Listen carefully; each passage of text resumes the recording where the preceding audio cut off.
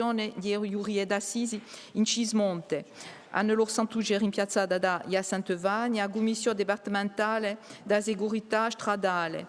Anna Maria Colombani Gista, a Gadec Jean-Paul Panzani è rimpiazzato da Joseph Savelli, a Comitado Regionale d'Orientazione di Aonca Pubblica di Investimento Joseph Savelli e Cista, a scuola di seconda dell'école della deuxième chance Françoise Campana è rimpiazzata da Anna Maria Colombani.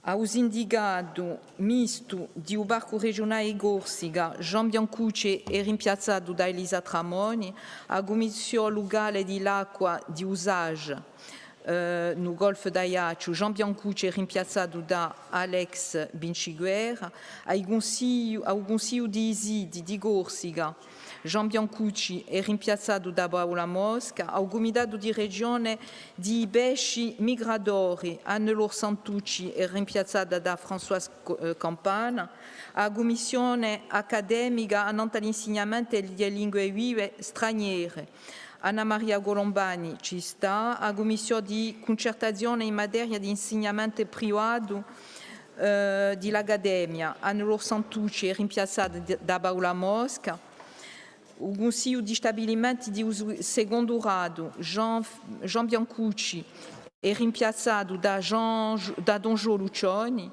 al Consiglio di Amministrazione dell'Università di Corsica, Maria-Hélène Casanova Servasi è rimpiazzata da me stessa, a Commissione di Formazione di Vita Universitaria, Paola Mosca è rimpiazzata da Elisa Tramon, a Iuria di Ubrezzo per André Marie, Anne-Marie Colombani Gista, al Consiglio Scientifico d'Orientazione e di Gestione Consultativa di Cinemateca di Corsica, Muriel Fani è rimpiazzata da Elisa Tramoni, al Comitato Consultativo di Filiere Audiovisive. Muriel Fani è rimpiazzato da Elisa Tramoni, al Comitato di Valutazione di Politiche Pubbliche. Jean Biancucci è rimpiazzato da Muriel Fani, al gruppo di lavoro a Nantes spese invasive di fauna e di flora. Anne-Laure Santucci è rimpiazzata da Anne-Marie Colombani, al Consiglio dell'Urbanismo e di l'acconciamento di un territorio di Corsica, Jean Biancucci è rimpiazzato da Alex Vinciguera, al Comitato d'Audito di collettività di Corsica, Jean Biancucci è rimpiazzato da Romano Colonna e a Convenzione Nazionale di Democrazia Locale, Jean-Paul Panzani sta. Vi ringrazio. Allora, i suppleanti nous, tu arrivi a tutto. Allora, ma va la stessa informazione a Commissione Dipartimentale di Valori Locativi di Ugismonte, ma stavolta Nantes i suppleanti Vanina Tiarelli rimpiazzata da Françoise Campana, a Commissione Consultativa di Valutazione dei Trasferimenti di Cariche risultando di trasferimenti di competenze. Anna Maria Colombani ci sta, a Commissione Dipartimentale di Presenza Postale Territoriale di Pumonte, Jean Biancucci è rimpiazzato da Elisa Tramoni, a Commissione Dipartimentale di Aosta Territoriale di Gismonte, Anne-Laure Santucci è rimpiazzata da Antonia Lugiani, a Commissione Regionale di Gestione di Abesca Marittima e di Acquacultura, Joseph Savelli ci sta, a Commissione di Culture Marine, Anne-Laure Santucci è rimpiazzata da Anna Maria Colombani, al Comitato di Coordinazione di Lassoggio per il diritto all'iniziativa economica, Joseph Savelli ci sta, all'École de la Deuxième Chance, Anna Maria Colombani è rimpiazzata da Françoise Campana e Anne-Laure Santucci da Joseph Savelli, au Consiglio di Isidi, Jean Biancucci è rimpiazzato da Alex Vinciguerra. Au Consiglio di Isidi di Gorsiga, annanta o patrimonio e l'architettura. Paola Mosca è rimpiazzata da Alex Vinciguerra. Au Consiglio dipartimentale di l'Educazione Nazionale di Cismonte, Anna Maria Golombani Gesta. A Commissione di concertazione in materia di insegnamenti privato di l'Accademia, Paola Mosca è rimpiazzata da Elisa Tramoni. Au Consiglio di Facoltà di Scienze e di Tecniche, Anna Maria Golombani ci sta. A Commissione di concertazione dell'Accademia Igorsica, Anna Lor Santucci è rimpiazzata da Elisa Tramoni. Au Consiglio di Stabilimenti di secondo grado, au Liceu Georges Clemenceau in Sarthe, François Sorbe è rimpiazzato da Elisa Tramoni.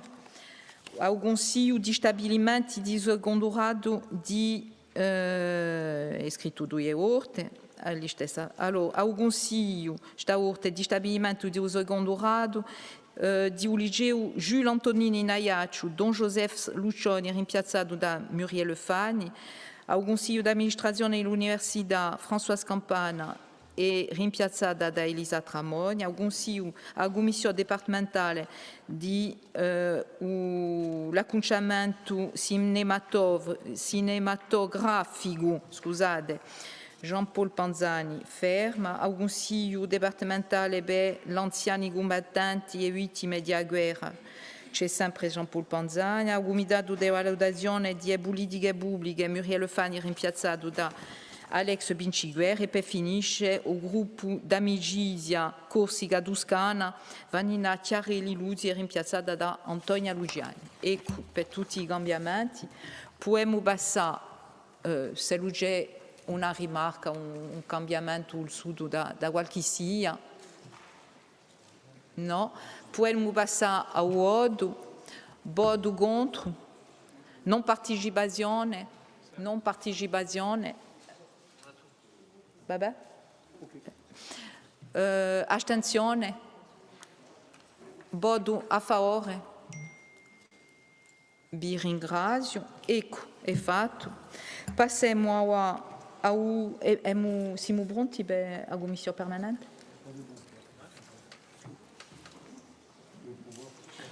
Tout a été distribué? Non, on distribue, on a les pouvoirs, on peut distribuer. Allora, nous avremo pouvoir se femo o gente 14. Allora, ma passa o rapporto a modifica di composizione di commissioni organiche e tematiche dell'Assemblea Igorsica.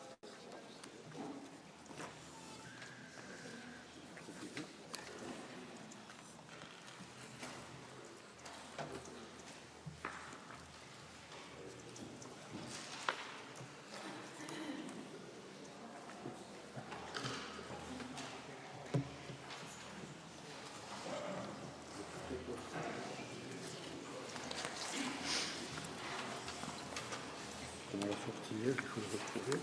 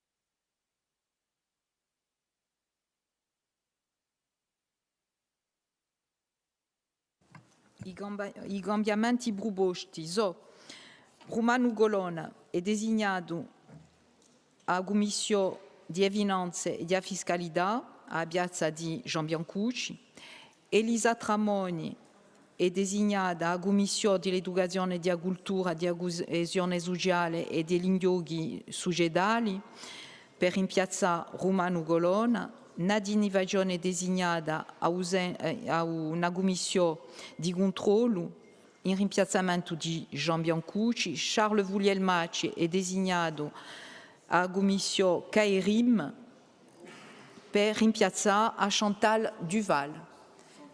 Scusate, Santa Duval, scusate. Siamo tutti da consente a Nantacuè? Allora, mica Brese e Barola? No? Allora, possiamo passare ao outro. Voto contro? Non partecipazione? Astensione? Non partecipazione? Astensione? Voto a favore? Vi ringrazio. Ecco, possiamo passare stavolta a voto di un membro della commissione permanente. Donc là, c'est distribué, c'est en cours.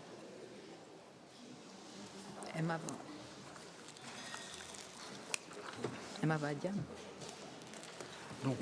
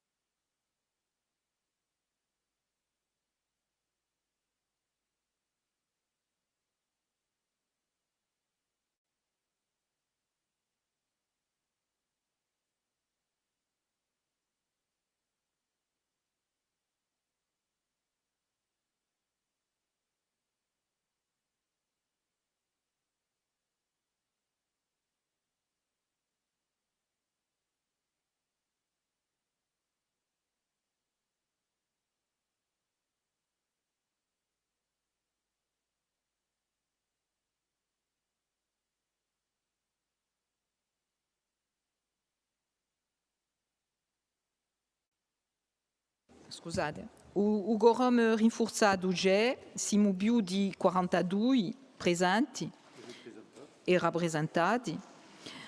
Ci sono 32 voti per ottenere lo scrutinio uninominale maggioritario.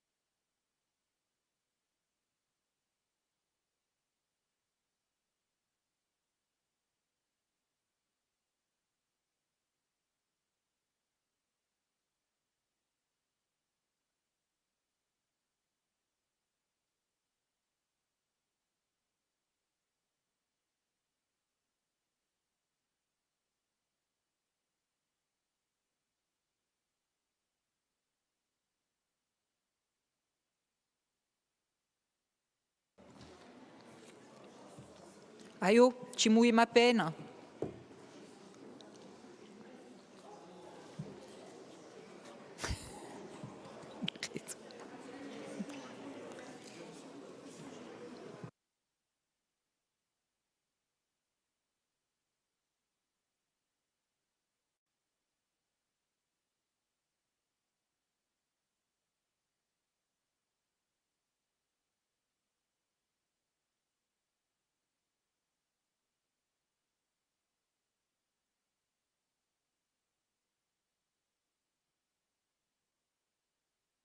Allora, Pia de Biazze, be piace, Uscrudino. Pia de Biazze, be piace. Attendre qu'ils aient terminé, François. Ils ont pas fini. Quand ils descendront, il faut...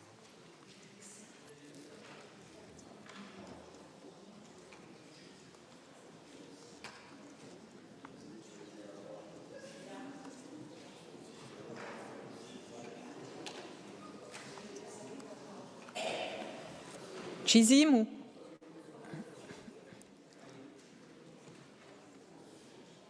Allora, Uscrudino è aperto, scusate, andiamo.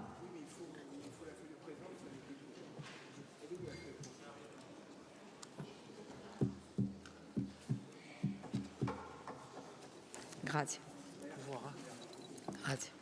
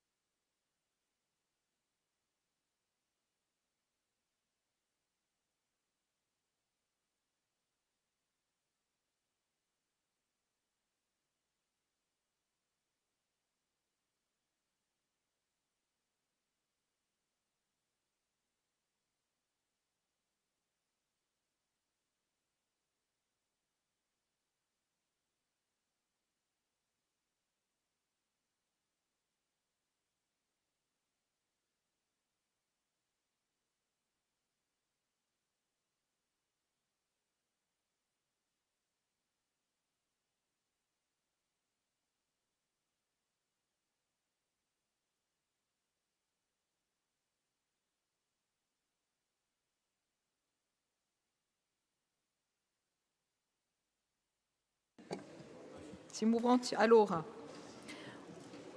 Uscrudino è aperto, può essere principiare, ma per piacere. Angelini, Jean-Christophe. Donc à lui. Continuate. Antonini, Daniel. Arrigui, Véronique.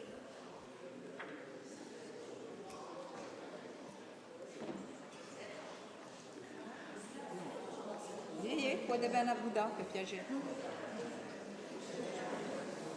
Appena in silenzio, per piacere. Battestini, Serena. Benedetti, Paul Félix. Biquera et Didier.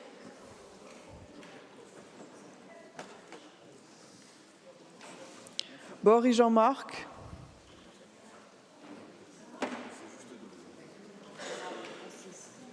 Boromé Ivanine, représenté par Pierre-Paul, qui n'est pas là non plus. Bodzi Valérie, qui n'est pas là. Branca Marie-Claude, représentée par Véronique Pietri. Caïtou Colli-Paul Joseph. Campana Françoise.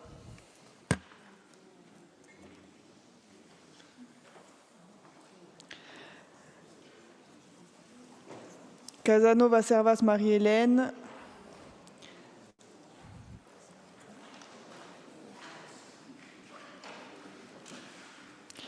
Capigny-Angèle, représenté par Christelle Combette. Cognetti-Turchi Nicati. Colombani Anna Maria. Colonne à Romain.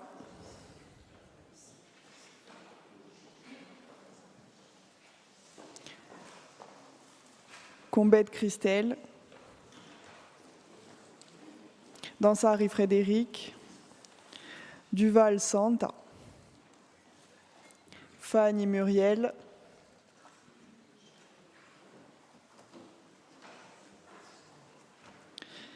Philippe Pedranto. Francisci Paoli Lisa, représenté par Nadine Nivaggioni. Galonidis Tria Evelyne. Jonga Pierre. Jabiconi Jean-Charles.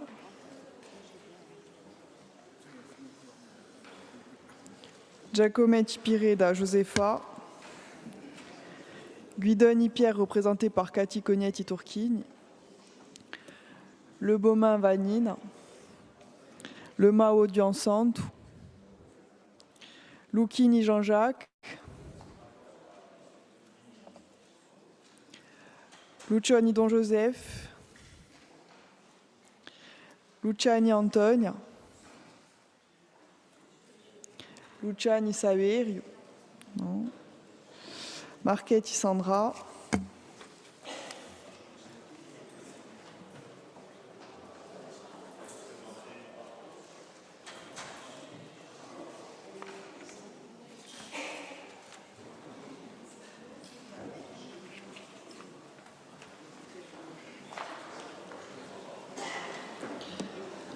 Mariotti Marie-Thérèse.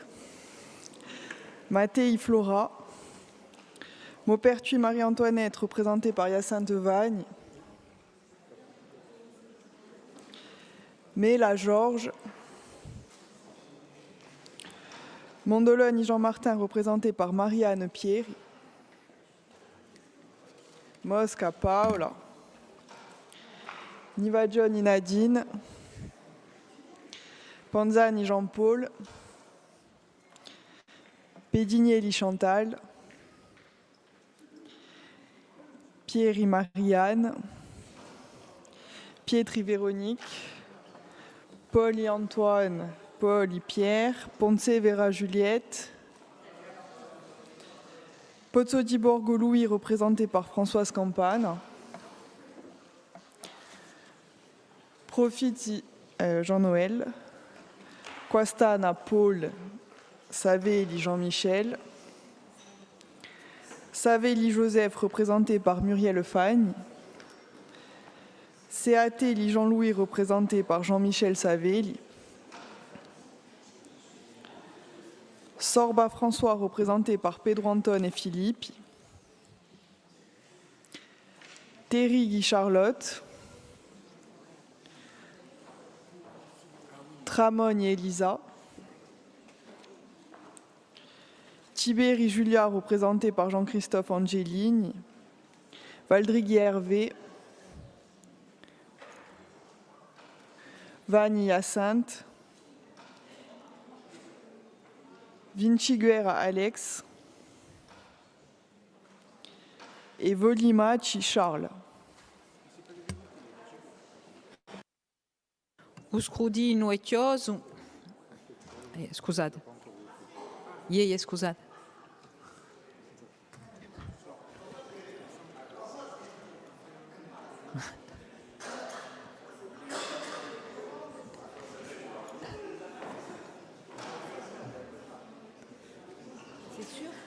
Uscrudino e chioso stavolta.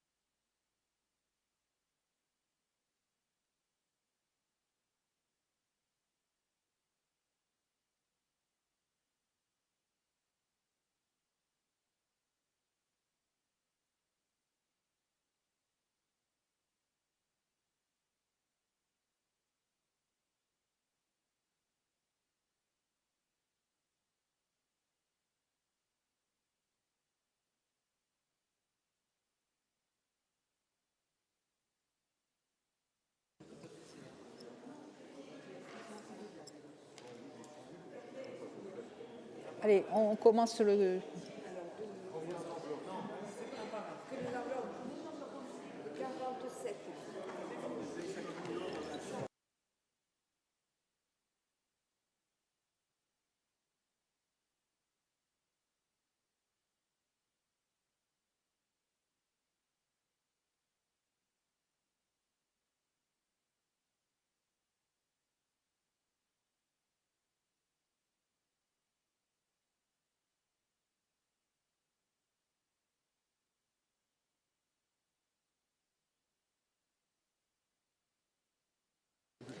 Deux bulletins nuls.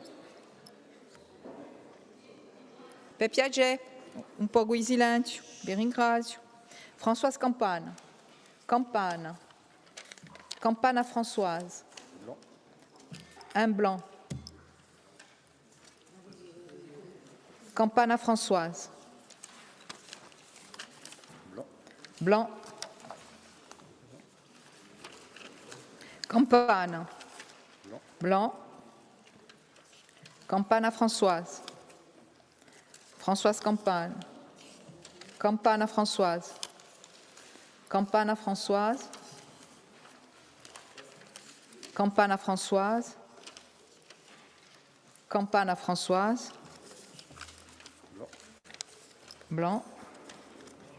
Campana Françoise. Campana Françoise. Blanc. Campana Françoise. Campana Françoise. Campana Françoise. Campana Françoise. Campana Françoise. Blanc, scusate. Campana Françoise. Campana Françoise. Campana Françoise. Campana Françoise. Blanc. Dans l'élan. Campana Françoise. Campane. Blanc. Campana Françoise. Campana Françoise. Campana Françoise. Campana Françoise. Blanc. Nul.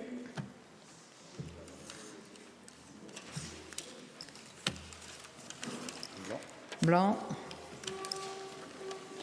Blanc. Campana Françoise. Blanc. Campana Françoise. Campana Françoise. Blanc. Blanc. Campana Françoise. Donc pour les recomptes.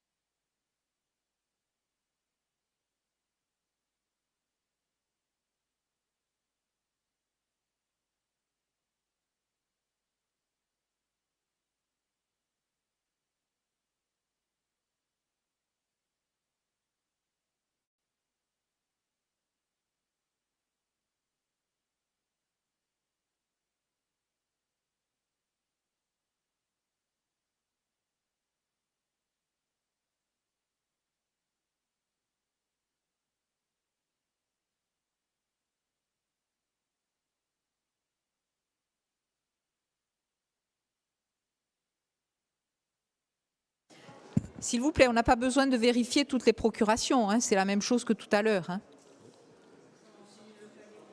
Ah, oui, mais... Si.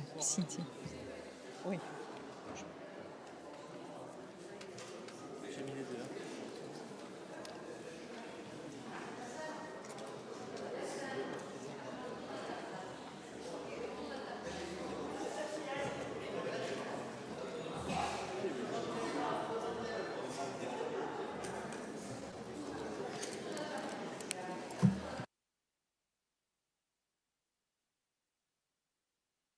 Allez, le second scrutin est ouvert.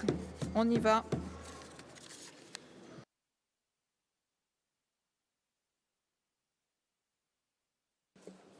Angéline et Jean-Christophe. Antonine et Daniel.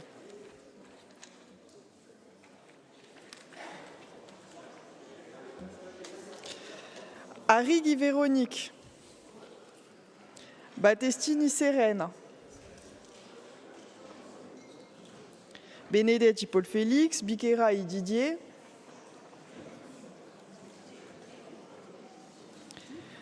Bord et Jean-Marc.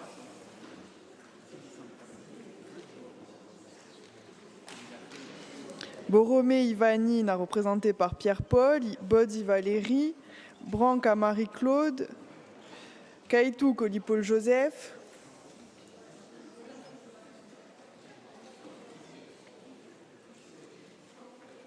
Campagne à Françoise,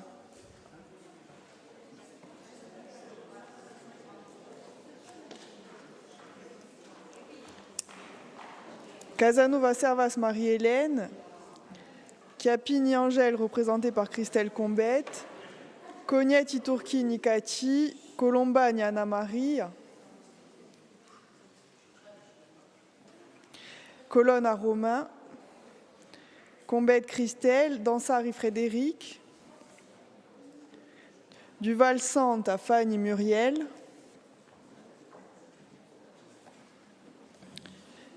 Philippe y Pedro Antone, Franci Chilpa Olilise, représenté par Nadine Niva-John, Galonidistria Evelyne, Jonga Pierre, Giabiconi Jean-Charles, Giacometti Piré da Josefa, Guidoni Pierre représenté par Cathy Cognetti Tourquini, Le Beaumain Vanine, Le Mao Diansante,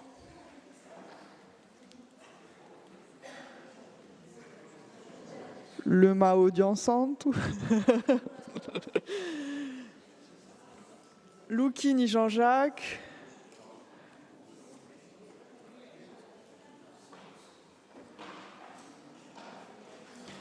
Lucioni Don Joseph, Luciani Antoine,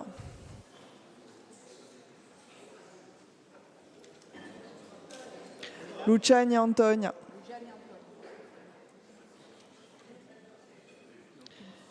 Luciani Saverio, Marchetti Sandra,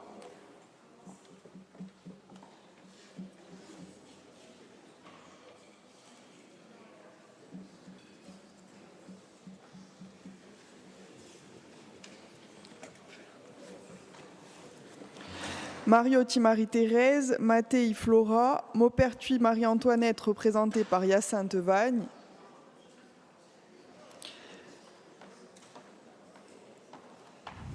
Méla Georges, Mondoloni Jean-Martin représenté par Marianne Pieri, Mosca Paola,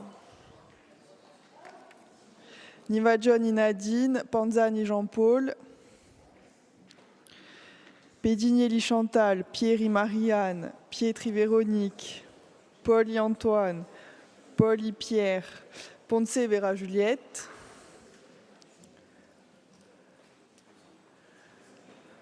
Pozzodi Borgolou représenté par Françoise Campagne, Profiti Jean-Noël, Quastana Paul, Savelli Jean-Michel, Savelli Joseph représenté par Muriel Fagne, Seatelli Jean-Louis représenté par Jean-Michel Savelli, Sorba François représenté par Pedro Antone et Philippe.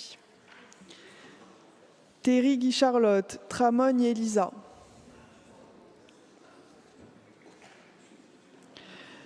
Tibéri Julia, représenté par Jean-Christophe Angelini, Valdrigui Hervé,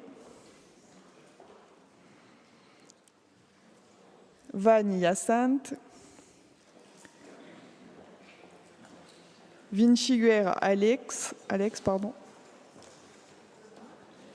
et Volimachi Charles.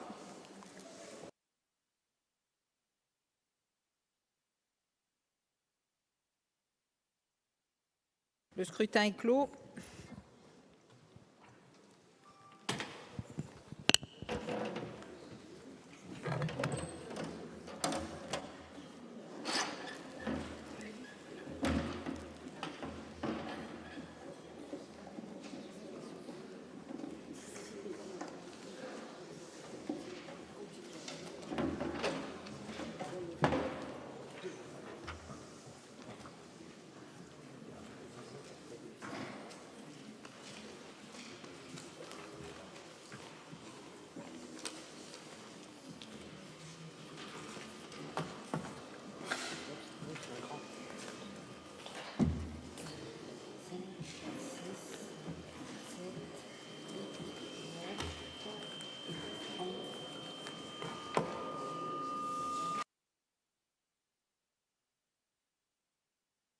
32 enveloppes.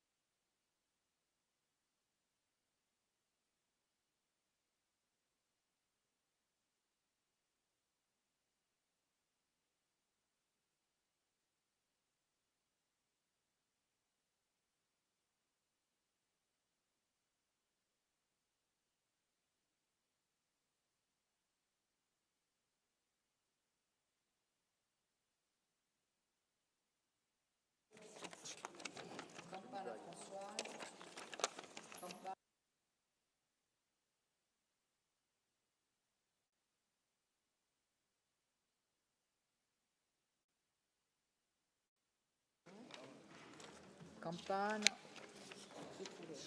Françoise Campagne, Campagne à Françoise, Campagne à Françoise, Campagne,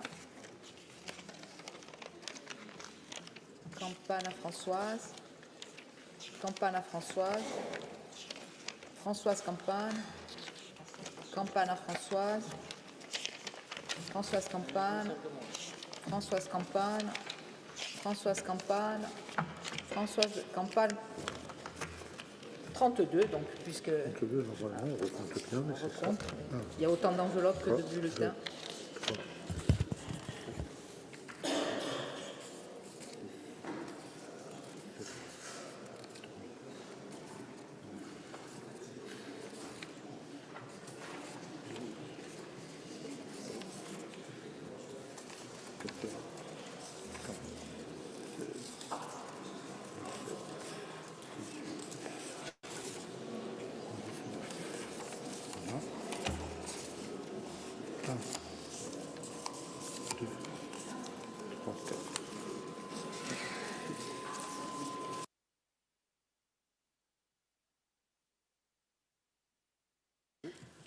Majorité absolue requise. Alors, la majorité absolue est atteinte. Françoise Campagne est élue à la commission permanente. Félicitations. Félicitations. A ringraziato.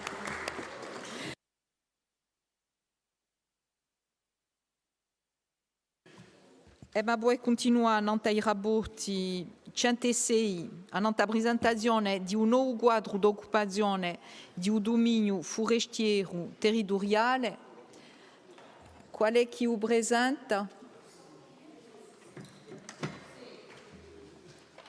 Julien Paolini.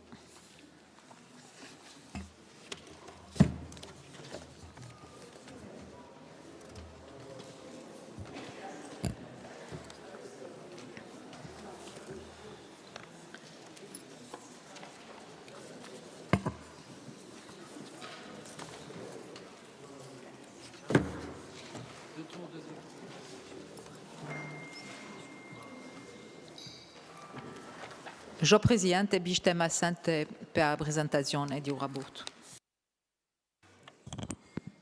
Merci, Madame la Vice-Présidente, Mesdames et Messieurs les élus. Excusez-moi pour ces quelques minutes de retard, mais on a fait un petit écart, je crois, à ce qui était prévu initialement à l'ordre du jour.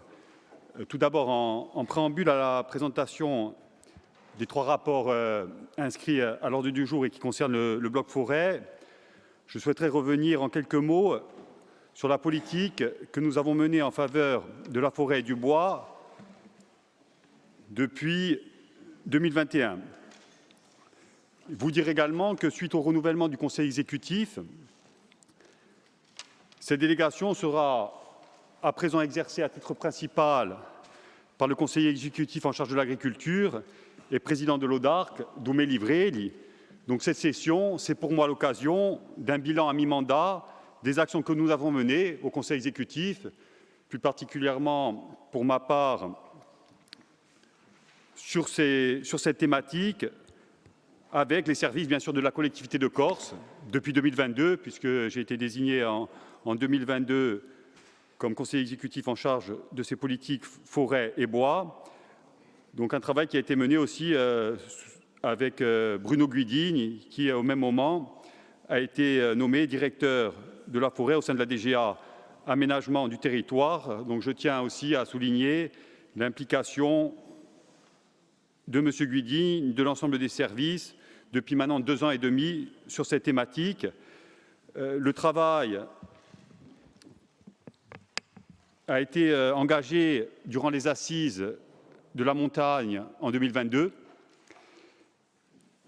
Il a été réalisé en concertation étroite avec l'ensemble des acteurs, avec les maires des communes forestières, bien sûr, avec les élus de la Chambre des territoires, je pense notamment à Fabien Arrighi, à Jean-Jacques Gianni, à Don Marc Albertini, qui ont suivi de près ces travaux sur la politique de la forêt et du bois, et bien sûr avec les professionnels du secteur, avec les propriétaires publics et privés, avec les services de l'État et les agences et offices. Donc ce travail engagé en 2002 lors des Assises de la montagne, il s'est traduit par l'organisation des Assises de la forêt et l'approbation, vous vous en souvenez probablement, en décembre 2023, par l'Assemblée de Corse, du programme Forêt-Bois de Corse, un programme d'une durée de 5 ans qui couvrira la période 2024-2029, ce programme ayant été arrêté par le ministre en juillet 2024. Donc je vous disais que cette session est l'occasion pour moi de faire un bilan à mi-mandat de ce qu'on a fait en matière de politique forestière. Donc quelques actions concrètes et opérationnelles relatives à la mise en œuvre du plan qui a été adopté en décembre 2023. Premièrement, sur les ventes de bois. Vous rappelez que les ventes de bois elles étaient à l'arrêt depuis de nombreuses années et on constate depuis maintenant 1 an et demi, 2 ans, une hausse constante des ventes de bois, notamment en forêt publique. Je vous donne un chiffre.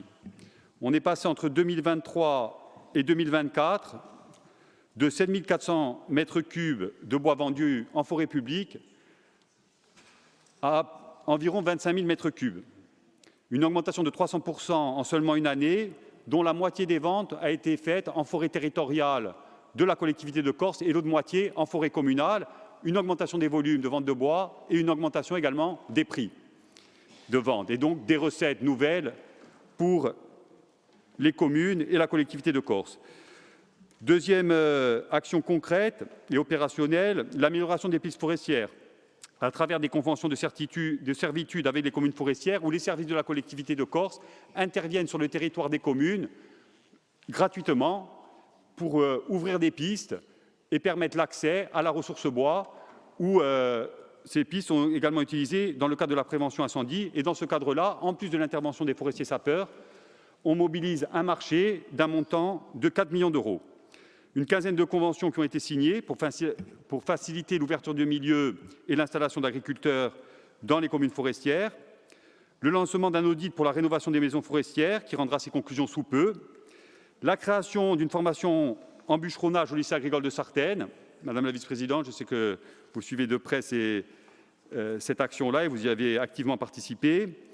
Le renforcement des actions de recherche et des partenariats internationaux. J'aurai l'occasion de vous présenter notamment le projet MEFSTAR, mais je pense aussi au projet Goliath.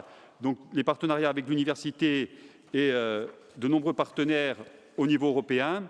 L'installation de la commission territoriale forêt-bois, qui a été installée en juillet dernier et qui ne s'était plus réunie depuis 2017. Donc une commission dédiée à ces politiques-là, qui regroupe l'ensemble des acteurs avec des comités sur l'observatoire des prix ou des comités sylvopastoraux.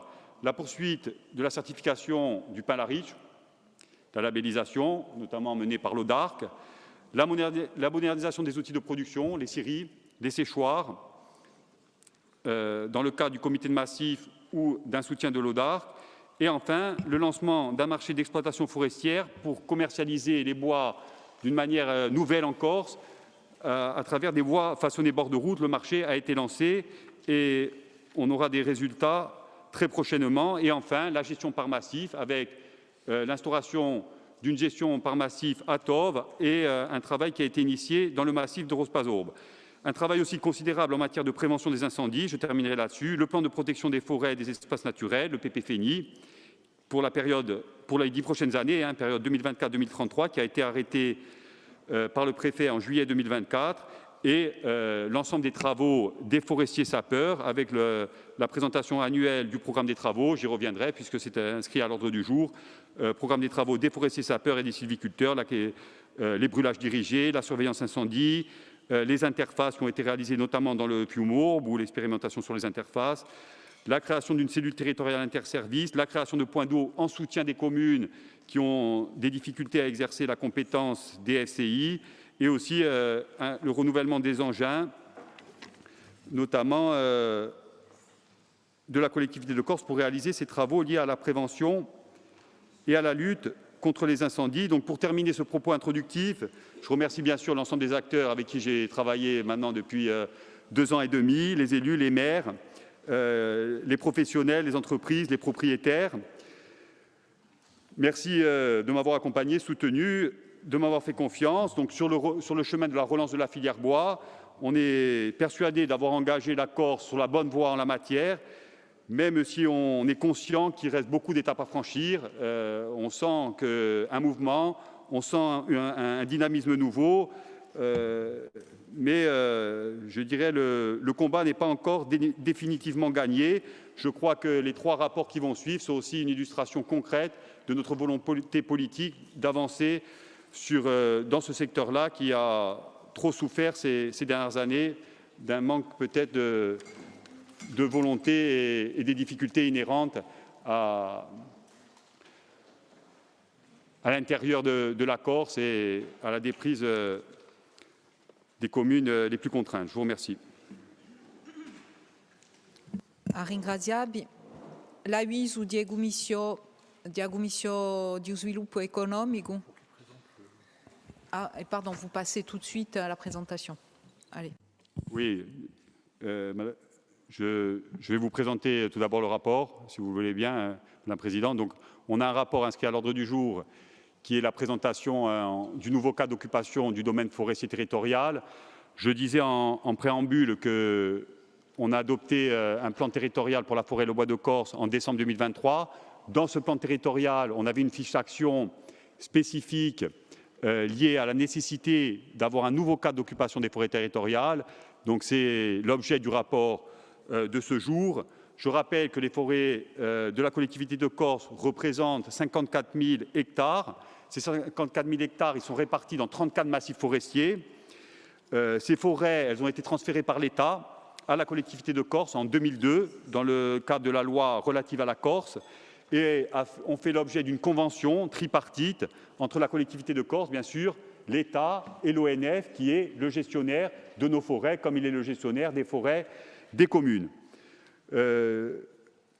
L'objectif du Conseil exécutif, c'est de garantir, à travers ce cadre, une utilisation raisonnée du domaine forestier, en organisant les usages, tant publics que privés, et en répondant aux exigences, bien sûr, environnementales du Code forestier, mais également aux exigences économiques et sociétales. On souhaite également assurer une gestion durable de ces massifs forestiers en conciliant les enjeux de protection des forêts et les enjeux de production, notamment production en ressources bois, que ce soit du bois d'œuvre ou du bois énergie.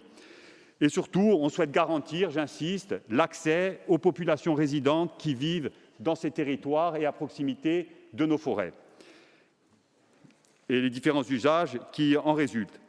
Enfin, à travers ce cadre, nous souhaitons veiller à ce que toute occupation soit encadrée par des actes administratifs conformes aux objectifs que nous avons définis ensemble dans le programme territorial pour la forêt de bois de Corse en décembre 2023.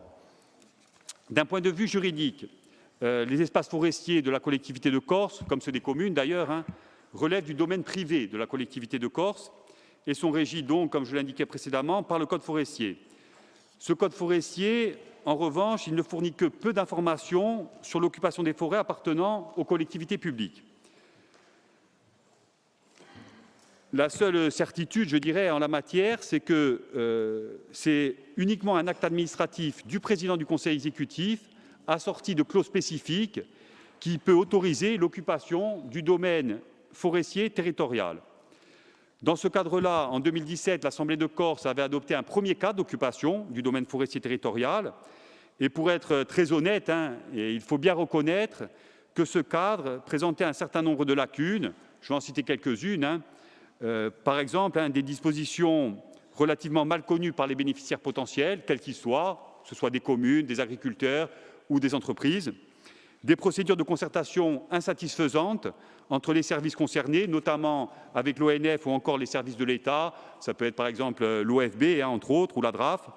Et une concertation insuffisante aussi avec les acteurs des territoires, notamment les communes, qui sont souvent propriétaires limitrophes des forêts territoriales, ou encore les propriétaires privés. Et enfin, des lacunes relatives à des tarifs qui étaient, je dirais, obsolètes, qui reposaient sur des prix de 2013, qui ont plus de 10 ans aujourd'hui, et sans prise en compte réelle des avantages induits par ces concessions pour les bénéficiaires. Le cadre d'occupation actuel, il concerne aujourd'hui environ 200 concessions, tout type confondu, je reviendrai sur les différents types, pour une recette annuelle pour la collectivité de Corse qui est relativement faible, d'environ 150 000 € par an de recettes liées à ces 200 concessions. Sur ces 200 concessions, il est aussi important de souligner qu'environ 130 sont actuellement effectives sur les 200. Une vingtaine sont en voie de renouvellement. On a reçu des demandes de renouvellement de la part des bénéficiaires. Et une cinquantaine sont des nouvelles demandes. Alors pourquoi, je dirais, une vingtaine de demandes en voie de renouvellement et une cinquantaine de nouvelles demandes? Parce qu'on a attendu d'avoir un nouveau cadre d'occupation pour signer des nouvelles concessions. Souvent, ce sont des concessions sur des durées longues. Et avant de s'engager, on souhaitait avoir un cadre, je dirais, sécurisé et surtout validé par l'Assemblée de Corse. Donc, on a mis un certain nombre de demandes en attente de l'adoption de ce nouveau cadre d'occupation. Et donc, ces demandes-là, elles seront expertisées dès que ce cadre sera adopté, si bien sûr l'Assemblée de Corse le valide. Alors, qu'est-ce qu'il y a dans ce nouveau cadre ? Dans ce nouveau cadre, il y a une déclinaison de l'occupation du domaine forestier en 5 grandes catégories. Première catégorie, l'intérêt général et les servitudes d'utilité publique. Donc ça, c'est des occupations pour des services essentiels à la population, par exemple les réseaux d'eau, les captages ou des retenues, les réseaux électriques ou encore les réseaux de téléphonie. Deuxième type d'occupation, les activités à but lucratif. On va retrouver dans ces activités à but lucratif par exemple les activités de pleine nature, type accrobranche, la restauration ou encore l'hôtellerie. Ensuite, troisième type d'occupation, les terrains et bâtis existants à usage privatif ou d'intérêt général. Là, on va trouver par exemple des maisons d'habitation familiales, patrimoniales, qui ont été bâties sur des terrains appartenant à la collectivité de Corse, mais cela il y a bien longtemps, exemple du hameau de Ville-Savonne par exemple. Et on va trouver également les maisons forestières par exemple, dont une partie sont utilisées aujourd'hui notamment par des agents de l'ONF. Quatrième type d'occupation, les occupations à caractère pastoral et apicole.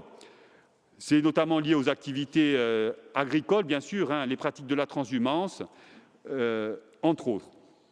Et enfin, des autorisations pour activités ponctuelles, dans le cadre, par exemple, d'événements type activités de pleine nature ou d'autres activités sur une durée plus réduite. Au niveau administratif, ce nouveau cadre il vous propose une gestion des demandes avec une nouvelle procédure, à la fois sur la communication, où on aura une action de communication auprès des potentiels bénéficiaires, une adresse unique de saisine pour effectuer les demandes, et un traitement qui comprend plusieurs étapes. Je ne reviens pas sur les différentes étapes de la procédure, elles vous sont détaillées dans le rapport, on pourra éventuellement l'aborder lors des débats. Ce nouveau cadre, il propose surtout en matière d'ingénierie, d'accompagnement du Conseil exécutif, la création d'une commission, qu'on a appelée Commission d'occupation du domaine forestier, qui est composée du président du Conseil exécutif ou de son représentant, probablement le président de l'ODARC, le Conseil exécutif en charge de la politique de la forêt et du bois, les présidents de groupe de l'Assemblée de Corse ou leurs représentants, un représentant de la Chambre des territoires en charge de la politique forestière, puisqu'on a beaucoup travaillé avec la Chambre des territoires pour l'élaboration de ce cadre. D'ailleurs, je l'ai présenté pas plus tard que lundi au bureau de la Chambre des territoires, dans sa version finalisée. Un représentant des communes forestières qui sont en train de s'organiser. On a eu, il y a quelques mois, la réactivation de la commission dédiée aux communes forestières. Le directeur territorial de l'ONF, bien sûr, ou son représentant, et enfin le directeur de la forêt et de la prévention incendie, M. Bruno Guidin, qui est derrière moi, qui est également membre de cette commission. Donc cette commission, vous l'avez compris, elle sera chargée d'émettre des avis techniques sur les demandes d'occupation. In fine, les concessions elles seront proposées en Conseil exécutif pour décision et signature du président, puisque c'est le seul aujourd'hui habilité à donner des concessions sur le domaine privé de la collectivité de Corse. Et bien sûr, nous nous engageons, à travers ce rapport, à présenter chaque année un rapport d'information à l'Assemblée de Corse sur toutes les concessions qui auront été signées dans l'année précédente, durant l'année précédente.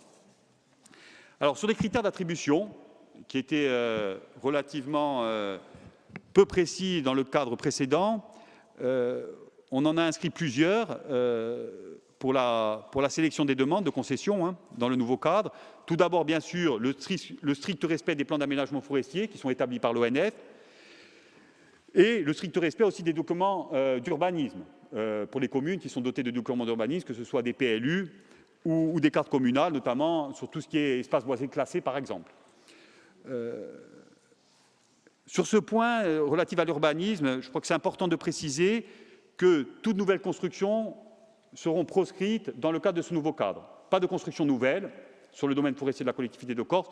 En revanche, on propose que les travaux de réhabilitation de bâtis existants, que ce soit des maisons familiales, des établissements hôteliers de restauration, puissent faire l'objet de travaux d'amélioration, de rénovation ou d'extension, conformément au code de l'urbanisme, bien entendu, et sous réserve, bien sûr, de l'obtention d'un permis de construire qui soit purgé de tout recours.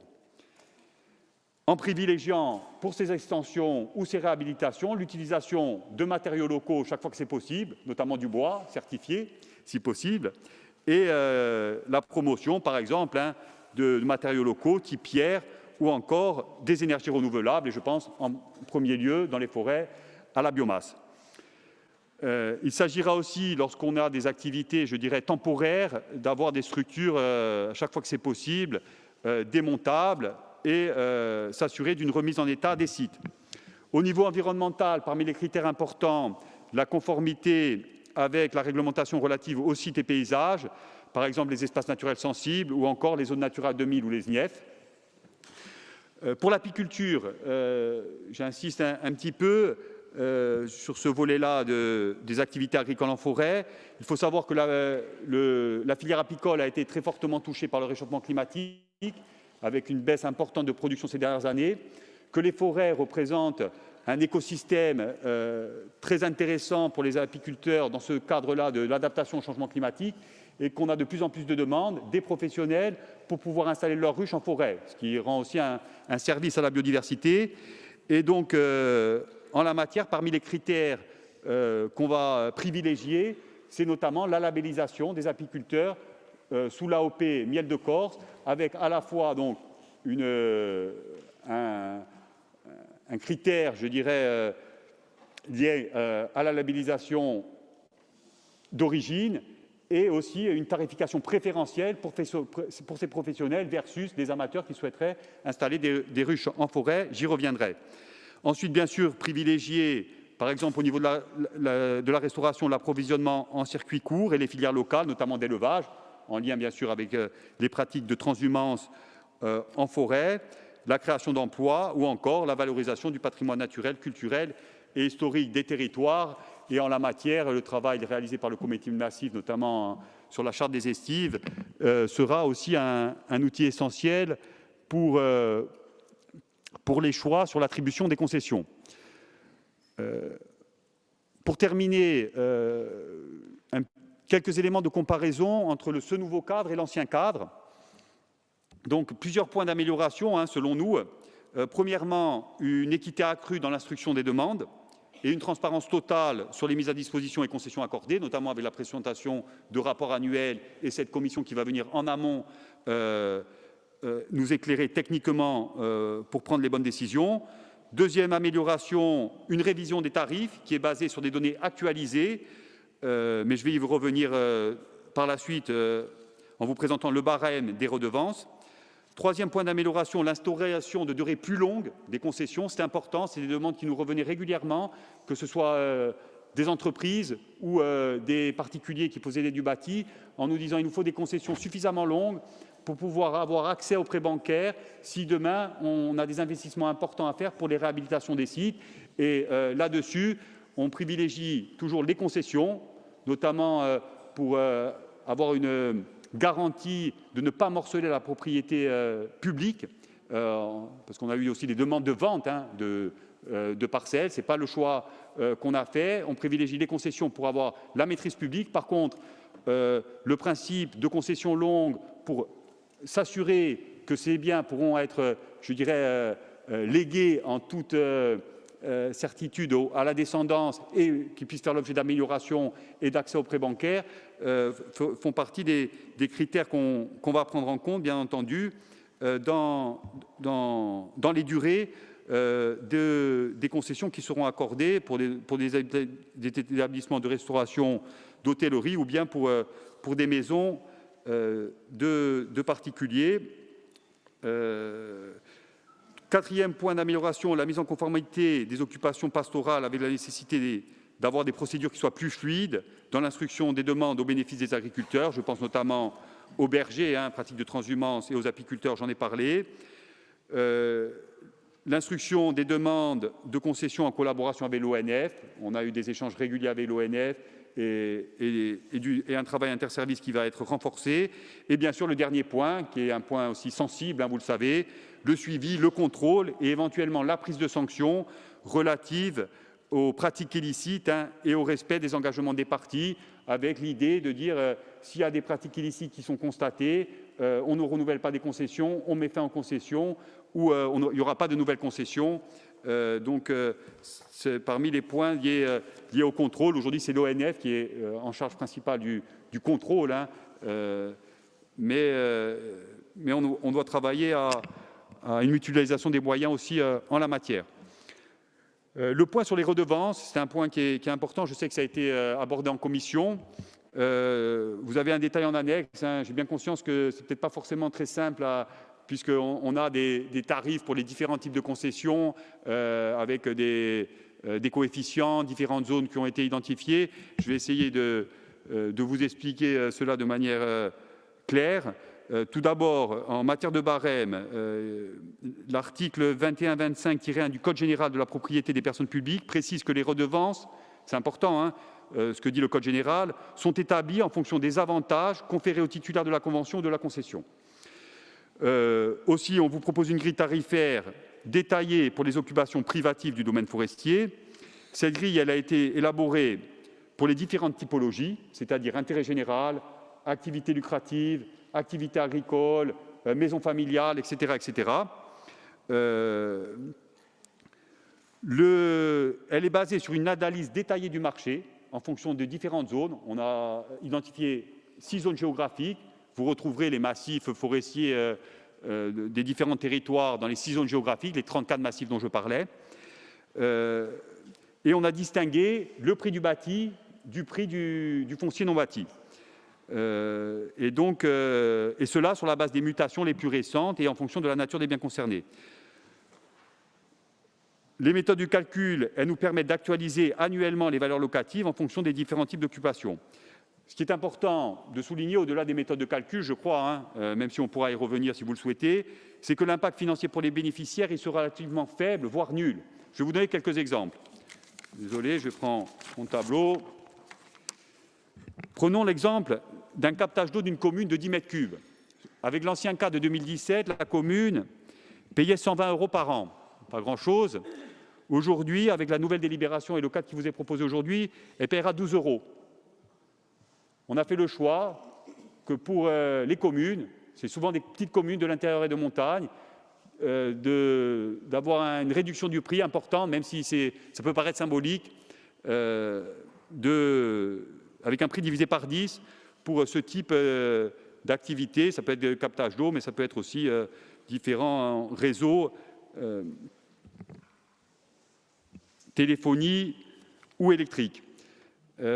Pour des occupations à titre commercial, par exemple, prenons l'exemple d'un restaurant, d'un hôtel ou d'un commerce ayant une surface au sol de 150 mètres carrés sur un terrain de 500 mètres carrés.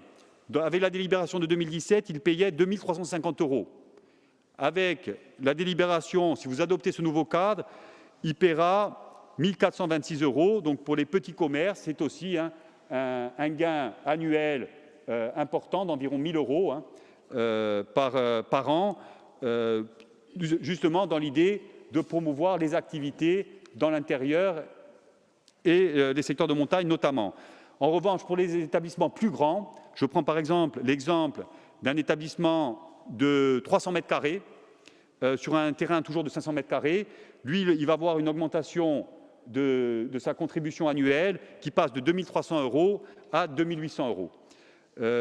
Il y avait aussi des occupations qui étaient, pour une maison familiale, ça ne bouge pas beaucoup, on était à 900 € à peu près par an pour une maison type, je dirais, 150 mètres carrés, on va passer à 1 000 €. Il y avait des activités qui n'étaient pas concernées par l'ancien cadre de 2017, notamment le bâti forestier et les terrains associés. Ça a été intégré à ce nouveau cas, notamment les maisons forestières, par exemple. Il n'y avait pas de prix, c'était gratuit.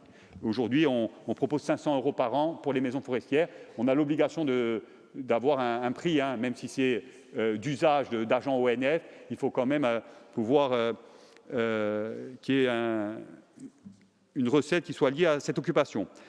Enfin, je parlais des apiculteurs. Je le disais, le prix dans le cadre de 2017 pour les apiculteurs professionnels était de 8 € par ruche. On va le passer à quelques centimes d'euros par ruche pour les apiculteurs sous AOP. Pour les apiculteurs amateurs, ça reste à 8 € par ruche et par an. Donc voilà pour les exemples. Désolé pour les annexes liées aux redevances qui ne sont pas toujours faciles à la lecture. Ensuite, on a des dispositions spécifiques, alors qui sont peut-être marginales, les baux de pêche, les droits de chasse, les ventes de bois à des particuliers, ou encore des monoproduits, par exemple, vente de plantes aromatiques pour les distillateurs, ou encore de pierres pour des murs en pierre sèche, par exemple. Donc là aussi, vous avez, pour ces petits produits, bois de chauffage, pierres, plantes aromatiques, une grille tarifaire nouvelle qui vous est proposée. À noter, tout ce qui est coupe de bois pour les professionnels, c'est totalement en dehors de ce cadre-là. Ça fait l'objet de dispositions spécifiques, notamment des ventes mises en ligne par l'ONF. Donc, ce n'est pas intégré dans le cadre d'occupation. Les maisons familiales et patrimoniales, j'en ai parlé. Je rappelle qu'elles ont été construites il y a plusieurs dizaines d'années, notamment lors de la construction du chemin de fer à Ville-Savonne, par exemple, lors de la construction du tunnel. C'est le patrimoine et le droit historique de ces familles corses qui sont installées là depuis plusieurs dizaines d'années. Donc notre idée, préserver le droit de propriété de la collectivité de Corse, maîtrise publique du foncier, tout en évitant tout morcellement de la forêt territoriale. C'est notre objectif. Donc pas de vente, vous l'avez compris. On privilégie les concessions versus les baux, puisque les baux amphithéotiques, on est plus dans un droit de la propriété, alors qu'avec les concessions, on est plus sur un droit d'usage. Donc c'est le choix qu'on a fait de privilégier les concessions versus les baux, mais sur des durées longues, à la fois pour que ces familles-là puissent léguer leur patrimoine et à la fois pour qu'ils puissent réaliser des travaux dans leur maison familiale. Je terminerai avec la circulation des engins motorisés sur les pistes forestières, tout ce qui est randonnée par exemple en quad. Je rappelle que la circulation sur les pistes forestières ou des FCI, elle est strictement réglementée, réservée exclusivement en principe au secours à la personne, notamment aux services de lutte contre les incendies et aux ayants droit, en premier lieu aux habitants des territoires. Pour autant, on souhaite que l'autorisation éventuelle de circulation d'engins motorisés fasse l'objet d'une concertation avant autorisation, d'une concertation avec les territoires. Les maires sont concernés, bien sûr, puisque souvent les pistes, elles traversent des terrains privés, des terrains communaux, puis des terrains de la collectivité de Corse. Donc, concertation avec l'ensemble des propriétaires dans le cadre de la gestion par massif et une instruction au cas par cas des demandes, et notamment en privilégiant les pratiques des professionnels qui sont vertueuses et encadrées plutôt que les pratiques sauvages et illicites, en ayant des sanctions lorsque cela est avéré. Donc, je conclurai en vous disant qu'on doit accepter ce nouveau cadre, car selon nous, il garantit une gestion équitable et transparente des occupations du domaine forestier. J'espère avoir démontré que c'est une amélioration par rapport au cadre précédent. J'espère qu'il sera aussi une source d'inspiration pour les communes, notamment pour les communes forestières. Le Conseil exécutif, on a voulu concilier les impératifs de conservation des espaces forestiers avec les besoins économiques et sociaux des territoires et surtout se prémunir des conflits d'usage dans ces secteurs qui font l'objet de pressions grandissantes. Donc un nouveau cas d'occupation où, pour nous, la forêt corse, et je terminerai là-dessus puisque ça a été aussi souligné dans l'avis du CESEC, que la forêt corse est considérée, je crois que le président en a parlé hier, considérée par le Conseil exécutif comme un bien commun donc un patrimoine naturel inaliénable, un bien commun, la forêt au service de générations de Corses, que ce soit pour se nourrir, se loger ou se chauffer, simplement pour vivre, voire survivre à certaines époques de l'histoire de notre peuple, mais un bien commun aussi qui nécessite d'établir des règles claires de gestion pour éviter qu'ils disparaissent sous la pression, que ce soit anthropique, humaine ou encore les menaces climatiques. Un bien commun au même titre que l'eau, l'air ou la terre. Aussi, le Conseil exécutif vous proposera dans les prochains mois d'intégrer dans le cadre de la révision du PADUC cette notion fondamentale de bien commun. Je vous remercie et je suis à votre disposition pour répondre à vos questions. Vi ringraziamo, Presidente. Allora, c'è stato un avviso favorevole di un Consiglio economico, sociale, culturale e ambientale di Corsica. Può dare l'avviso della Commissione Sviluppo Economico? Oui, Madame la Présidente, avis favorable. La Commission a émis un avis favorable. Non-participation du groupe Ousso-Funo, absence du groupe Corinne Front et de Madame Josefa Giacometti-Piré, non inscrite. Radio, qual è chi domanda la parola? Paola Mosca, a voi. Ringrazio. Signor Presidente, cari colleghi, dunque il quadro presentato oggi è una semplice riforma tecnica di un atto politico forte, quello di voler ripiare il controllo annanto al nostro territorio e di stabilire regole di una gestione amministrata di avere questa corsa giusta e a pro di un nostro popolo in coerenza con il nostro budget politico. Si tratta qui di riaffermare un'ambizione profonda, arraigata alla nostra storia, alla nostra cultura, questa di ripiare in mano la responsabilità sana della nostra terra, dei nostri comuni e di uso bene. Il dominio forestiero deve essere gestito dall'interesse generale, a terra si difende, si tramanda, si lavora. È la nostra ricchezza, il fondamento della nostra identità. Ogni foresta è legata a un paese, a una comunità, a una storia viva. Questo nuovo quadro permette di rimpiazzare e gestionare tecniche da una vera collaborazione con i meri, la sogi, i pastori, gli artigiani e tutti quelli che campano e fanno campare foresta. C'è di noi una lea forte tra foresta e agricoltura, il pastoralismo, i frutteti, l'agricoltura integrata all'ambiente, sono parte di un nostro modello di sviluppo. Questo quadro prevede misure per far stare giovani agricoltori, sviluppare l'agroforesteria e rendere il fondario accessibile a produzioni rispettose della nostra terra.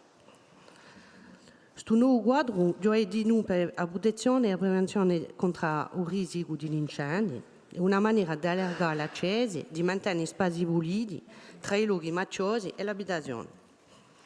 Di più, questo quadro nuovo prevede una chiarificazione per statuti di occupazione, convenzioni inquadrate e trasparenti, pone in un meccanismi di regolarizzazione di situazioni passate in uno spirito di giustizia e di conservazione, ma soprattutto rinforza l'idea di una responsabilità collettiva e di una gestione sana e coraggiosa.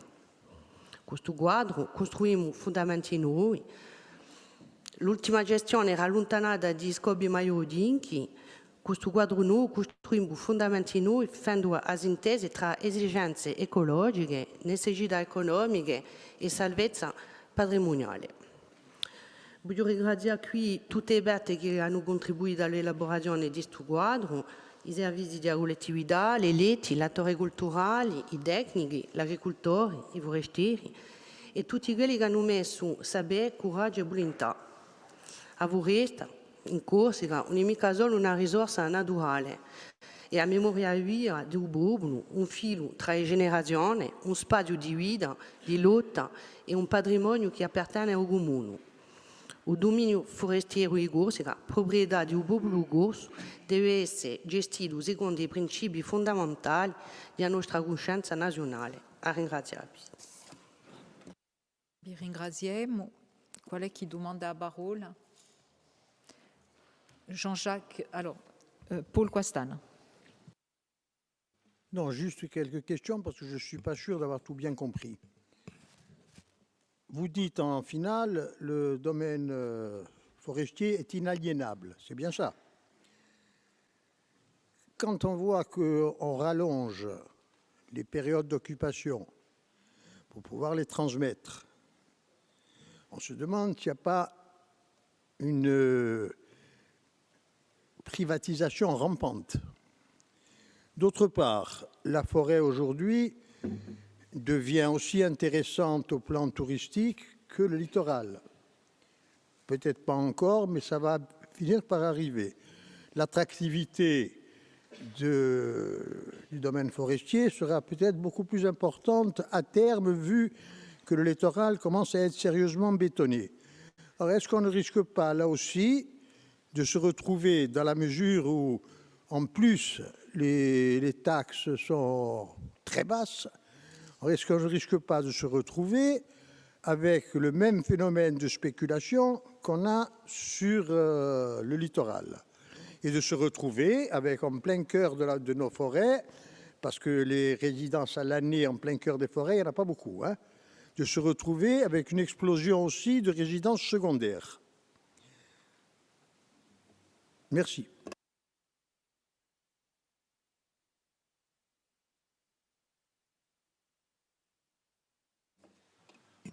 Ouais, merci Madame la Présidente.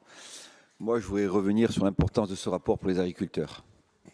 Parce que c'est un rapport qui est important pour nous. Aujourd'hui, il faut savoir que nous sommes la seule région de France à avoir une dynamique positive au niveau de l'installation des jeunes. Et donc, pour installer des jeunes, il faut obligatoirement du foncier. Et les forêts territoriales de Corse représentent 54 000 hectares. Et seulement 196 concessions sont établies. Donc, on pense qu'avec ce rapport, il va nous servir aussi à améliorer cette dynamique.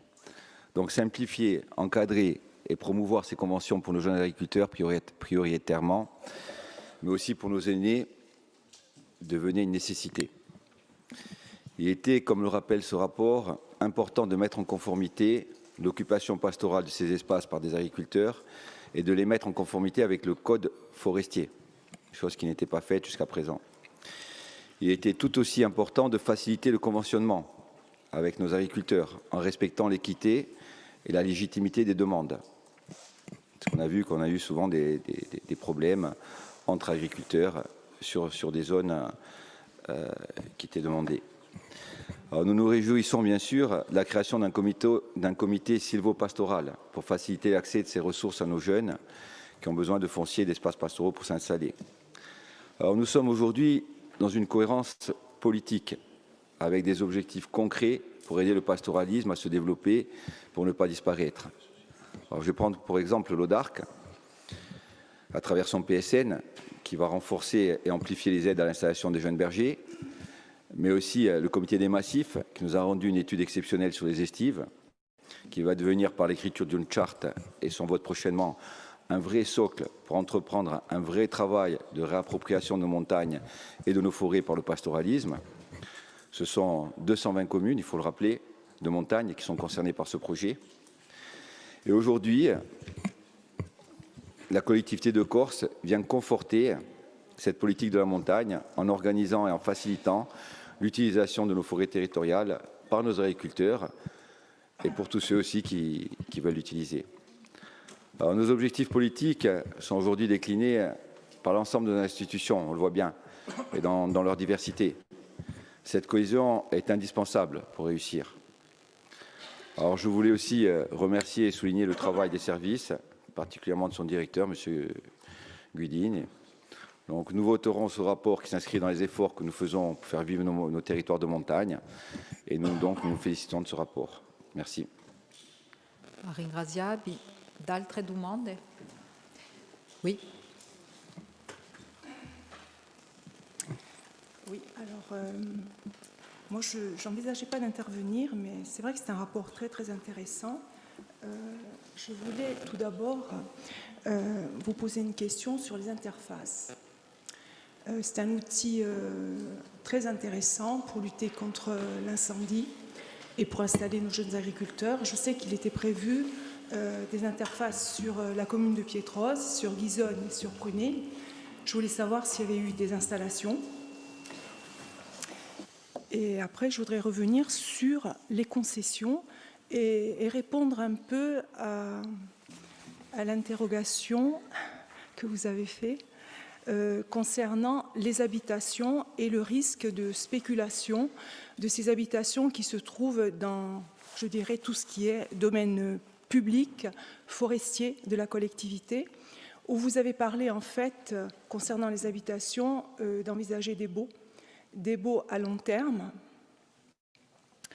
Pourquoi ne pas envisager, je vous pose la question, de circonscrire en fait l'assiette du bâti, de rétrocéder, de faire une vente de ce bâti à l'occupant avec un cadre anti-spéculatif pour éviter les effets d'aubaine et ensuite, éventuellement, si vous envisagez de faire un bail sur le surplus de la parcelle, si c'est la demande, je dirais, de l'occupant, ça permettrait d'avoir un cadre juridique beaucoup plus serein pour l'occupant, en ayant, je dirais, la propriété de ce bien, mais en ayant un encadrement, puisqu'on a travaillé dans le cadre de l'Office foncier sur ces clauses antispéculatives. Je pense que c'est peut-être un outil que vous pourriez mettre en place si demain vous envisagez d'aller à une cession. Parce que le propriétaire quand même de ce bâti apparent aurait une maîtrise complète, il pourrait transmettre. Parce que si vous vous acheminez vers un bail amphithéotique à long terme, il y a eu quand même des décisions de justice qui ont considéré que c'était une vente. Donc il faut peut-être éviter d'aller sur des baux relativement longs, puisque vous pouvez faire 15 ans, 20 ans, même 99 ans, mais c'est considéré comme une vente. Donc peut-être aller vers une vente de l'assiette avec un cadre contraint qui évite justement une vente pendant 15 ans ou 20 ans, une sous-location l'été, que ce soit à destination de l'habitation principale. Bon, il y a des tas de choses qu'on peut faire. Et la transmission serait beaucoup plus aisée pour le propriétaire, parce qu'aujourd'hui, c'est quand même des maisons à Vite-Savone, de véritables maisons. on n'est pas dans le cadre, de nos estives, bien que moi je suis soucieuse aussi demain, si on peut avoir un cadre juridique bien contraint au niveau des estives qui permettent une rénovation aux personnes qui en sont aujourd'hui propriétaires apparents, c'est une bonne chose. Voilà, merci. Merci Nanette. Alors, quel est qui demande d'abord? Paul Félix. Bon. Dans le cadre de la gestion, je dirais, des occupations des domaines forestiers, et essentiellement pour ce qui nous concerne du domaine forestier sur les propriétés de la collectivité territoriale. Il est créé une commission d'occupation, et pour la partie de ce que vous qualifiez, vous, de type d'occupation 4, à savoir des occupations à vocation agricole, il y a une deuxième chambre d'instruction qui est le comité civo-pastoral, qui n'a pas de représentation politique intrinsèque dans sa composition. Moi, je m'en étonne et je voudrais que ce soit modifié. Il n'y a que des représentants, en gros, d'administration, qu'elle soit de la collectivité territoriale au travers de ses offices et agences ou par ses fonctionnaires. Ensuite, pour moi, il y a une anomalie de rédaction. Je n'ai rien contre M. Gian et M. Harig, bien au contraire. Mais ils ne sont pas là S nominés, ils sont là S qualité. Donc quand vous rédigez, mettez monsieur le représentant des communes forestières, monsieur le représentant du comité de massif, monsieur le représentant de la Chambre des territoires, et ainsi de suite. Il faut qu'on soit cohérent. Sinon, on ne peut pas avoir une délibération qui entérine un rapport où on a des nominations perpétuelles. Ça, c'est pour la forme, pour vous montrer que je lis toutes vos pages. Maintenant, sur le fond de la forêt, vous vous réjouissez de passer de 5 000 ou 6 000 mètres cubes à 25 000. C'est bien. Mais dans le programme forêt et bois validé, collectivité territoriale et État, 2021-2030, il y a deux chiffres clés. Il y a le volume sur pied de toute la forêt corse, il est estimé à 40 millions de mètres cubes, et il y a son taux d'accroissement annuel qui est de plus de 2% par an, et le chiffre qui est dans le rapport, c'est un disponible de 900 000 mètres cubes par an. Il y a un autre chiffre, c'est que sur ce disponible, il y a 20% facilement mobilisables. Cher Julien, vous savez compter, 2 x 9, 18. 180 000 mètres cubes. Et on discute de 25 000 qu'on doit majorer du bois de chauffage, qui est estimé là dans les documents ODARC à 50 000 mètres cubes par an. On est loin du compte. En 1900, quand on transportait avec des mulets ou avec des câbles transporteurs, on avait un chiffre de bois d'œuvre noble à plus de 100 000 mètres cubes. Bois de chauffage, plus de 100 000 mètres cubes. Tout le monde se chauffait au bois. Donc on est très très en deçà, y compris de la volonté de monter en régime qui est dans le rapport voté en 2021, où il y avait un prévisionnel d'augmentation à 10 000 mètres cubes par an. Ça veut dire qu'il y a carence d'opérateurs. La filière, elle ne peut vivre que si structurellement, il y a une aide industrielle à la mise en place des outils des hommes et des savoir-faire. Sinon, ça ne viendra pas naturellement qu'on fasse une vente avec une coupe, qu'elle soit sous enveloppe cachée, ou en général, historiquement, les ventes de bois se font à la bougie. Mais je veux dire, il n'y aura personne. Et on va se retrouver avec des années où il y aura 0 acheteur. Parce qu'il y a peut-être quelqu'un qui, l'année d'avant, en a acheté plus que de besoin, et il a du reliquat disponible. Donc tout ça, ça passe par un croisement des opérations. Sinon, la filière bois, elle ne sera jamais valorisée à son juste niveau. La labellisation nulla riche, avec une homologation CSTB, qu'on ait des fiches de calcul disponibles. Ça fait 20 ans qu'on en parle. Moi, je pense qu'à un moment donné, il y a quelque chose viace. Hein. Sinon, on va tout le temps faire le rapport du constat.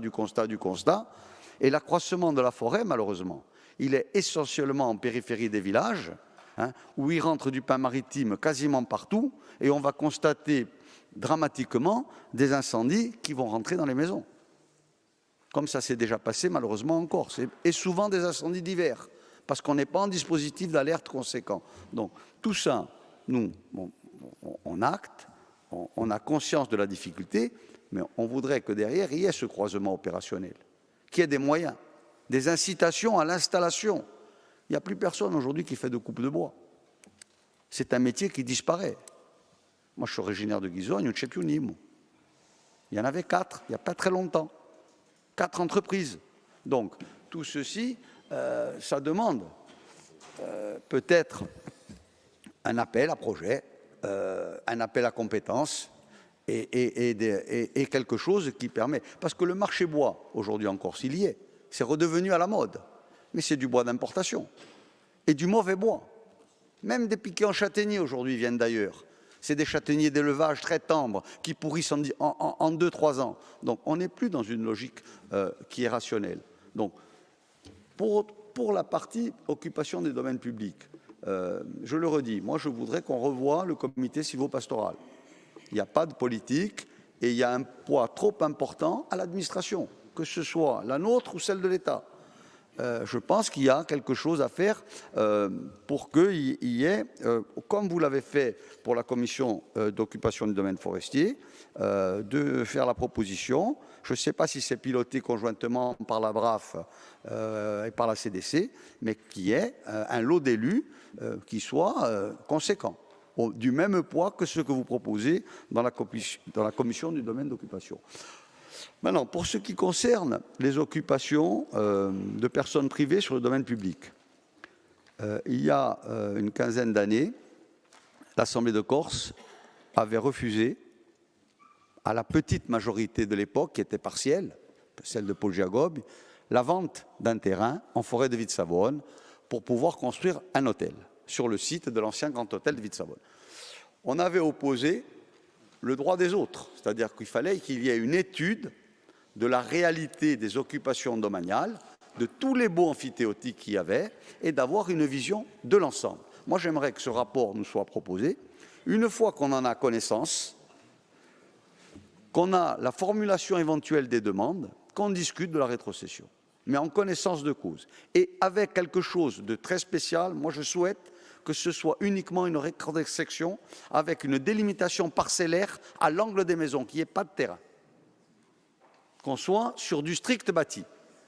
À partir de là, ça concerne uniquement une commune, c'est Vivario essentiellement, ça concerne une bonne vingtaine d'habitations, et ce dossier, il est en latence depuis une vingtaine d'années. Il avait été bloqué sur ce projet de rachat d'hôtel au prétexte qu'il fallait une propriété foncière pour qu'il puisse y avoir le prêt, ce qui est totalement faux, mais on est toujours sur des systèmes de baux. Donc ça, c'est à... Je voudrais qu'on ait un rapport, et sur la totalité aussi des maisons forestières et autres, propriétés de la collectivité de Corse, qui sont en état d'abandon manifeste et de pillage notoire. Je parle à côté d'un conquet, la maison de Vitsavone, oimè. Ringraziabi. D'altre domande? Pierre Giong. Vi ringrazio, Madame Presidente. Vorrei stasera di una ricchezza maggiore di nostra isola. Stubiamo, mi ha speranza che la sarà prudetta e sfruttata in pensiero di sviluppo a lungo andare. Il quadro d'occupazione mi pare uno, ma mi pone tre problematiche. Il primo è il prezzo di concessione che mi pare un po' basso e il fatto che la trasmissione familiare sia automatica, mi pare essere un titolo di proprietà e che mi frastorna di Pinuccia. Il secondo punto, ne hai parlato Giuliano, ma mica abbastanza perché è una grossa problematica di pratica di motocross nelle nostre montagne e c'è la stradale perché è dannosa di maniera importantissima. È un vero problema e ce n'è anche parecchi problemi non qui. E il terzo punto è la bene del Felix delle nostre case forestiere, sono magnifiche, ma già anni fa, abbiamo fatto un piano di riabilitazione e se aspettiamo da una regione non ci sarà più case. Vi ringrazio. Ringraziabi. Oui. Merci, Madame la Présidente.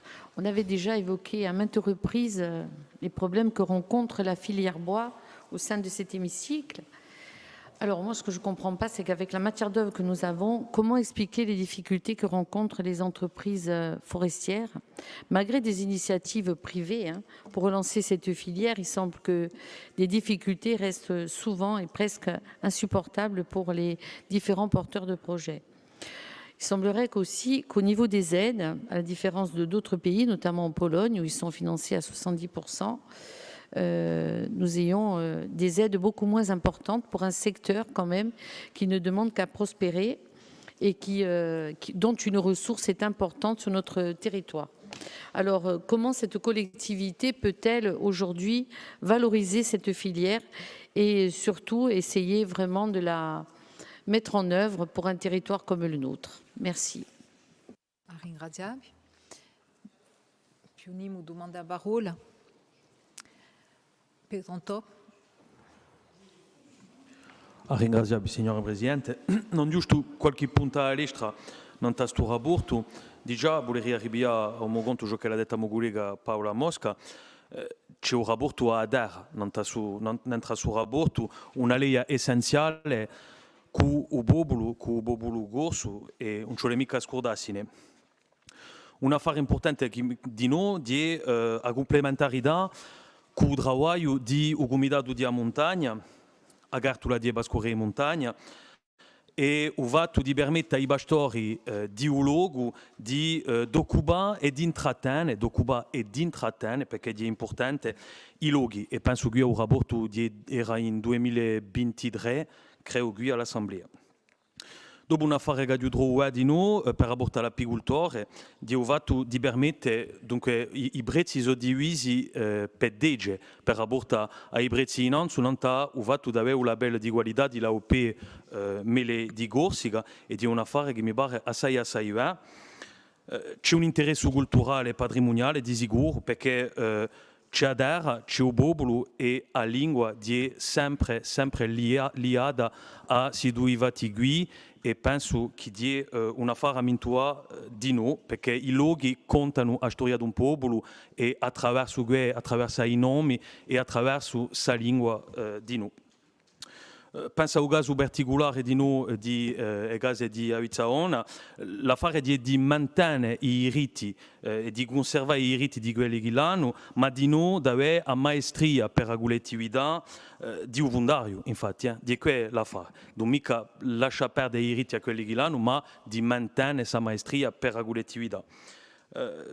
Di noi un altro affare assai importante è la gestione durevole di suo patrimonio, che lo sia per rapporto al turismo, l'opera di materie locali, a pedra o legno, e in rispetto di documenti di urbanismo. I punti importanti, infatti, di noi in più, non sta sul rapporto qui, di l'informazione di un pubblico che forse sino a ora era mica abbastanza fatta, la comunicazione tra l'attori, si vede veramente una volontà di comunicare l'attori di sa gestione, la coerenza, perché chi di qui di noi deve un quadro di permettere una coerenza tra i comportamenti e le persone e dunque da questa coerenza nascerà l'equità di noi e di qui un affare importantissimo. Infatti sul rapporto di un passo, ma un passo abbastanza grande, un passo di più verso la riappropriazione di foresta, di terra e infatti di un bene comune, e qui mi pare una parola importante e l'abbiamo già mintuata, ma di un bene comune. Ecco, ringraziabile. Ringraziabile. Pedro. Un punto, Madame la Presidente, per rie o per piangere, andate non to bon coin, car chi si vende 40.000 euro un stazzo. Bige Radio 2002 in due energie.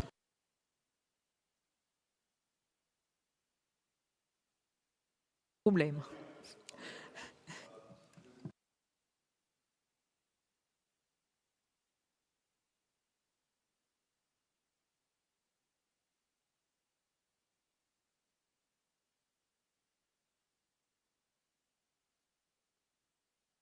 Misibare, ci sono i professionali qui che abbiano. Bon. Allora,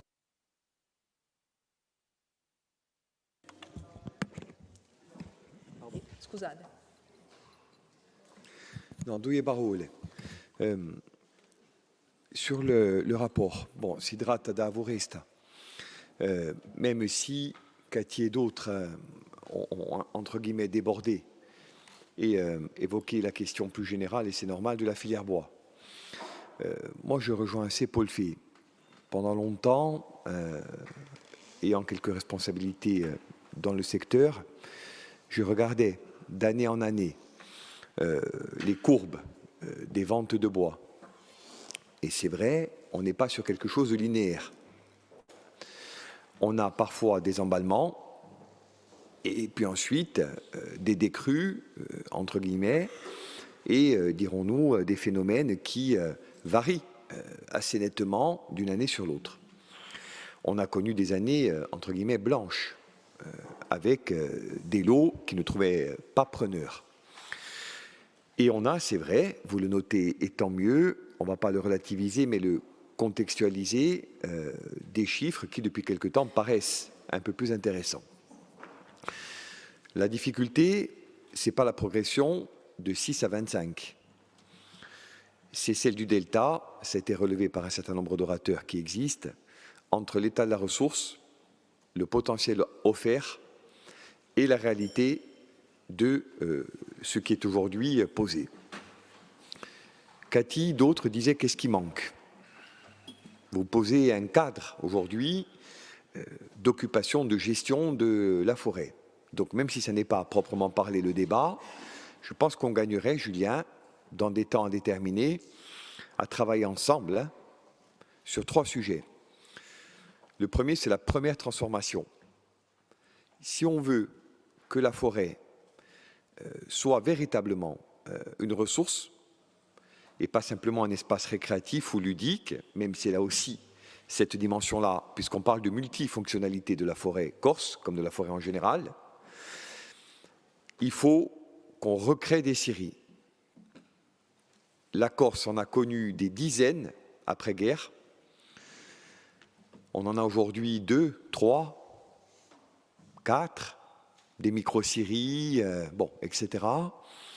La réalité, c'est que si on veut une filière bois dynamique, après on peut aussi continuer comme ça, et tous les ans, tous les 3 ans, tous les 5 ans, poser un constat qui aura un peu évolué, ou pas. Bon.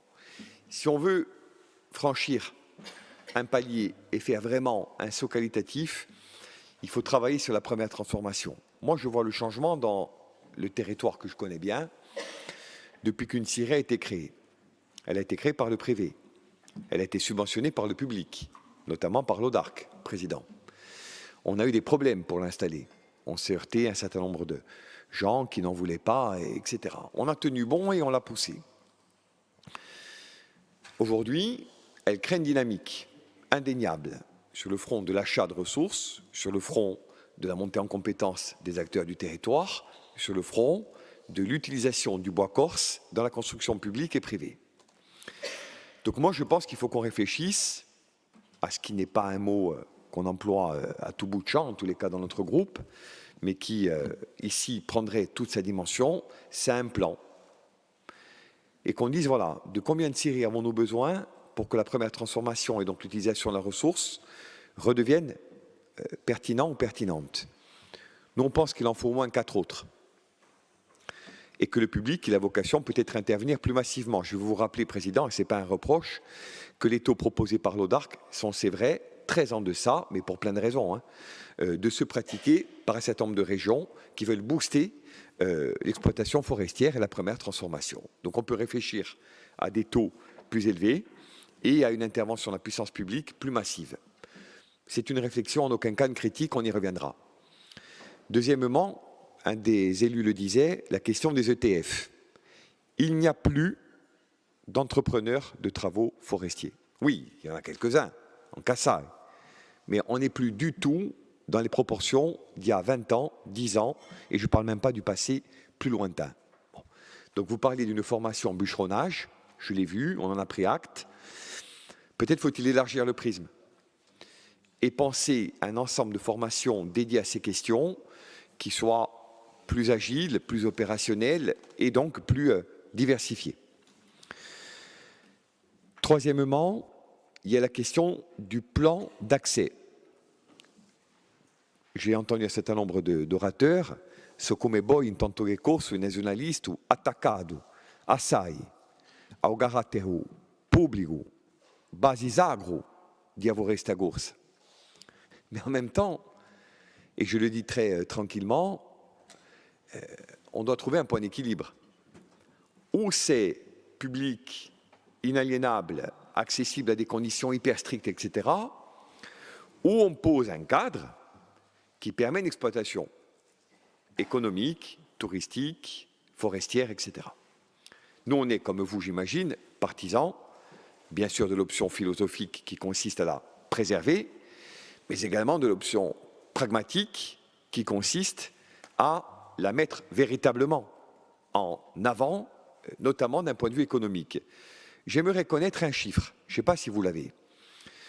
Le nombre d'arbres qui meurent sur pied. Alors, pas de l'arbre de l'unité, mais en volume. Qu'est-ce que ça représente? Pourquoi? Parce qu'il y a des milliers d'hectares de forêt qui, depuis des décennies, n'ont plus vu la main de l'homme, mais au-delà de plans d'accès permettant de rationaliser un peu les choses. C'est une affaire qui va coûter 10 ou 15 millions par an. Et on ne les a pas. Et vous encore moins que moi. Je parle de la collectivité. Mais plus sérieusement, il faut qu'on réfléchisse parce qu'on a là une clé. Tant qu'on n'a pas fluidifié l'accès à la ressource, tant qu'on n'a pas aidé les acteurs du territoire et notamment les ETF à monter en compétences et qu'on n'a pas doté chaque grand bassin de vie et d'emploi d'un outil viable et dans lequel le public pourrait intervenir. Dans le domaine de la première transformation, je vous le dis sereinement, on aura un débat sensiblement du même tonneau, tous les ans, tous les 3 ans, toutes les mandatures, et puis dans 10 ans ou dans 20 ans, on se retournera vers une ressource qui restera très largement sous-utilisée, alors même qu'elle est un levier de croissance pour des territoires qui ont fait le choix politique de l'exploiter et qui ont mis des moyens correspondants. Ça, c'est de manière générale. De manière plus précise. Petit 1, je pense qu'il y a effectivement un patrimoine qui est en jeu. Je vous parle là aussi d'une commune que je connais bien, celle de Portivecchio. Vous aviez lancé un appel à projet il y a des années qui n'a pas été conclusif pour, je dirais, des baux ou des conventions, je n'ai plus le cadre juridique proposé à l'époque en tête aujourd'hui, concernant donc des biens patrimoniaux. Je vous en cite un chez nous pour que l'exemple soit parlant, la maison Marghesi, qui est un bien au caractère patrimonial et à la valeur symbolique exceptionnelle. Aujourd'hui, c'est un terrain de quad,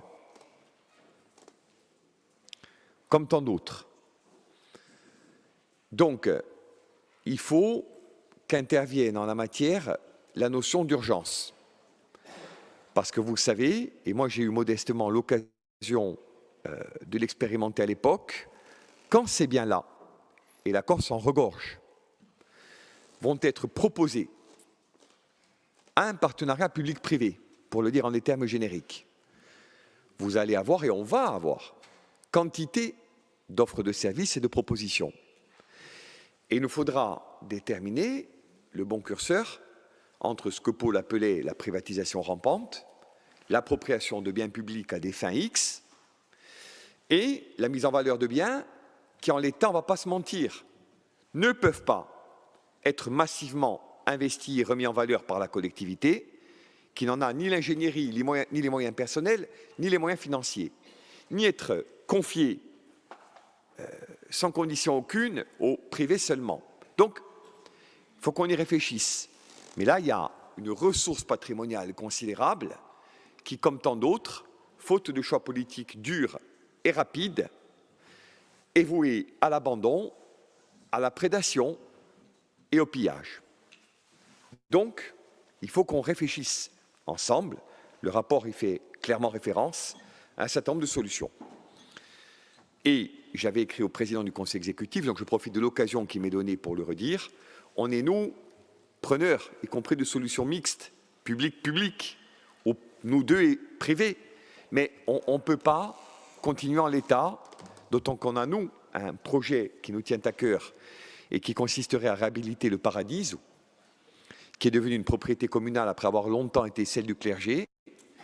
Si l'on pose en montagne 2 actes, on rouvre ce centre et on réhabilite et réinvestit la maison dont je parlais, on redonne vie à la montagne, plus sûrement qu'en la maintenant sous perfusion à coût d'argent public ou d'initiatives isolées. Donc là, il y a un axe fort. Deuxièmement, et très très vite, sur le volet de l'occupation. Moi, je ne trouve pas déconnant, pour le dire un peu vulgairement, le niveau de tarif que vous proposez. On l'a regardé avec attention. On est dans des modèles, entre guillemets, qui sont intéressants. Le sujet, c'est celui des critères de sélection. Vous proposez une comitologie qui est trop lourde et qui, Paul Fay l'a dit, exclut le politique. Remettez-nous collectivement dans la boucle, parce que les élus territoriaux viennent tous de quelque part, ils connaissent ces territoires dont il est souvent question, et il me paraît utile de ne pas laisser, avec l'immense respect que je voue et que je porte aux techniciens de tous horizons, à notre seule administration, le soin de poser ces choix-là. On a aussi vocation à être partie prenante. Terminer en disant, pour aller à la synthèse du rapport et à l'essentiel de notre propos partagé à Avancem, si on veut effectivement poser une exploitation rationnelle et durable, au sens du bois construction, du bois d'œuvre, du bois énergie et d'un certain nombre de sujets pendants, il faut, de notre point de vue, que vous associez aussi les territoires. Non pas simplement au sens des élus représentés à l'Assemblée et des régions dont ils sont originaires, mais aussi les EPCI. Chaque établissement public de coopération intercommunale, de la plus petite Comcom à la plus grande communauté d'agglo, a, j'imagine, c'est le cas pour nous très modestement, mais avec beaucoup d'énergie et de volonté, une vision de son patrimoine forestier. Une vision en termes de risques, la prédation, la privatisation à marche forcée, le pillage, les coupes à blanc pour la forêt, etc. Et puis une vision plus positive et plus dynamique au sens de la réussite partagée. Donc sans alourdir la comitologie, trouvons l'articulation qui permet aux élus de l'Assemblée, tout courant politique confondu, d'être mieux associés, mais également aux EPCI en fonction de la propriété de la forêt communale et de la gestion partagée de la forêt territoriale, eh bien de poser un regard et même une action concertée. Ça m'amène à un dernier mot, la propriété privée, qui est quand même dans certains territoires l'essentiel de la propriété forestière.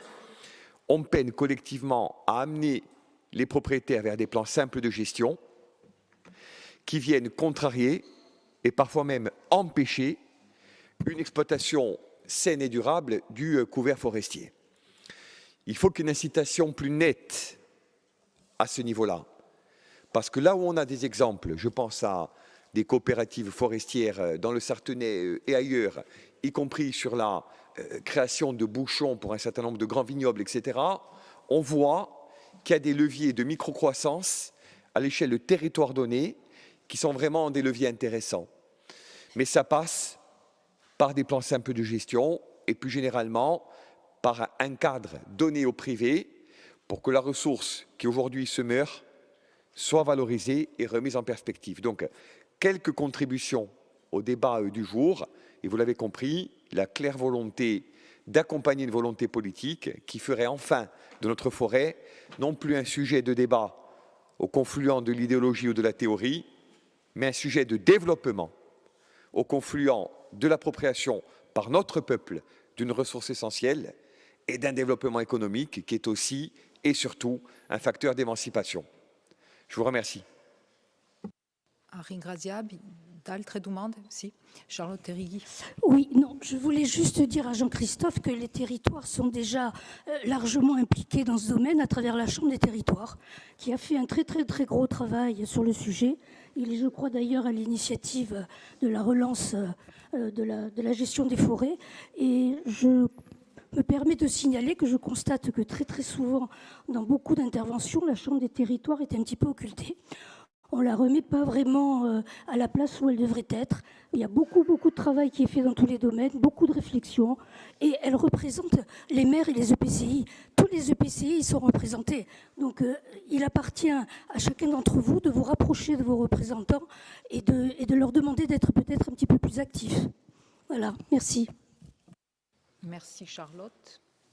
Un mot rapide. Oui, j'entends, mais on ne parle pas de la même chose. Que des élus et notre territoire en compte au moins 2 soient présents à la Chambre des territoires et les nôtres sont assidus pour co-construire des politiques publiques, c'est un fait. Moi, ce que j'évoquais, c'était le fait que les communes étaient propriétaires, dans bien des cas, de couverts forestiers et qu'ils importaient, de notre point de vue, mais on peut ne pas être d'accord, qu'elles soient associées à la mise en œuvre. Moi, je ne parle pas de la définition du plan.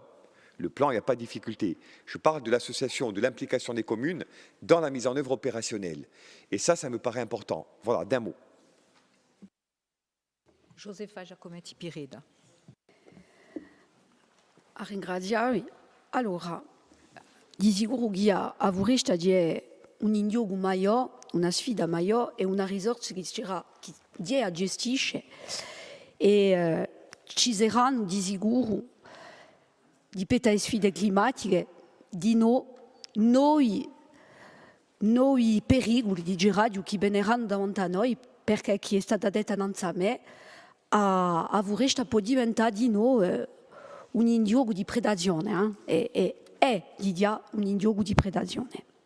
Allora, è una prima domanda nel quadro che ti è proposto, se è una declinazione, una traduzione semplice, tra virgolette di sicuro, di egoige, di l'urbanismo, di codice forestiero, o se c'è una vera volontà da piegare a specificità che sono le nostre, e parecchi sono state ammintate, e specificità che sono le nostre a livello culturale, economico e societario. Quindi una prima domanda, perché se è solo messa in applicazione e a precisione di giraggio di un quadro regolamentare, c'hanno da essere difficoltà e sapete come me. Dopo avete messo una nozione che mi pare fondamentale e l'avete messa al centro della vostra riflessione, e quella di un bel comune. E ha sfilato tutte le intervenzioni sono state di giraggio in giro a una ricerca di equilibrio in giro a questo bel comune. Un bel comune è qualcosa che dice che è di tutto. C'è un proverbio che dice in corso, quando le di tutto non è di mica che un bel comune. È veramente che lui sia gestito di tutto e a pro di tutto. Non siamo mica solo depositari, non siamo mica solo eredi, siamo depositari. E a suo titolo dobbiamo tramandare a livello collettivo. Et je crois que l'équilibre il doit être trouvé justement avec la notion de gestion, la façon dont on va être en capacité de gérer ce bien commun, qui ne peut être otage de la somme d'intérêts particuliers, mais qui doit être au service de la gestion d'un bien collectif. Et dans ce qui est le cœur de ce plan, il va falloir que nous trouvions les moyens, les voies et moyens de garantir, vous l'avez dit, une maîtrise publique pour que la forêt ne devienne pas un terrain de jeu pour beaucoup, mais dans le même temps, être en capacité de dire à ceux qui l'occupent, qui l'entretiennent, dont elle est devenue également un patrimoine qu'ils respectent, de poser un cadre évident, et certains le font sans que le cadre ait besoin d'avoir été posé, d'autres beaucoup moins, et savoir aussi, ça a été demandé là aussi avant moi, de quoi on parle. Parce que lorsque l'on parle, se non parliamo di Ebiazile, on parlait à di stessa maniera di gaz forestiers. Donc, il faut qu'on ait un bilan complet de ce qui relève du patrimoine forestier, au sens large tel que vous le posez dans votre rapport, si ce sont des estives, s'il s'agit des estives, s'il s'agit des deux, également des maisons forestières, et trouver un cadre qui réussisse à concilier cet équilibre entre quelque chose qui est devenu un patrimoine privé et la nécessité de maintenir l'équilibre avec le public. Et je crois que ça, c'est l'équilibre que nous souhaitons tous trouver, parce qu'il n'y a pas d'antinomie non plus. Il n'y a pas d'antinomie quand les bons cadres sont trouvés, et je crois que d'ailleurs nous aurions à gagner à les trouver, puisque effectivement, nous n'avons pas les moyens, et nous le voyons aujourd'hui, d'intégrer des modes de gestion qui puissent nous permettre que ce patrimoine soit géré et transmis. Donc c'est aussi trouver, avec l'équilibre des activités qui doivent s'y organiser, parce que si il doute, donc il faudra être en capacité de savoir là aussi gérer et encadrer ces activités. Cela ne veut pas dire interdire. Et bien évidemment, et je conclus, parce que ça a été évoqué avant moi, cela dépasse sur la question du jour, mais ça la rejoint, la question de la filière bois. Parce qu'on ne parle pas de filière bois, parce que tout simplement, malheureusement, aujourd'hui, il n'y a pas de filière bois. Il y a des segments de ces chaînes de production, mais il n'y a pas une véritable filière. Et l'on sait aujourd'hui que la ressource bois, elle n'est pas malheureusement gérée. De la première transformation jusqu'à son exploitation et la mise en production. Et ça, on ne peut s'en exonérer, même si ce n'est pas le cœur du rapport aujourd'hui. Je crois qu'il est important, il sera important de le préciser, il serait important de s'y investir, parce que Dino d'affirma per proerbio, parce qu'on n'arrête pas de le dire. Il y a des segments d'une filière et d'une chaîne de production, mais il n'y a pas de filière. Donc, à un moment donné, il va falloir trouver les voies et moyens de mettre en œuvre cette filière. Et pour finir, on parle aujourd'hui de la question de la forêt territoriale. Il y a une forêt privée, ça aussi ça a été dit avant moi. Il faudra trouver à concilier les deux, puisqu'il n'y a pas de frontières réelles et les enjeux nous impacteront de manière collective, que la forêt soit privée ou que la forêt soit territoriale. Penso che voulera trovare una coerenza d'insieme attraverso i piani di gestione che noi sapremo trovare. Ringraziabile. Altre domande?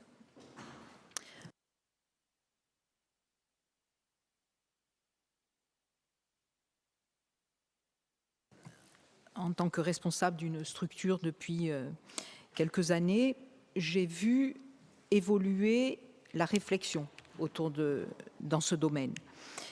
On est passé du mur des lamentations, où on baignait dans la négativité, à une réflexion structurée, parce qu'un cadre a été posé et il y a un chef d'orchestre aujourd'hui. C'est perceptible, on l'a bien senti, et il y a aujourd'hui une vision collective, partagée, et parce que on a tous bien compris qu'il était indispensable sur cet espace forestier de réfléchir ensemble. On a tous une partie de la réponse. Et ça, je crois que nous vous le devons. Vous avez organisé un certain nombre d'événements qui ont pu structurer cette réflexion. Et il est évident, et on en a entendu, les interventions ont été intéressantes et riches, et ce qu'on peut retenir, c'est qu'il est indispensable d'avoir des débouchés. On a parlé des scieries pour la première transformation, mais on a pu, à partir des remontées que l'on a, constater que le bois d'œuvre était de plus en plus rare et de plus en plus loin. Donc il faut aller chercher, et c'est même plus des pistes à entretenir, c'est soit des pistes à créer, soit d'autres systèmes pour aller chercher le bois beaucoup plus loin. Mais ça, ce n'est qu'une partie de la réponse, parce que le bois d'œuvre concerne évidemment la première transformation. Mais plus qu'il est rare, quand les forestiers vont sur les coupes, ils ont évidemment à disposition plus de bois énergie que de bois d'œuvre. Donc il faut bien avoir un débouché pour ce bois énergie aussi. Et là, et je salue là aussi la décision qui a été prise au niveau des équipements scolaires, des établissements scolaires, où il est imposé désormais, sauf cas exceptionnel lorsque techniquement ça n'est pas possible de l'installer, mais il est imposé aujourd'hui d'installer des chaudières à bois plutôt que des systèmes au gaz ou à une autre source d'énergie. Évidemment que c'est insuffisant. Qu'est-ce qu'il nous faut aujourd'hui? Il nous faut, on l'a dit, des acteurs dans la seconde transformation, dans la première transformation, et on l'a vu tout de suite. Dès qu'un acteur s'installe, on l'a bien vu, les chiffres des ventes ont augmenté. On sait bien tous, quand on a analysé l'augmentation des ventes, elle est due à un acteur, peut-être deux, allez, mais on sait bien à quoi c'est dû. On a tous compris comment ça fonctionnait. Donc, on voit bien que les efforts, évidemment, peuvent être les augmentations du bois, l'utilisation du bois peuvent augmenter à condition qu'il y ait de nouveaux acteurs, des acteurs dans le domaine de la première transformation, avec peut-être de nouvelles scieries ou en tous les cas l'augmentation du volume de production des scieries actuelles et surtout l'implantation d'un gros réseau de chaleur ou de plusieurs réseaux de chaleur. Il n'y a que ça qui permettra à un moment donné de tirer cette filière, parce qu'aujourd'hui, bon an, mal an, cette filière existe. Avant, on avait des segments qui manquaient. Aujourd'hui, tous les segments sont complétés. Donc, je crois qu'on est dans un domaine où il y a peu d'acteurs, que les investissements sont très très lourds dans ce domaine, excessivement lourds. Quand on veut acheter un grumier, ce sont tout de suite des centaines de milliers d'euros pour une production aujourd'hui qui est encore incertaine. Donc, je crois que nous avons engagé au niveau de la collectivité de Corse des dispositifs, une démarche de développement qui est intéressante et évidemment, il faut la poursuivre. Je vous remercie.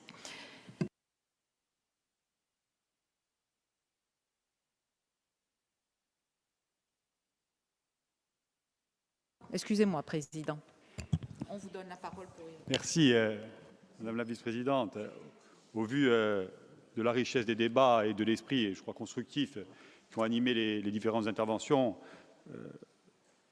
je crois utile de pouvoir réagir en quelques mots.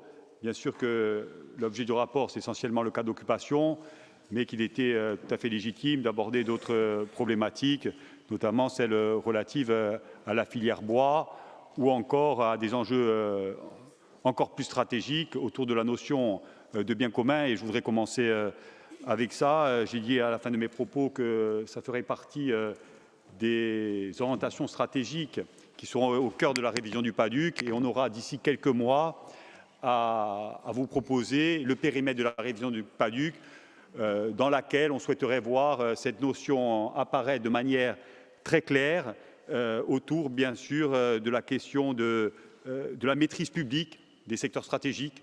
On en a souvent parlé, il y a l'eau bien entendu, mais il y a d'autres secteurs qui peuvent être concernés autour des ressources naturelles et aussi se prémunir de toute logique de monopole autour des notions aussi de bénéfices raisonnables, comme on a pu avoir les débats sur les déchets, mais qu'on pourrait transposer à une multitude de secteurs. Et enfin, pour répondre à vos différentes interventions, celle de Josepha, de Jean-Christophe, des élus du groupe Apopo-Lincem, hein, notamment des élus nationalistes, ce partenariat aussi public-privé, comment on l'articule de manière efficace dans ce cadre-là, donc le volet aussi plus opérationnel autour de ces notions de bien commun. Pour répondre à Paul Coastad aussi, je pense que c'est important, il y a eu d'autres interventions, notamment Annette, hein, sur cette question-là, de la volonté de maîtrise publique du foncier en forêt territoriale et d'éviter tout morcellement de la propriété de la collectivité de Corse. On s'est posé la question. On a été notamment sollicité par les bénéficiaires aujourd'hui, que ce soit des maisons familiales, des hôtels ou des restaurants, qui nous ont dit « nous, on voudra acheter le foncier », qui nous ont dit aussi éventuellement des baux amphithéotiques, des concessions. On a fait une analyse juridique. À ce stade, l'acte qui, pour nous, garantit de manière certaine la propriété publique et la maîtrise publique, c'est la concession. C'est pour ça qu'on a mis de côté la possibilité de baux amphithéotiques, notamment de 99 ans, même si peut-être dans certains cas, ça a été évoqué le cas du Grand Hôtel, hein, on pourrait se pencher dessus, hein, Paul Félix, il n'y a pas de difficulté. Mais aujourd'hui, dans ce cadre-là, on privilégie des concessions, c'est-à-dire un droit d'usage et pas des baux qui sont une forme de droit de propriété qui fragilise la maîtrise publique. Donc voilà pour ce que nous on préconise. Bien sûr qu'après, dans le cadre du travail qui a été fait par l'Office foncier, sur toutes mesures antispéculatives, etc., on va travailler en transversalité pour voir comment on peut améliorer la situation. Simplement vous dire aussi, et c'est pour ça, Paul, pour éviter, et Josépha aussi l'a évoqué, pour éviter tout risque d'accaparement ou de prédation, aucune construction nouvelle, c'est écrit noir sur blanc. La seule chose qui est autorisée demain en forêt publique territoriale, ce serait des réhabilitations de bâtis déjà existants ou des extensions qui soient conformes au droit de l'urbanisme et qui soient également des permis de construire purgés de trop recours, sachant qu'en forêt, c'est jamais évident d'obtenir un permis de construire parce qu'il y a la montagne, il y a les questions de discontinuité, il y a des espaces de protection environnementale, etc., etc. Donc, on a quand même mis des garde-fous très forts pour éviter justement ces logiques de prédation parce qu'on est bien conscient que les menaces, elles sont fortes et que donc il faut des règles qui soient précises. Et pour répondre également à Josépha, on est sur les deux aspects, à la fois la sécurisation juridique, conforme au code forestier, conforme au droit de la propriété, conforme au droit de l'urbanisme, mais aussi on a intégré bien sûr les spécificités. On a parlé par exemple de tarifs préférentiels pour les filières en AOP, c'est des spécificités qu'on a voulu intégrer, la présence aussi, je dirais, des populations locales, la concertation avec les élus dans les territoires dans le cadre de la gestion par massif, donc tout le volet de critères qui sont spécifiques, ne serait-ce que par le fait que la propriété est celle de la collectivité de Corse, puisque les forêts ont été transférées à la collectivité de Corse en 2000. Après, bien sûr, il y a d'autres spécificités à intégrer qui dépassent ce simple cas d'occupation, notamment dans le cadre des discussions qui sont en cours, quid de la compétence des FCI que le communes ont du mal, le bloc communal a les plus grandes difficultés à exercer, et éventuellement du devenir de l'ONF dans le cadre du processus en cours. Voilà, tout ça c'est des discussions, mais je dirais qui ne sont pas spécifiques à ce cadre, mais sur lesquelles on a d'ores et déjà un certain nombre d'échanges. Pour répondre aussi à Annette sur cette question, la difficulté c'est qu'on part de très loin. On a mandaté un certain nombre d'études et aujourd'hui l'origine des propriétés sur les bâtis familiales, par exemple à Ville-Savonne, mais il n'y a pas que Ville-Savonne, mais il y a surtout Ville-Savonne, les propriétés familiales, on est obligé de retracer l'origine des propriétés de l'ensemble des constructions. Donc aujourd'hui, on est dans une forme d'insécurité pour pouvoir dresser des actes en bonne et due forme, mais on y travaille et je dirais il y a eu une saisine des états hypothécaires qui a été réalisée sur toutes les parcelles où il y a des actes de concession, où il y a des demandes d'actes de concession. Donc ça, c'est en cours. Et bien sûr qu'annuellement, on fera état de l'avancée de ce travail lié à l'état de l'origine des propriétés suite au résultat des hypothèques. Paul Félix, en effet, je constate que vous avez lu le document avec attention et vous aurez donc remarqué qu'on a corrigé la coquille dans le rapport du président du conseil exécutif, mais pas dans l'annexe. C'est-à-dire que vous avez lu jusque dans les annexes pour regarder si les deux documents étaient bien cohérents. Donc en effet, dans l'annexe, pour que les élus saisissent bien, la commission dédiée figure le nom des actuels représentants des commissions, de la Chambre des territoires, de l'Association régionale des communes forestières, etc., en lieu et place de leur qualité. Donc c'est corrigé dans le rapport, ça sera corrigé dans les annexes via un amendement oral, ce n'est pas la peine de présenter un amendement écrit. Donc c'est en page 8 de l'annexe, le comité sylvo-pastoral territorialisé, ce n'est pas Jean-Jacques Jaille, mais c'est le président de l'association régionale, ce n'est pas Fabien Arrigue, mais c'est le président de la commission politique forestière de la Chambre du territoire, etc. etc. Alors, aussi, pour répondre à Paul Félix et à Jean-Christophe, deux choses distinctes. Cette commission qui sera en charge d'examiner et de produire des avis techniques sur les occupations. Là, les élus de l'Assemblée de Corse sont bien et bien présents, puisqu'il est proposé un représentant par groupe. Première chose.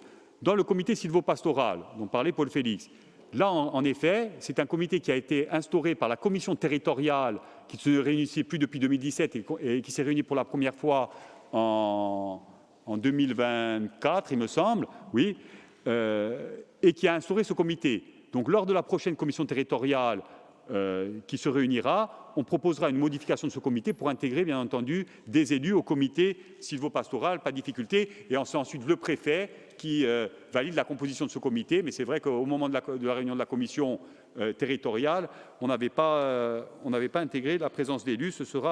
On en fera la demande dès la réunion de la prochaine commission. Donc deux choses différentes. La commission territoriale, pour l'examen du cas d'occupation, il y a des élus, et notamment des élus de l'Assemblée de Corse et de la Chambre des territoires. Dans le comité sylvo-pastoral, on fera la modification dès que possible. On en prend l'engagement.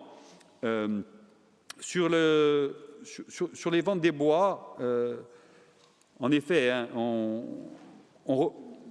ce n'est pas que conjoncturel. Forcément, si on prend les chiffres d'une année sur l'autre, on a des courbes un peu chaotiques, mais si on regarde des moyennes sur plusieurs années, on voit bien que dans les années 2010, notamment fin de la période 2015-2020, on a une chute très importante, hein, où on était très difficilement à 10 000 m3. Aujourd'hui, on remonte autour de 20 000 m3. On est très loin de ce qu'il y avait il y a 10 ans, mais il y a 30 ans, je dirais. Mais parce que tout a radicalement changé. Je prends un exemple. Des coupes blanches aujourd'hui en forêt, c'est terminé. Aujourd'hui, l'ONF préconise une politique qui veut prévenir la régénération des ressources, et donc on est sur des coupes où forcément, pour avoir beaucoup de bois de bonne qualité, notamment du bois d'œuvre, il faut couper sur des superficies plus grandes, donc ça représente des coûts plus importants, mais on travaille étroitement avec l'ONF et les professionnels, justement pour que l'ONF propose des coupes qui soient, je dirais, plus favorables à un équilibre économique, sachant qu'aujourd'hui, on a en effet, comme vous l'avez dit, hein, Madame la Vice-présidente, du bois énergie et du bois d'œuvre dans les coupes, et que si on veut développer la filière, il faudra développer à la fois le bois d'œuvre, et donc des scieries, hein, pour dire ce que dit Jean-Christophe, peut-être dans le cadre de partenariats public-privé, hein, où c'est une piste à étudier, il nous semble, et le bois énergie, notamment autour de la SEM Corse Bois Énergie, mais aussi d'autres initiatives privées qui vont permettre, je dirais, de trouver un exutoire à ce bois énergie, parce qu'on ne parviendra pas à valoriser la filière bois si on ne traite pas les deux ressources. Et par ailleurs, vous le savez, on a lancé des expérimentations sur du bois façonné bord de route. On a proposé aussi la possibilité de contrats d'approvisionnement aux entreprises. Donc je crois qu'on a essayé de mettre en œuvre de nombreuses actions pour essayer de dynamiser cette filière. Alors ça produit un certain nombre d'effets, même si aujourd'hui ça reste en effet insuffisant, en tout cas fragile pour les acteurs et les entreprises du secteur. La question des maisons forestières qui a également été abordée. Un audit est en cours. Il y aura des échanges avec les communes sur un audit qui a été lancé sur l'ensemble des maisons forestières et derrière qui nous permettra de proposer des actions de rénovation, éventuellement un plan d'investissement, et tout ça se fera en concertation étroite avec les communes qui sont concernées. Une concertation avec les communes qui doit en effet être renforcée. C'est valable pour la question de la valorisation du bois, c'est valable pour la question de l'accès à la ressource, les pistes, c'est valable pour le cadre de la prévention incendie, c'est valable pour le cadre des programmes des travaux des forestiers sapeurs et des sylviculteurs. Ce travail il est engagé avec la Chambre des territoires, ça a été rappelé par Charlotte. Il doit être renforcé davantage cette notion de proximité hein, avec les élus, notamment les maires et les acteurs des territoires. On est conscient qu'on a des pistes d'amélioration. Ça fera l'objet d'échanges dans les mois à venir également, puisque c'est une demande récurrente dans ce domaine de la filière bois, mais pas seulement.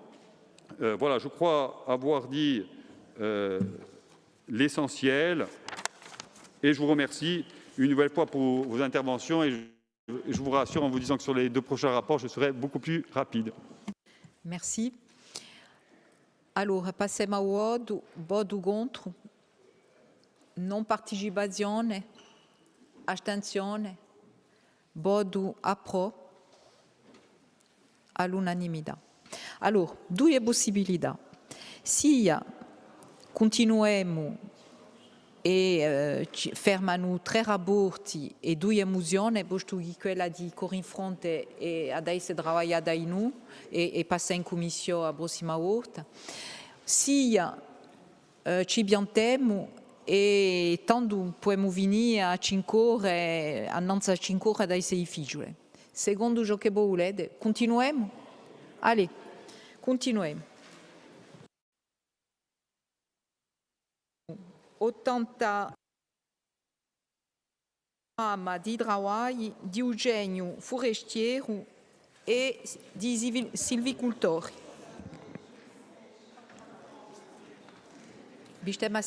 Merci. Per piacere. Encore, si vous le voulez bien, quelques minutes d'attention. C'est un rapport récurrent qui revient chaque année, qui est le programme des travaux des forestiers sapeurs et des sylviculteurs pour l'année 2025. Ces travaux ils découlent du PPFENI, hein, du plan de protection et de prévention contre les incendies, qui a été adopté par l'Assemblée de Corse en 2024. Il concerne bien sûr les ouvrages de défense contre les incendies, qui relèvent, je le rappelle, de la compétence des communes qui bien sûr, ou intercommunalités, hein, qui ne disposent pas toujours, loin s'en faut, des moyens humains et matériels pour les réaliser. Donc la collectivité de Corse, dans la mesure des moyens dont elle dispose, vient en soutien des communes dans l'exercice de cette compétence DFCI. Donc en 2024, les forestiers sapeurs ont réalisé des travaux significatifs.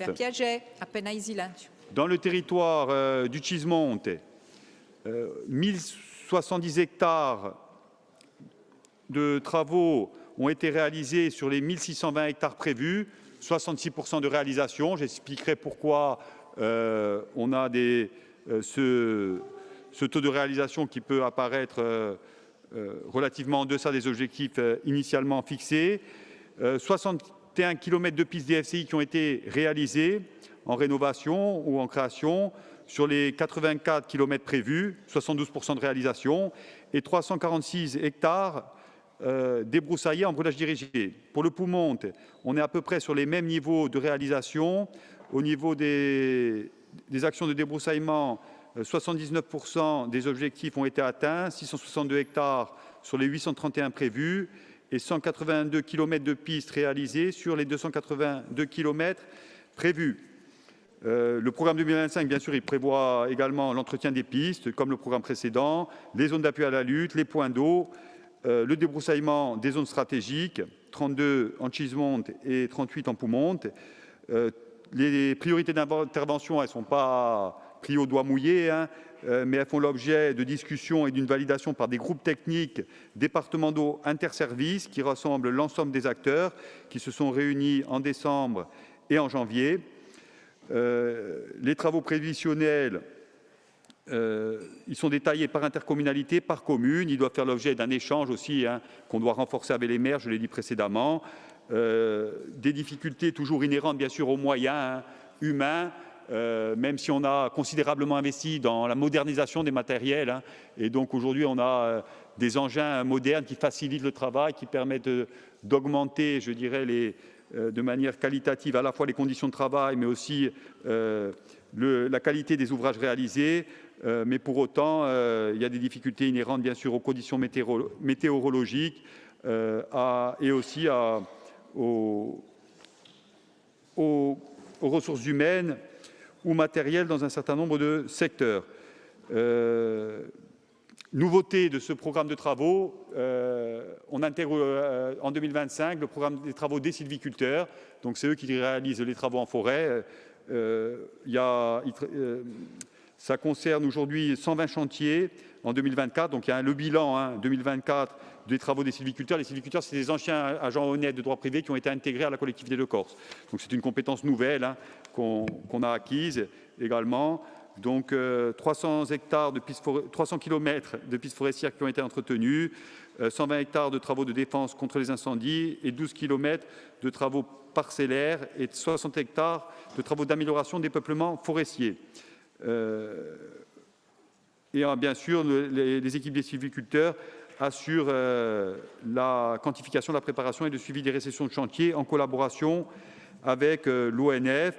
Bien sûr, l'année 2025 sera l'occasion aussi de renforcer, dans la mesure du possible et des contraintes budgétaires, les effectifs, d'optimiser la maintenance et le renouvellement des engins et toujours de débattre de l'organisation des compétences entre les communes et la collectivité de Corse et donc d'une meilleure mutualisation des actions, des financements et des moyens.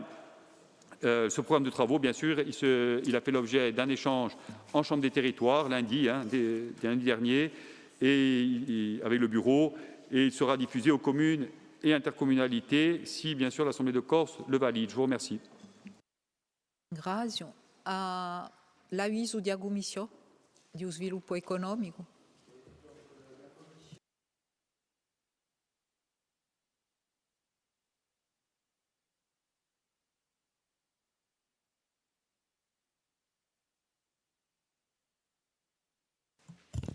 Grazie. Qual è chi domanda a Baroula? Oui, allez-y, je vous écoute. Merci. On vous écoute. Merci Madame la Présidente. Alors concernant les FORSAPS, donc les forestiers sapeurs, je n'ai pas d'observation particulière sur le programme 2025. Par contre, ce qui me gêne, c'est le bilan 2024. Vous en avez parlé, Monsieur le Conseiller exécutif. Les taux de réalisation par rapport au prévisionnel sont faibles. En 2B, 66% sur les surfaces globales, 72% sur l'entretien des pistes des FCI et en Corse du Sud, 79% sur les surfaces et 68% sur les DFCI. Donc, je me pose la question, est-ce que le programme 2024 était trop ambitieux ? Ou alors, avons-nous un problème de ressources humaines? On dénombre malgré tout 160 agents qui sont dédiés, qui sont répartis pour moitié entre la Corse du Sud et la Corse du Nord, et la Haute-Corse, pardon. Donc la conclusion du rapport, et vous nous l'avez dit, parle de renforcement des effectifs. En commission, on nous a expliqué que le retard d'exécution a été imputé au fait qu'on ait des engins immobilisés. Alors, parallèlement à la CAO d'il y a 10 jours, on avait un marché de prestations sur les pistes DFCI. On a donc recours au privé pour avancer. Moi qui ai connu la situation en amont de la fusion, lorsque je siégeais au conseil départemental, je considère qu'il y a une régression dans le bon fonctionnement de ces politiques liées à la forêt et à la prévention des incendies. Donc je le regrette. Je considère que le privé n'a pas à empiéter sur le domaine public. Néanmoins, Monsieur le Conseiller exécutif, nous voterons le programme des travaux des forestiers sapeurs pour 2025 en espérant qu'il sera réalisé. Je vous remercie. Ringraziabi, Chantal. Qual è chi domanda? Hyacinthe.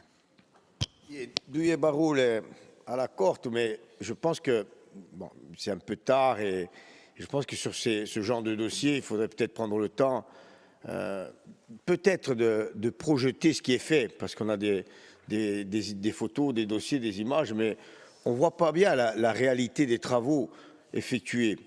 Moi, je vous invite la prochaine fois à nous mettre sur une clé USB avec les drones qu'on a et avec toute la technologie, les ouvrages qui sont entretenus, les ouvrages qui sont créés. Et si vous allez dans le Cap, à Teguim, aujourd'hui le nouvel ouvrage des FCI qui part du col de Teguim et qui descend des Fiers du Lancône. Si vous continuez après en Balagne, quand vous arrivez à l'Ostrigone, et cet ouvrage magnifique qui en plus est couplé avec une exploitation agricole vraiment vraiment belle. Voilà, c'est vraiment magnifique. Et moi, j'aimerais, monsieur le conseiller exécutif, qu'on puisse voir sur les écrans le travail qui est fait. On est souvent critiqué parce qu'il ne va pas. Et quand ça va, on a du mal à mettre en valeur. Parce que je vous avoue que pour visiter ces ouvrages, pour bien entendu y être associé pour leur construction et leur entretien, et j'oublie le centre, et bien entendu chez Cathy aussi, où il y a à la communauté de communes, où il y a un ouvrage des FCI aujourd'hui qui est vraiment quelque chose de magnifique, et dans le Nébu et ailleurs. Mais franchement, il faudrait peut-être les mettre un peu plus en valeur, puisqu'on a des outils modernes aujourd'hui qui nous permettent de voir vraiment ce qu'il fait et voir aussi leur utilité. C'est-à-dire qu'aujourd'hui, en cas de gros incendie, on a des ouvrages qui nous mettront à l'abri.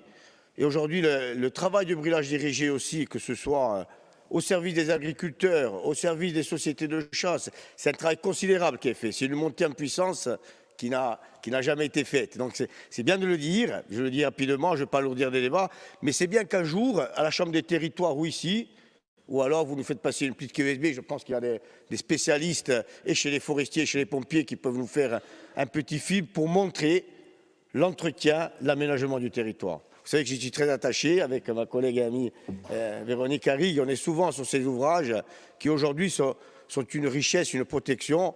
Et quand on arrive à coupler les ouvrages qui aujourd'hui permettent à des agriculteurs aussi de s'en servir, je pense qu'on a gagné le pari. On a gagné notre pari de l'aménagement et de l'entretien du territoire. Voilà, je voulais dire ça très rapidement, mais je tiens à ce que vraiment on fasse un petit peu plus de com'. Ringraziabi, d'altre domande? Ringraziabi. C'est vrai, déjà, je voudrais mettre en évidence l'importance de ce programme de travaux, surtout pour les petites communes. Et Hyacinthe a tout à fait raison. Il faut mettre en valeur le travail qui est fait par les agents et sur le terrain. Pas partout, mais ça, on va y venir. Et d'ailleurs, il y a eu un reportage qui a été fait par TF1 il n'y a pas longtemps, qui met en valeur ce travail-là et le travail des agents de l'ONF, les CISA de A, de B, les sapeurs. Et c'est vrai qu'on peut être fier de ce qui est réalisé quand ça marche. Après, on peut associer à ces travaux l'Université de Corse, avec voilà, le projet Goliath, où même les scolaires ont été associés, le MedStar, le projet Forestaven, aussi avec les collèges. Et d'ailleurs, j'en profite pour dire qu'on arrive au bout des 3 ans. Et ce serait bien de renouveler cette belle aventure, donner en gestion la forêt à nos élèves. C'est quand même très valorisant et c'est un projet d'avenir aussi. Les plans alimentaires territoriaux dans les montagnes, qui permettent aussi, Paul Félix le disait, la forêt se resserre autour des villages. Les plans alimentaires permettent aussi de nettoyer les terrasses et de cultiver. On peut associer aussi toutes les associations qui travaillent dans ce sens-là aussi, Custode du Creado, par exemple, et les réserves communales. Mais c'est vrai que cette dynamique et tous ces beaux projets ne doivent pas cacher, occulter aussi la réalité de certains territoires, et je peux en parler parce que le territoire est Julien aussi, le territoire du Fumeau, où il y a pas mal de problèmes et on n'avance pas comme on devrait avancer.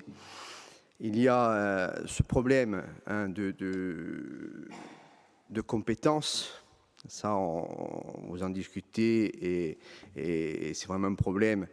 Qui fait quoi, comment, pourquoi, les compétences des communautés, les compétences des FCI, des communautés de communes. C'est pas le placard de notre communauté, le placard des FCI de notre communauté qui dira le contraire. Moi, je prends aussi les annexes du rapport de la Sénénat, où les cartes ne sont pas à jour. hein, où il y a quand même des incohérences.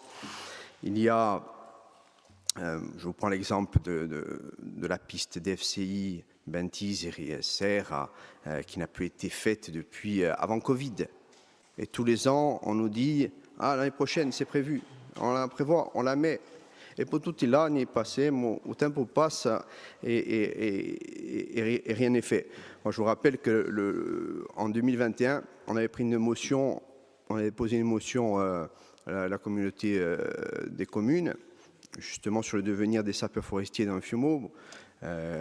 Notre groupe avait déposé une question orale. Et puis, bon, on voit que 4 ans plus tard, on disait, moi, j'étais sous ponte. Voilà, et quand vous demandez tous les ans pourquoi vous n'avez pas fait cette piste, tous les ans on vous dit mais on a mon mica matériel, on ne peut pas le faire. Donc il y a quand même un gros travail à faire. Il y a un problème aussi au niveau de la réparation de ces engins. Hein, Marie-Thérèse Mariotti l'a signalé et c'est une réalité. Hein, quand on veut une pièce, il faut qu'on monte à Bastia pour pouvoir ensuite la faire redescendre. Il faut un peu plus de souplesse, un peu plus de cohérence, de facilité dans la gestion de tout ça. Et puis après, pour nous, élus de territoire, et je rejoins Jean-Christophe, quand il disait il faut qu'il y ait une boucle, qu'on soit remis dans la boucle. Les élus, on connaît le territoire, on connaît nos difficultés, nos faiblesses, et ça, on doit travailler ensemble. Et là, par exemple, il y a 32 ouvrages qui sont prévus. Comment on les fait? Où sont-ils réalisés? Il faudrait qu'il y ait un bilan, peut-être par commune aussi, mais un travail en cohérence. Hein, quand on met, vous allez créer une instance technique, c'est très bien, mais il faut que les élus de terrain soient dans la boucle. Sinon, ça ne fonctionnera pas. Et nous, qu'est-ce qu'on fait? On va à la pêche aux informations. Voilà. Et à chaque fois, oui, non, on va le faire, peut-être, on le fait à l'arrache. En dernier, la ZAL Ventiseri, Solar, Ventiseri, Serra, elle a été faite à l'arrache. Elle a été faite, c'est vrai, et tantoumé. Mais à l'arrache, il a fallu que nous, enfin les maires des 3 communes, co-signent une lettre pour pouvoir le faire, qui n'avait plus été fait depuis 20 ans. Et à un moment donné, voilà, il faut qu'on revienne sur le terrain. Et ça, moi, ce n'est pas une critique. Le président de l'exécutif le disait hier, il faut mettre en valeur les choses qui sont bien faites. Et c'est vrai, et je crois que nous, maires, souvent, voilà, on va chercher ce qui ne va pas, alors qu'il y a des choses qui sont faites, c'est vrai. Mais il faut se servir de ce qui va et essayer d'améliorer ce qui ne va pas. Et si on ne le fait pas en cohésion, tous ensemble, eh bien, l'année prochaine, je prends le PLPI de 2020, c'est le même que le PLPI de 2015, et celui qui arrive là sera le même que le PLPI de 2020. Et malheureusement, voilà, félicitations au territoire, félicitations aux agents qui travaillent, mais voilà, il y a des endroits où ça ne fonctionne pas, et je pense qu'il faut, voilà, il faut y remédier. Ringrazia. Ringrazia Jean-Noël. Qual est qui demande à Barreau, la Cathy Cognetti?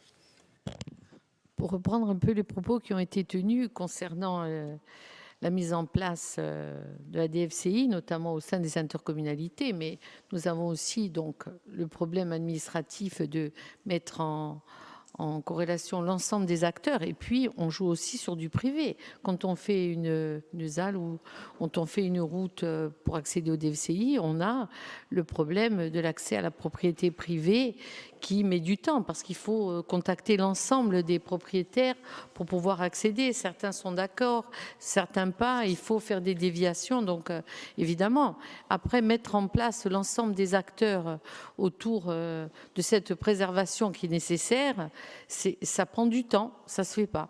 Et ensuite, on a un autre problème lorsque on a à faire face à des intempéries et qui sont reconnues catastrophes naturelles. L'État rentre en jeu pour refaire des parcours, et souvent le maire ou l'élu de la commune est confronté à ce problème-là aussi.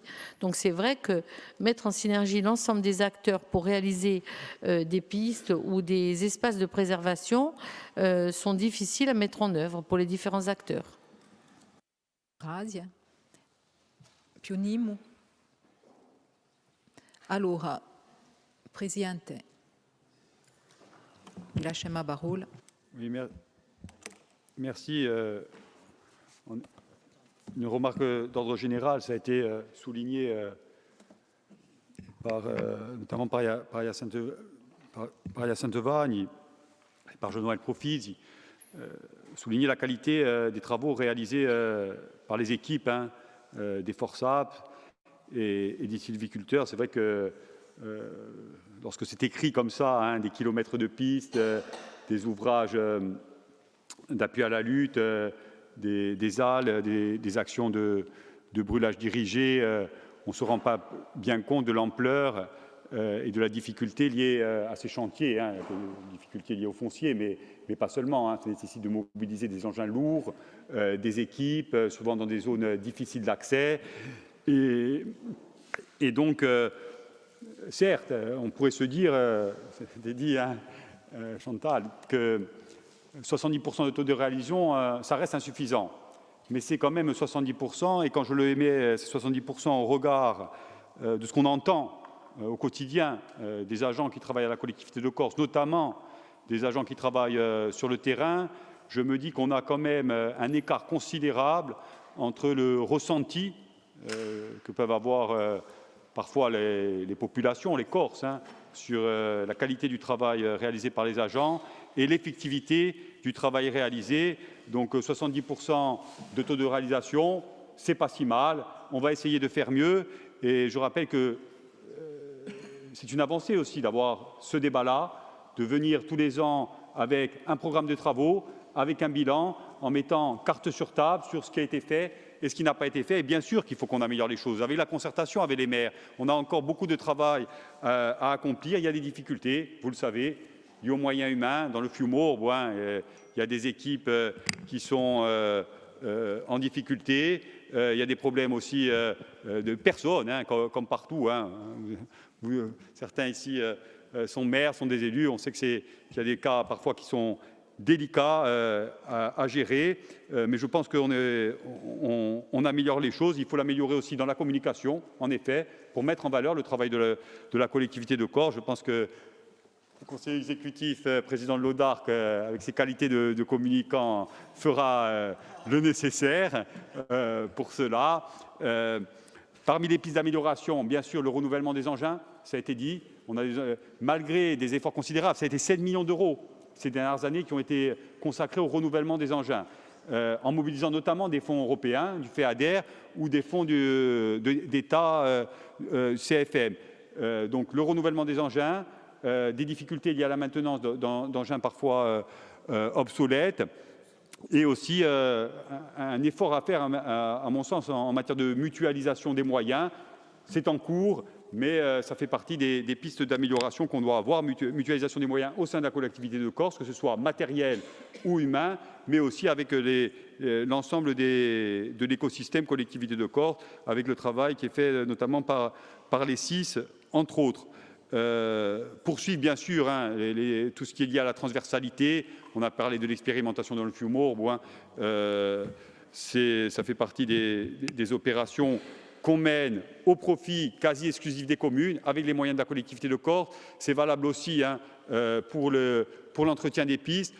On vient intervenir, la collectivité de Corse, sur des compétences qui ne sont pas les nôtres, parce que simplement les intercommunalités ou les communes ont du mal à l'exercer. C'est valable dans le FUMOR. Jean-Noël, tu sais, la compétence intercommunalité dans le FUMOR, elle est partielle, elle est uniquement sur les points d'eau. Donc, on a vraiment à travailler là-dessus dans le cadre notamment de l'évolution institutionnelle et de transfert de compétences. Qui dit transfert de compétences dit aussi transfert de moyens pour exercer ces compétences. Et là, il faudra qu'on ait une discussion serrée, je dirais, avec l'État dans le cadre des échanges à venir sur ce volet très opérationnel et bien sûr toutes les actions transversales, notamment mais ça, je pense qu'Alno Santucci sera sensible à la poursuite du programme Foreste d'Aven, et notamment, mais aussi à toutes les autres actions liées à cette gestion du milieu et à sa protection contre les risques incendies. Je vous remercie. Presidente, allora passiamo a voto contro. non partecipazione, astensione, voto a favore. Alors, pisate oraggio o non lo pisate mica? Non so mica ciò che vuoi. Allora, all'unanimità. È così, eh?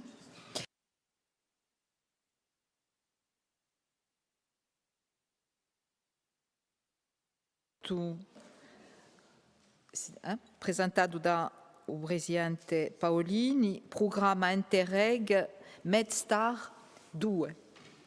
Oui, c'est un dernier rapport sur le volet forêt qui vise à habiliter le président du conseil exécutif à signer une convention relative à un projet partenarial MedStar 2, donc la poursuite d'un précédent projet, dans le cadre d'un partenariat international lié au programme européen, notamment au programme FEDER Maritimo, avec de nombreux acteurs, de nombreux partenaires, bien sûr la collectivité de Corse, les services d'incendie et de secours, mais également les régions italiennes de Sardaigne, de Ligurie, de Toscane, la région Provence-Alpes-Côte d'Azur, l'INRAE, l'université de Sassari et de Florence, par exemple. Le contexte de ce projet MedStar, il est lié aux projets qui ont été déposés dans le cadre de la coopération maritime Italie-France face aux incendies de forêt. C'était le deuxième appel à projet du programme.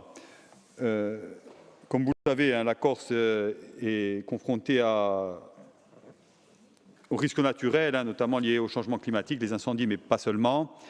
Et elle a décidé de se doter d'une stratégie pour la gestion des crises, en intégrant mieux les enjeux du réchauffement climatique dans ses politiques publiques. Ce fera l'objet aussi d'un axe fort de la révision du PADUC, que cette adaptation de la Corse au changement climatique et aux risques qui en découlent.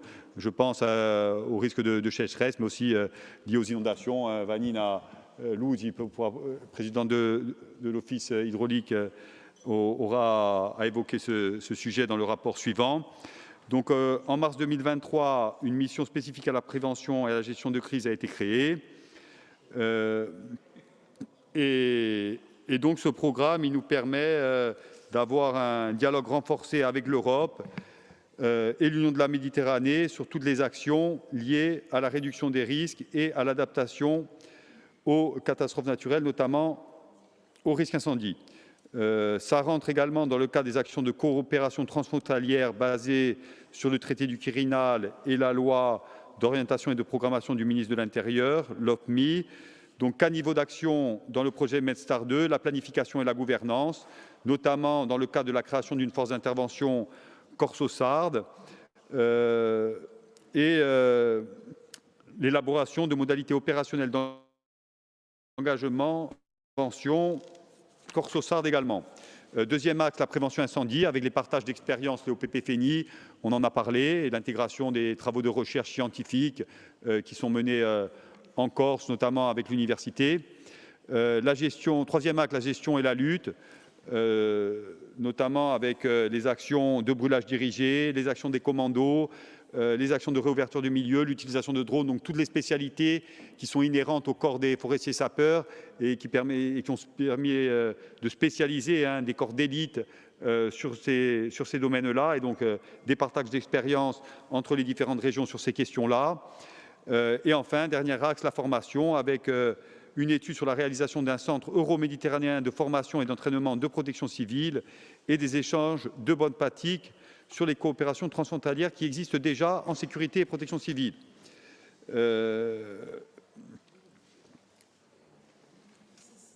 Les services d'incendie et de secours, j'en ai parlé, ils sont bien sûr étroitement liés et associés à ce programme, notamment le 6.2b qui se chargera d'organiser et d'animer des exercices communs sur le simulateur multirisque et sur le plateau technique du centre de formation du 6 à Corti, mais également pour envisager l'acquisition dans le cadre de ce programme d'un drone de grande capacité. Bien sûr, le président du 6 est parti,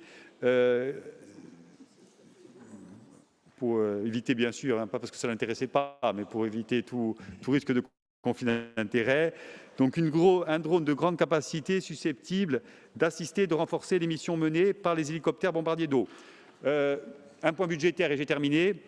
C'est un projet d'ampleur avec un budget d'environ 6 millions d'euros qui est financé par le FEDER et des contreparties nationales publiques. 6 millions d'euros de budget total et une part de la collectivité de Corse qui est faible au regard de ces 6 millions puisque c'est 367 000 euros environ qui est la part de la collectivité de Corse, dont 250 000 euros environ en investissement et 110 000 euros en fonctionnement. Vous avez l'ensemble du plan de financement détaillé dans le rapport avec les contributions spécifiques et les catégories qui sont concernées aussi bien en investissement qu'en fonctionnement. Donc, vous avez proposé d'approuver le projet, d'autoriser le président à signer les conventions nécessaires à ce programme. Et bien sûr, c'est en cohérence avec les autres programmes de collaboration et de recherche, notamment le programme Goliath, par exemple, et tout ce qui est réalisé à l'Université de Corse en matière de recherche et développement sur cette thématique. Je vous remercie. Vi ringraziamo. A Presidente Arrighi e o Presidente Vanni sono sortiti, donc è nudato. L'avviso di Commission. Madame la Présidente, dans le recueil des rapports, je n'ai pas le... Alors, moi, là, j'ai un avis. Oui, un avis oral. Avis oral favorable.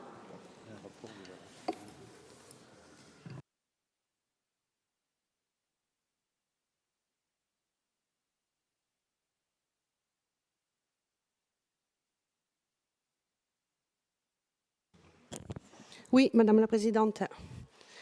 Un avis favorable de la Commission européenne. Grazie. E mi dice che ci sono due emendamenti. Due so? Allora, è ricevuto l'emendamento? Monsieur Guglielma, è presentato? Merci, Madame la Présidente. Bien, Monsieur le Conseiller exécutif, toujours intéressant et important de pouvoir échanger avec d'autres régions sur les moyens engagés. En l'occurrence, on fera un focus sur les incendies. Je voudrais quand même rappeler que le haut niveau d'expertise de nos sapeurs-pompiers et de nos forestiers sapeurs, on ne le dit pas assez souvent, et également leur niveau et leur capacité à former les nouveaux agents, ce qui est très important pour la continuité du service. Je voudrais rappeler aussi le haut niveau d'investissement au niveau des SDIS, des forestiers sapeurs, mais je parlerai plus précisément des SDIS depuis maintenant une dizaine d'années, qui avait commencé avec le département et qui s'est poursuivi avec la collectivité de Corse. Il faut continuer là-dessus parce que c'est un service public, mais pas n'importe lequel, c'est un service public qui a pour mission le secours aux personnes. Sur votre rapport, j'ai une remarque particulière sur le partenariat. Vous avez égrené la liste des partenaires. Il manque, à mon sens, des partenaires cruciaux qui forment le premier maillon de la chaîne. Ce sont les maires, qui, je le rappelle à toute fin utile, sont les directeurs des opérations de secours sur leur territoire. Après, quand il y a un sinistre qui déborde sur une commune limitrophe, c'est le préfet qui prend la main. Mais les maires doivent être associés. Alors, bien évidemment, on ne va pas inscrire les 360 communes de Corse, mais il y a les deux associations de maires de Haute-Corse et de Corse du Sud qui pourraient faire l'objet d'une inscription au niveau des partenaires. C'est l'objet de notre amendement que nous allons déposer, Madame la Présidente. Et peut-être dans un deuxième temps, plus tard, y inscrire également les réserves communales de sécurité civile, en tout cas pour celles qui commencent à naître sur le territoire et celles qui vont venir également plus tard. Il faut les associer pour que si demain un sinistre intervient, toutes les parties soient au courant de tous les échanges et de tous les procédés en matière de secours. Voilà ce que je voulais vous dire pour l'essentiel. Merci.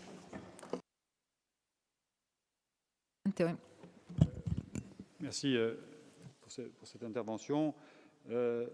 Moi, j'ai juste pas de difficulté particulière à associer éventuellement les les communes à ce travail, mais à ce stade de l'avancée du projet, sachant qu'il y a bien sûr des engagements financiers et des contreparties à fournir et préciser aussi dans ce type de projet européen, qui sont des projets lourds en termes de montage, les participations des différents partenaires à ce programme, ça me semble difficile de les associer, sauf, à ce stade en tout cas, sauf à retirer le rapport, à retravailler avec les communes éventuellement qui seraient intéressées et de revenir devant l'Assemblée de Corse.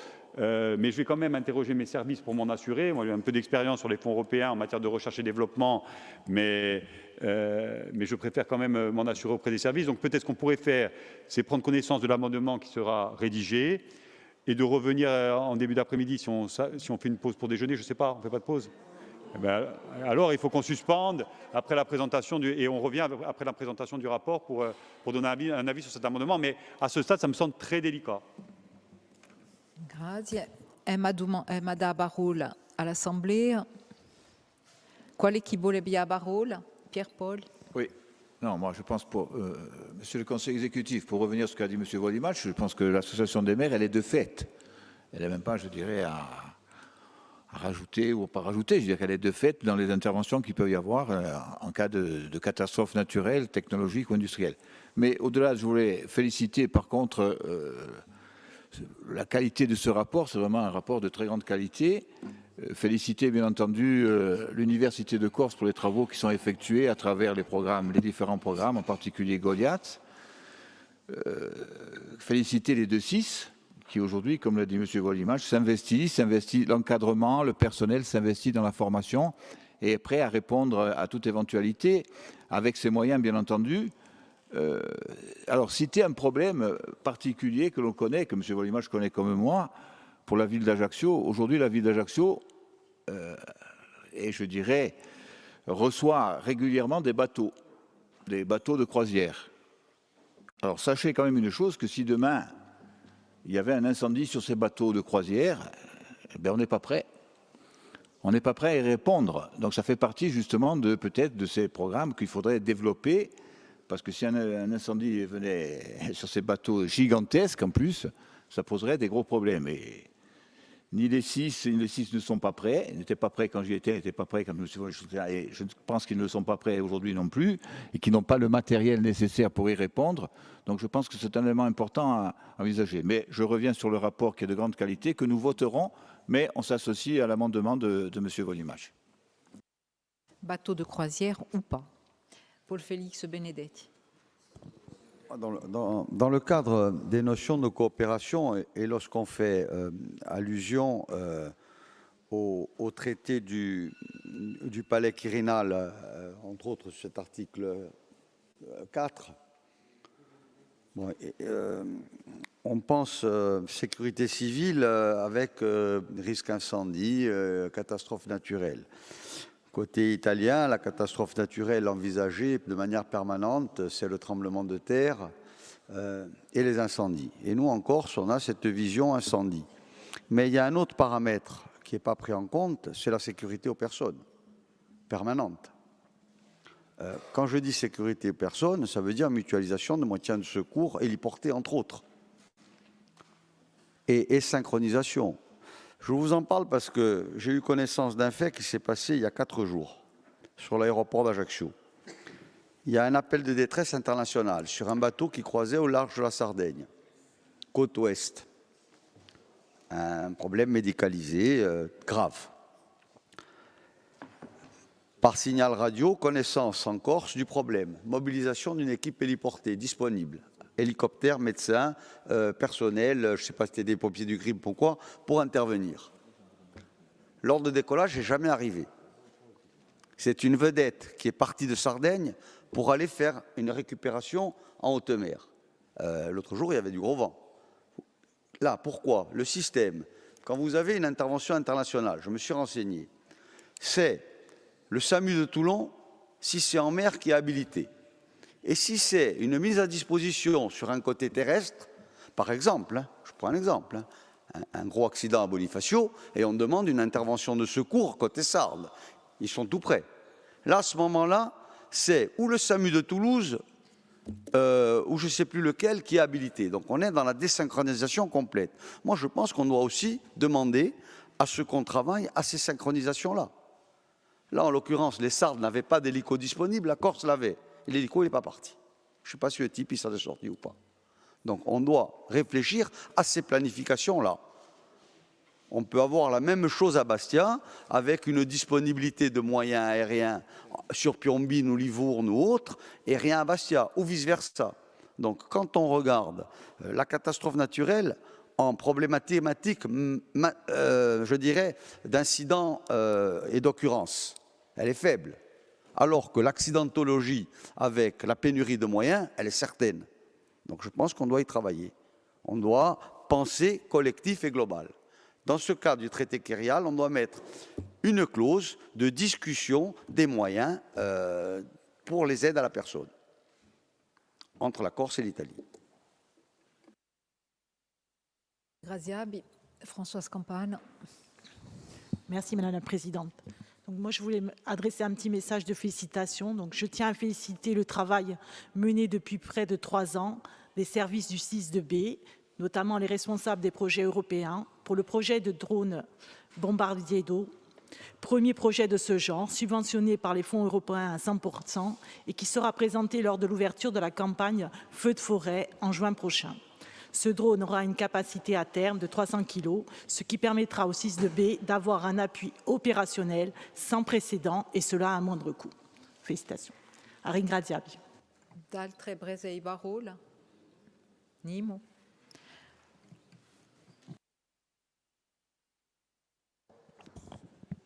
Je vais profiter des différentes interventions pour consulter les services. Comme je le craignais à ce stade, vous comprendrez bien que, tout d'abord, la collectivité de Corse n'est pas chef de file, qu'on a répondu à un appel à projet dans lequel les différents partenaires ont précisé leurs interventions, qu'elles soient financières, en termes de ressources humaines ou en termes de réalisation. Donc très délicat à ce stade, sous peine de mettre en danger l'éligibilité à ce programme, où je rappelle qu'on est à 6 millions d'euros, avec une participation de la collectivité de Corse autour de 300 000 euros. On risque de louper une opportunité stratégique et de passer à côté si demain on venait à suspendre ce rapport. Donc le Conseil exécutif est défavorable à l'amendement sous la forme dans laquelle il est proposé. En revanche, il est prévu un certain nombre de tables rondes et de concertations dans le cadre de ce programme européen. Peut-être on peut rajouter à l'une des pages du rapport, à l'endroit où c'est le plus indiqué, que ce travail-là, par exemple, je prends la page, prenons la page par exemple 4, au grand 2 petit 1, planification de la gouvernance, il est écrit organisation de groupes de travail et table rase sur le montage politique avec signature d'une convention. Préciser que ce se fera bien sûr en concertation étroite avec les associations des maires de Corse-du-Sud et de Haute-Corse. Comme ça, on intègre ça dans le rapport. Je veux dire, c'est écrit dans le rapport du président, mais on n'indique pas dans les 2 associations ou les communes comme une liste de partenaires. Donc je vous propose, si vous en êtes d'accord, mais on le fait en séance directement, hein, à moins qu'il y ait un endroit qui est plus adapté, mais je vois qu'à la page 4, il y a l'organisation d'un groupe de travail et table ronde sur le montage politique avec signature d'une convention dans le cadre de la création d'une force d'intervention corso-sarde, précisée en concertation étroite, notamment avec les communes et les associations des maires. Match, est-ce que ça vous convient? C'est parfait.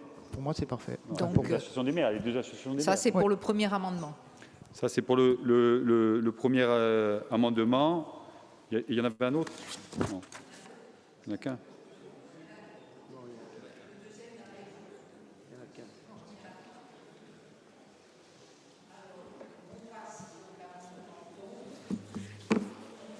Le rapport aux voix, vote. Oui, il est réintégré. Donc, on passe au rapport aux voix, vote contre, non-participation, abstention, vote favorable, à l'unanimité. A ringraziarvi. Jo Presidente, buona domenicata. Merci. Les incendies, on passe à l'eau. Allez. Tocca a voi ora.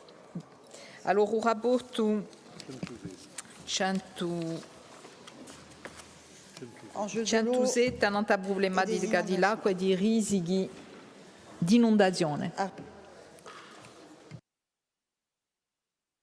Consulter, vous m'entendez? Oui. Et consulter sur le programme sur les grands enjeux de l'eau et le programme de travail, première étape de la révision du SDAGE. Parallèlement, dans ce dossier, le préfet coordonnateur de bassin consulte l'Assemblée de Corse pour les enjeux des risques d'inondation, première étape de révision du PGRI. Donc, je vais vous présenter le dossier. On répondra à 2 voix avec le président de l'Office de l'environnement. Au niveau des grands enjeux de l'eau, il y a 3 grandes étapes. Donc, vous l'avez compris, la définition des grands enjeux de l'eau et le programme de travail, c'est sur quoi on se penche aujourd'hui. L'état des lieux du bassin, l'état des lieux qui sera présenté à l'Assemblée de Corse fin 2025. Et la 3e étape, l'élaboration, c'est-à-dire l'écriture du document lui-même, des dispositions, des objectifs de bon état pour chaque masse d'eau, mais aussi du programme de mesures associées qui débutera en 2025. Et au terme du processus, l'Assemblée sera consultée sur le SDAGE en décembre 2027. Les grands enjeux de l'eau donc, visent à savoir comment mieux gérer l'eau dans un contexte de changement climatique. Ils orienteront la rédaction du futur SDAGE. En termes de méthode, les grands enjeux qui sont présentés par le comité de bassin reposent premièrement sur la délibération de l'Assemblée de Corse de 2023, qui faisait suite au rapport de la Chambre régionale des comptes relative à la gestion quantitative des ressources en eau en Corse et qui définissait 3 axes: économie d'eau et infrastructure, contrat social et écologique autour de l'eau, gouvernance. S'appuie aussi sur les scontri di l'acqua qui ont été organisés par la collectivité de Corse en 2023 sur tous les territoires, où la parole a été donnée aux acteurs locaux pour qu'ils fassent part de leurs besoins en difficulté. Et le comité de bassin, le bureau du comité de bassin et un groupe de travail où la Chambre des territoires a été associée. Les 6 grands enjeux qui sont ressortis de ce travail sont proposés par le comité de bassin et font ainsi l'objet d'un consensus. Je vous les rappelle. Le premier, encourager la sobriété pour tous et sensibiliser aux enjeux de préservation. Deuxième, améliorer l'acquisition et le partage de la connaissance sur la ressource, sur les milieux et sur les pressions.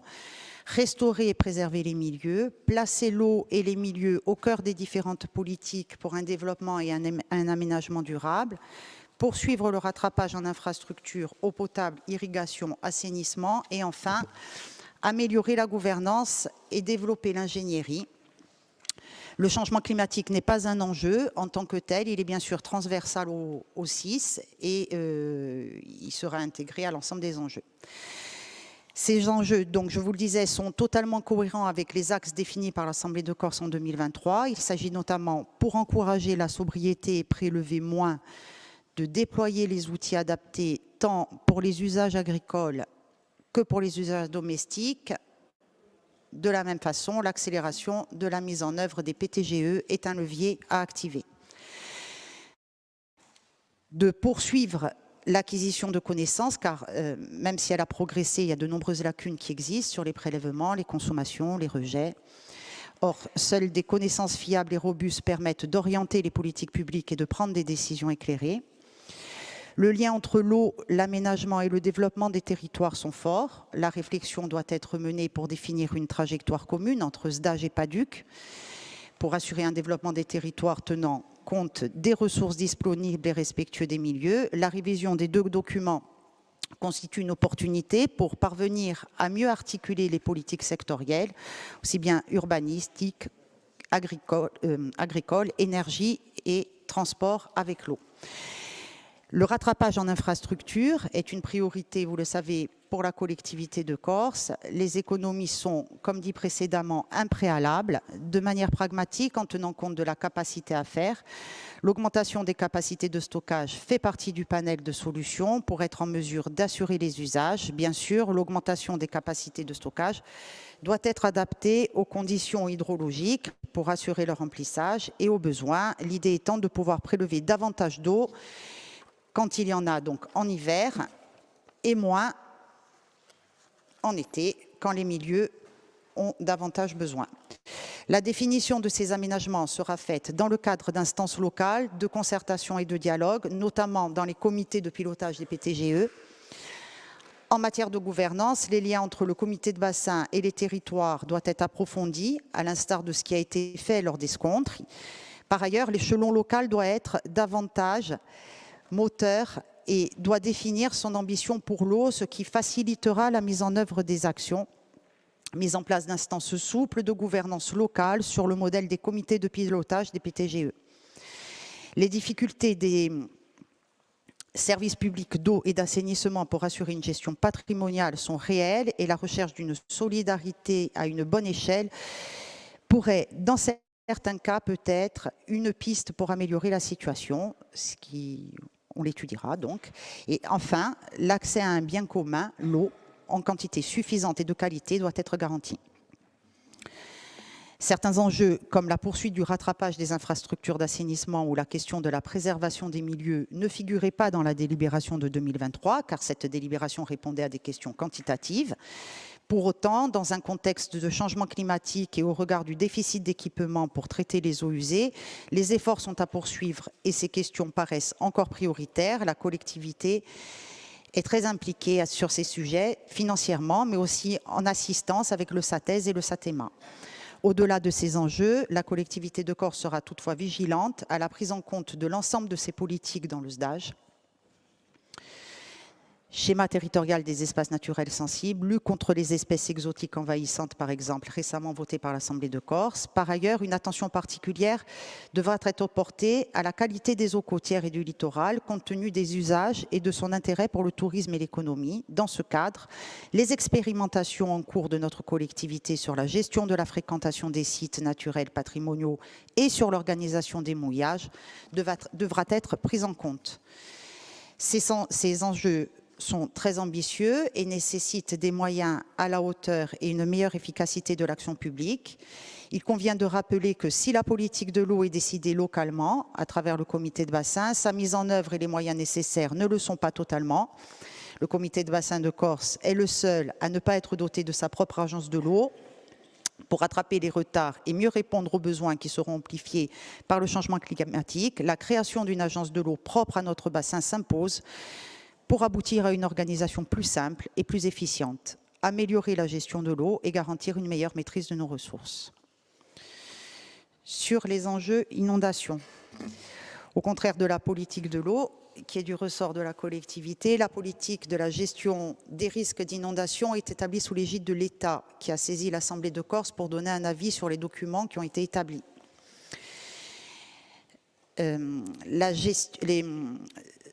De la même façon que pour l'eau, les enjeux sur la gestion du risque d'inondation est la première phase de la révision du plan de gestion des risques d'inondation qui sera in fine arrêté par le préfet. Les enjeux définis pour le prochain cycle semblent cohérents avec les acteurs. Quelques observations seront portées à l'attention des services de l'État par les services de la collectivité de Corse et de l'Office de l'environnement. D'abord, information sur la stratégie territoriale de protection civile qui est en cours.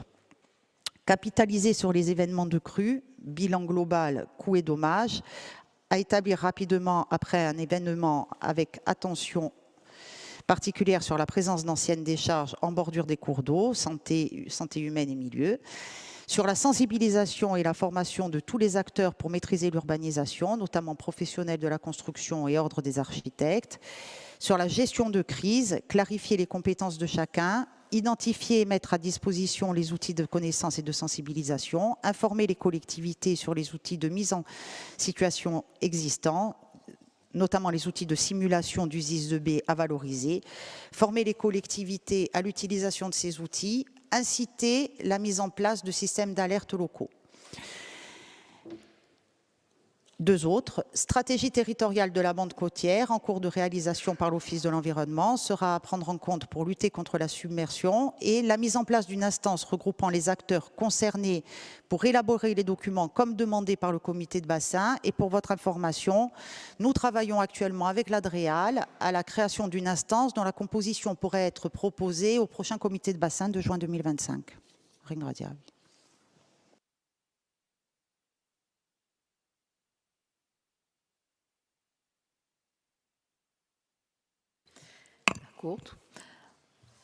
Alors, aviso di commission, c'è mica aviso?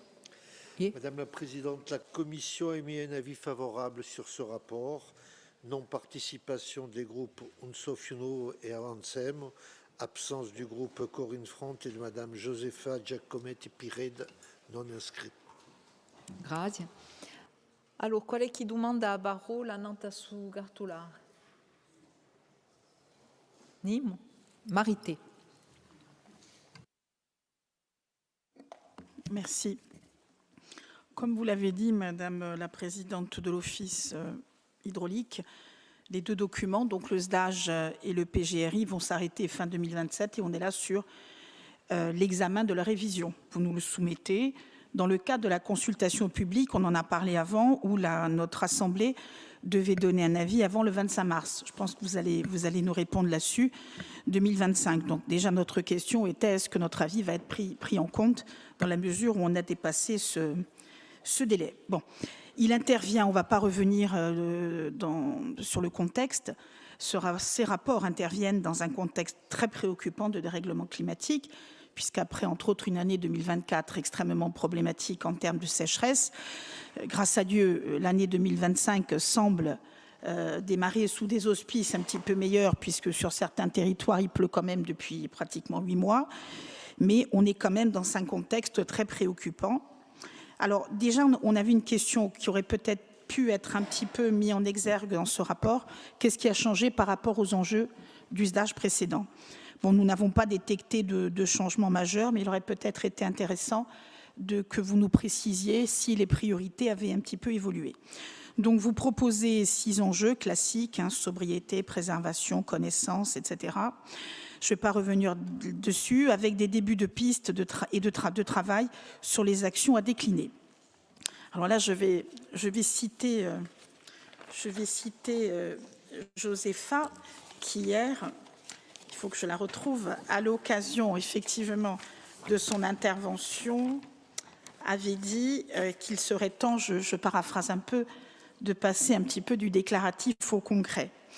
Alors, c'est vrai qu'en page 6 de ce rapport, vous admettez que le SDAGE est un document très complexe et technique par nature, dont l'appropriation de la démarche et des objectifs reste quand même difficile. C'est justement sur ce point qu'il nous paraît très intéressant d'agir pour rendre le futur document, en tout cas le document révisé, plus digeste, malgré le format, vous l'avez dit, imposé, très encadré, plus opérationnel, pour en faire un vrai outil de pilotage et de planification de la ressource, pour être capable d'en mesurer les effets et donc, finalement, de mesurer les performances de l'action publique. Je vais vous prendre quelques exemples. Quand vous parlez de rattrapage sur les infrastructures, à tous les niveaux, donc déficit sur le nombre d'ouvrages hydrauliques, capacité de stockage à renforcer, réseau d'eau des communes, on le sait, vétuste, infrastructure assainissement dans un délai très critique, dans un état très critique quand elles existent, et aujourd'hui quand même des communes et des intercommunalités asphyxiées financièrement, sans parler des difficultés à mettre en œuvre, nous en parlions avec Valérie Bodzi tout à l'heure, la compétence GEMAPI transférée aux intercos sans forcément avoir transféré les moyens qui venaient avec et tous les risques de responsabilité en plus qui en découlent. Donc, est-ce que ce qui est proposé répond à cet enjeu? Vous verrez, on a plus de questions à la limite que de réponses, si ça peut enrichir le rapport. Est-ce qu'Aqua Nostra, sur la gestion de l'eau brute, est toujours d'actualité? Est-ce que vous comptez le réactualiser? J'en parlais. Le bloc communal doit faire des investissements faramineux sur la base de choix techniques. Je regarde Paul Félix, qui est un spécialiste. Je pense surtout à l'assainissement, des choix techniques qui sont peut-être un peu dépassés Et on pourrait d'ailleurs, dans certains cas, se poser des questions sur le retour sur investissement, en particulier sur les toutes petites communes. Donc pour nous, il y a un vrai besoin de renforcer la recherche et le développement, l'expertise et l'expérience pour accompagner les communes, non seulement au niveau financier, mais également au niveau technique. Avons-nous toujours les moyens? C'est une question fondamentale d'accompagner en particulier le bloc communal. Le document devrait effectivement, alors même si on est vraiment dans l'opérationnel, parler de comment améliorer les process d'instruction avec l'Agence de l'eau, dont on a souvent débattu dans cet hémicycle, l'Agence de l'eau, la collectivité, sans parler du Fonds montagne, dont le budget aujourd'hui peut apparaître bien maigre face aux engagements. Alors on incrimine souvent, et c'est légitime, le manque de moyens et le désengagement de l'Agence de l'eau, c'est vrai. Ce qui veut dire que nous n'avons plus les avantages au titre de la solidarité nationale et que les moyens mis à disposition sont souvent en décalage avec les besoins. Alors, on a eu longuement l'occasion de discuter de la valeur ajoutée d'une agence de l'eau locale, de quels moyens disposerait-elle, seront-ils pérennes? Vous savez que nous n'avons pas d'idée préconçue, en tout cas pas de position dogmatique contre, mais je pense qu'il faut vraiment en débattre plus en détail. Alors, l'innovation, ça aurait pu être un axe un petit peu de développement. On a beaucoup parlé de l'exemple d'Israël et du traitement des eaux usées depuis des décennies. Bon, Israël n'a pas la chance de disposer, contrairement à nous, de la ressource nécessaire.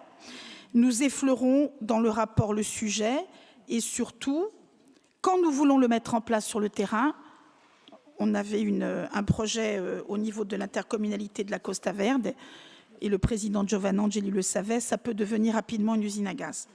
Il aurait été intéressant également, mais vous m'avez dit en aparté que vous l'aviez intégré dans les actions, d'intégrer au niveau des enjeux une tarification incitative qui aurait pu être un levier intéressant en faveur de la sobriété.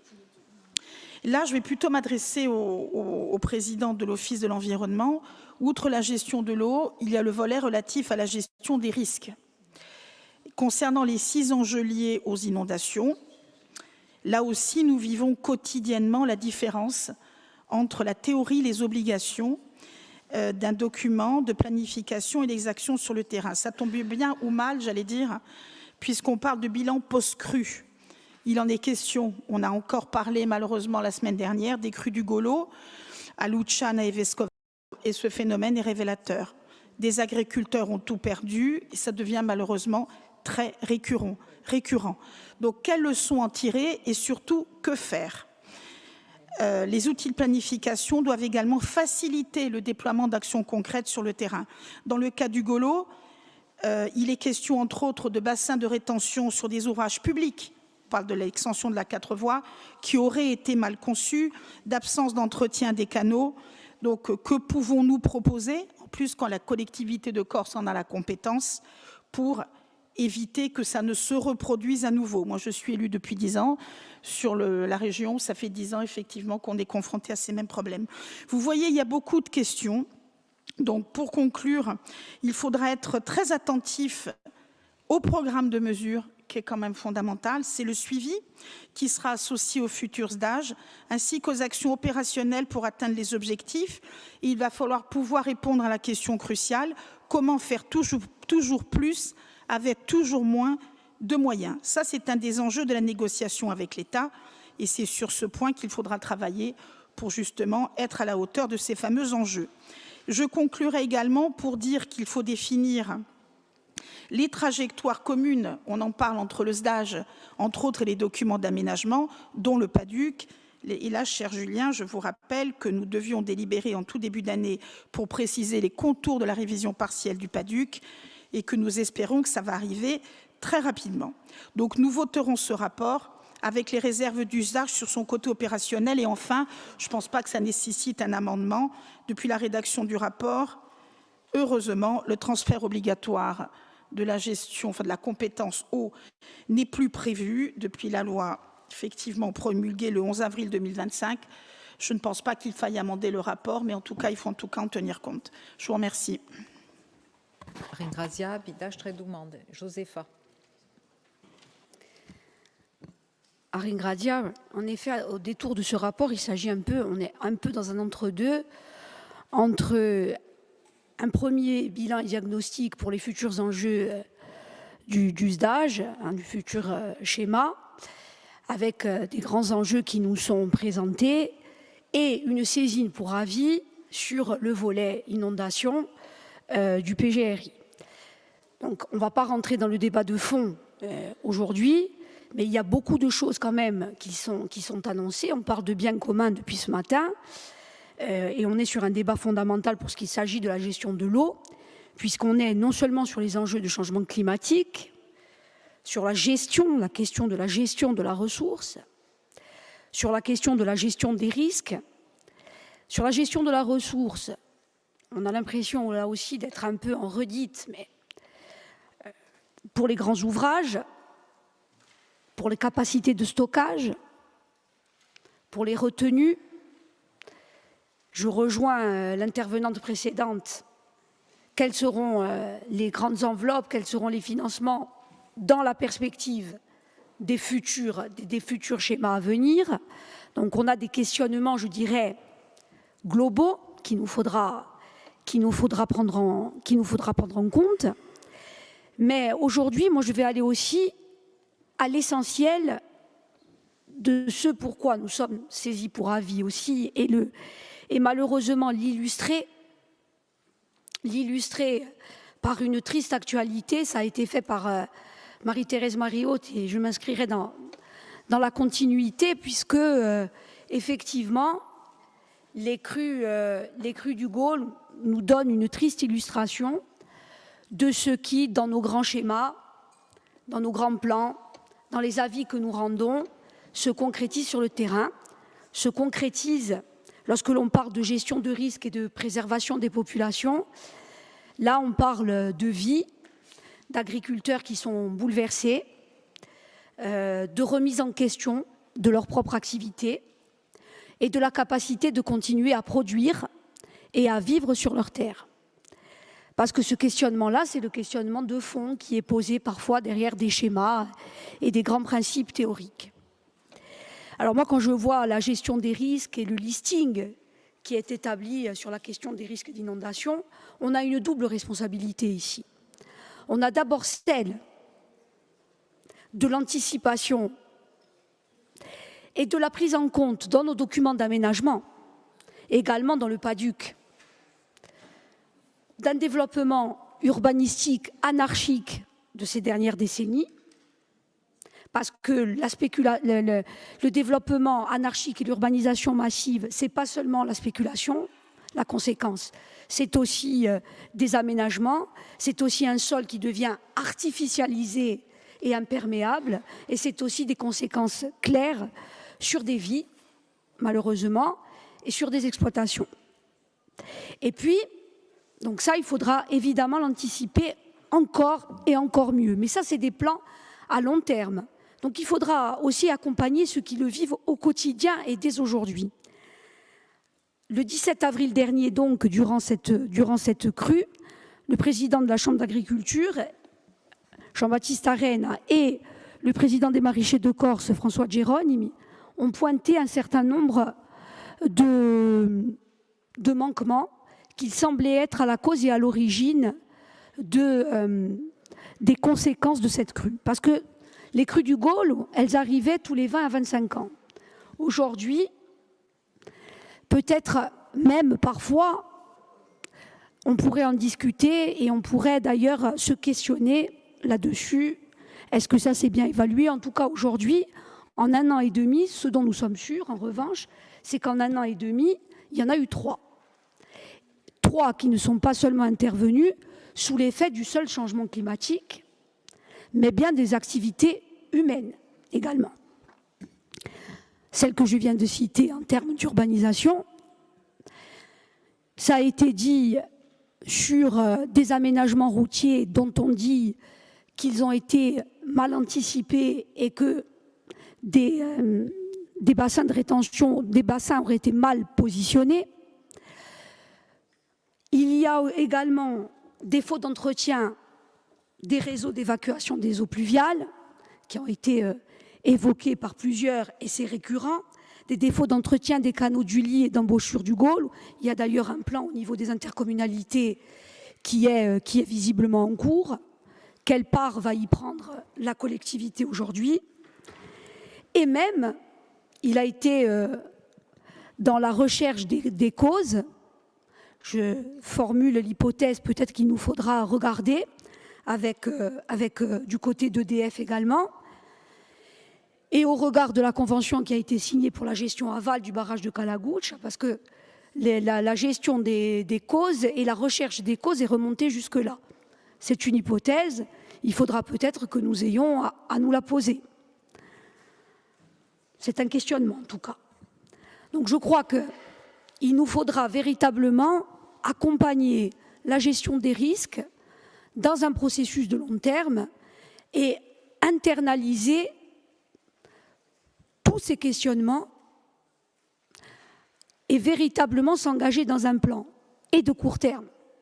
Ce n'est pas le propos de ce rapport, donc je m'en tiendrai là sur la question des indemnisations immédiates de ces agriculteurs, puisque j'ai profité de ce rapport pour les évoquer, mais aussi, et c'est là l'objet du rapport, de formuler un véritable avis de notre collectivité et d'être à l'anticipation, à la gestion, à l'organisation, en regardant là où sont les compétences de chacun, intercommunalité, État, EDF, collectivité, sur une véritable mise en place d'un plan d'action concrète et à court terme. Parce que sinon, on va rester là aussi dans la théorie e da dia uva ci sono di guide, di esploitazione, di scelte di campa e di un mantenimento delle nostre risorse. Altre domande di parola? Paul Félix. Juste deux, trois remarques générales. Parce qu'il y a deux niveaux. Il y a le SDAGE et il y a les avis sur les plans de gestion des risques inondation. Sur les SDAGE, bon, on a un peu plus la main que sur les PPRI qui sont d'une compétence étatique. Bon, c'est pour ça que je vais cerner les deux. Bon, le SDAGE, en gros, l'objectif, c'est de garantir la préservation des milieux naturels et le retour à l'équilibre. Encore s'il n'y a jamais eu de déséquilibre, donc on est à l'état naturel, donc notre SDAGE, il est naturellement sain et toutes les rubriques qui sont dedans, elles sont automatiquement présatisfaites. Donc on n'aura pas de soucis sur la maquette des propositions, elles n'entraveront pas, je dirais, les projets globaux.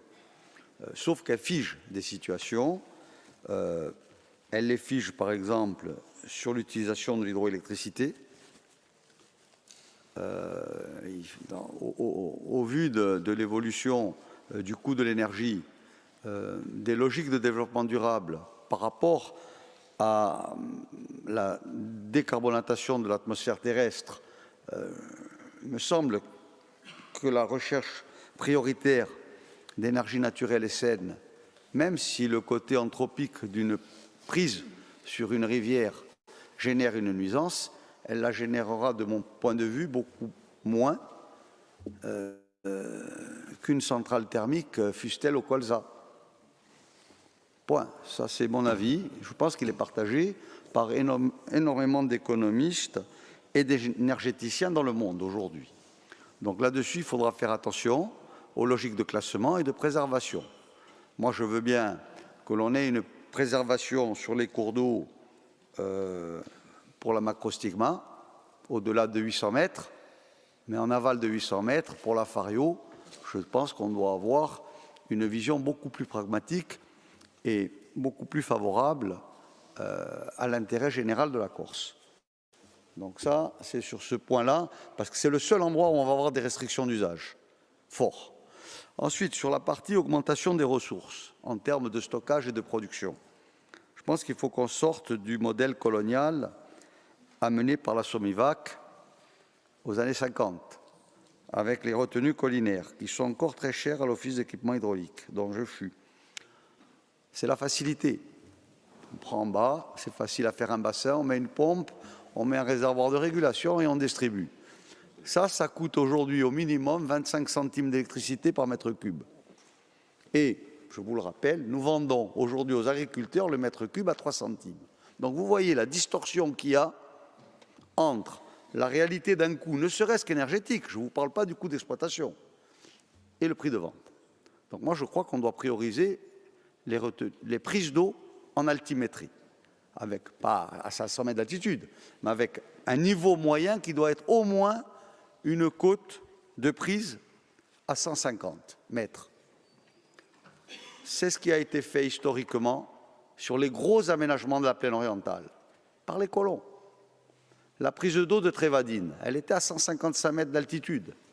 Le barrage de la Lézanne, il a été fait sur la Lézanne. Pourquoi? Parce qu'on a une disponibilité à 180 mètres d'altitude, ce qui permet ensuite, avec bien entendu les pertes liées au transport de l'eau en termes d'énergie, mais ça vous permet d'avoir ce qu'on appelle une surface dominée disponible sur toute la plaine orientale et essentiellement, historiquement en gravitaire, sur une zone dominée à la côte 120-125. C'est ensuite les facilités techniques du recherche de pompage et d'une gestion mécanisée de la distribution de l'eau qui fait qu'on s'oriente vers cela. Présidente, je vous l'ai dit en aparté, vous avez un projet en cours, c'est l'alimentation du Ritsanez. On s'est battu pour que le projet soit un projet commun, eau de manière générale et électricité. L'eau de manière générale, c'est quoi? C'est l'eau potable, c'est l'eau d'irrigation et éventuellement de l'eau d'agrément. Bon, d'eau d'agrément, on n'en a pas trop en Corse, il n'y a aucun grand toboggan géant et de cascade artificielle. Par contre, on n'a pas de vagues de surf. Par contre, on a des besoins en eau potable et on a des besoins en irrigation, entre autres dans le secteur du Ritsanez, qui peut être étendu à la plaine de Barrage. EDF vous fait la proposition aujourd'hui de vous donner l'eau après turbinage en bord de rivière. Et vous dit, vous faites comme vous savez faire, vous faites un petit bassin, une pompe, et vous distribuez votre eau. Et c'est ce qui a été antérieurement validé par les présidents antérieurs de l'Office hydraulique. Parce que le droit d'eau initial qui avait été négocié à la création du barrage, qui avait été négocié au moment de l'enquête publique, entre autres, pour qu'on ne rallie pas, pour beaucoup d'entre nous, ceux qui étaient contre le barrage, pour des raisons environnementales, c'est parce que le barrage allait servir à produire de l'eau agricole et potable gratuite au niveau énergétique. Aujourd'hui, on revient sur cet accord. Pourquoi? Parce qu'en 2015, en catimini, la présidence de l'Assemblée de Corse et de l'Office hydraulique a abandonné ce droit d'eau parce qu'elle ne voulait pas payer la quote-part d'aménagement à EDF qui était d'1,5 million. Je le dis publiquement parce que je veux qu'on porte le débat politiquement. L'eau, on va la prendre à sa cote de disponibilité, en tête de galerie comme c'était prévu, et l'eau sera énergétiquement gratuite.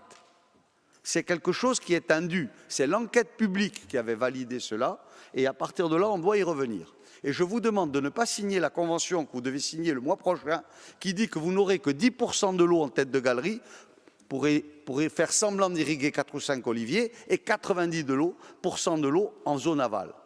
C'est une hérésie énergétique, c'est un coût exorbitant pour la collectivité territoriale qui sera obligée de continuer à compenser ce prix de l'eau. Donc moi, je vous demande de ne pas signer la convention et de demander une revoyure et de revenir aux clauses antérieures. Et que pour tous les autres aménagements à venir, on ait une vision énergétique de la structure des stockages et qu'on reste à ce qu'on a fait avant.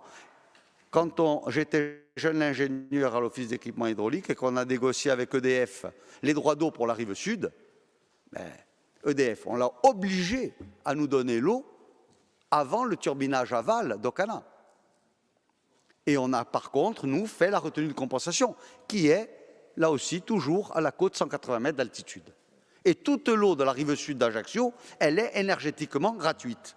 Donc, ce qu'on a pu faire il y a 25 ans, je ne vois pas pourquoi nous ne le ferions pas aujourd'hui. Donc, moi, je pense qu'il faut avoir une vision globale, énergétique, et une vision d'autonomie de production générale. Donc, dans ces conditions, moi, sur cette partie qui est importante, augmentation des stockages, je demande à ce qu'il y ait cette vision stratégique. Et je demande à l'Office hydraulique de se positionner sur cette vision stratégique. Ensuite, sur les parties risque inondation, il y a une contrainte très forte pour les maires. Parce qu'une cartographie inondation, ça vous met des interdictions très fortes. Or, qui commande les modèles? Qui fait faire les études? Le préfet. Donc la première chose que doit faire la collectivité territoriale, c'est de demander à ce que les modèles numériques qui conduisent à faire des cartes de couleurs, où on va de l'aléa moyen à l'aléa très fort en inondation, ils soient disponibles en code ressources, je dirais, logicielles. C'est-à-dire qu'on puisse éventuellement les retravailler et avoir la disponibilité du code. Parce que sinon, parce qu'aujourd'hui, les modèles, ils sont faits sur une cartographie à très grande échelle. Et il n'y a pas une vision au cas par cas. Or, il peut y avoir, que ce soit pour la construction d'un hangar agricole ou pour un aménagement urbain, une interdiction formelle, parce que vous avez la tache rouge PPRI aléa très fort, qui n'est pas modifiable.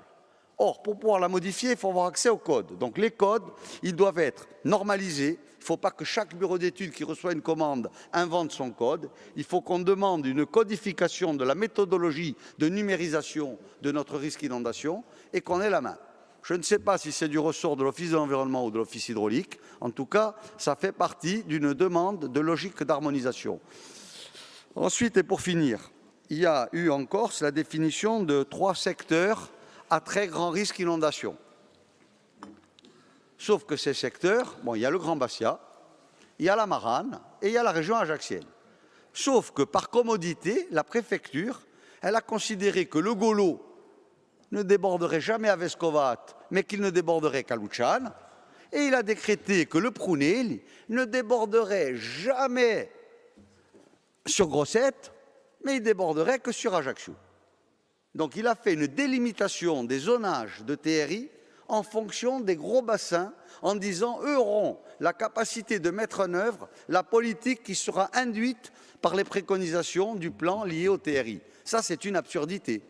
Donc moi je dis, j'ai été en comité de bassin, je l'ai dit, je n'ai pas été entendu, il reste encore sur ces conneries administratives. Maintenant, si la France veut rester française avec ses contradictions, c'est son problème. Mais nous, à ce niveau-là, si on fait des choix d'inondation, je pense qu'une rivière, elle a 2 berges et qu'il y a similitude de problématiques et que si c'est un problème financier, on doit discuter comment, par exemple, Vescovat peut avoir les mêmes capacités de compensation financière que Luciane ou Grossette ou les mêmes que la ville d'Ajaccio. Point, et j'ai terminé.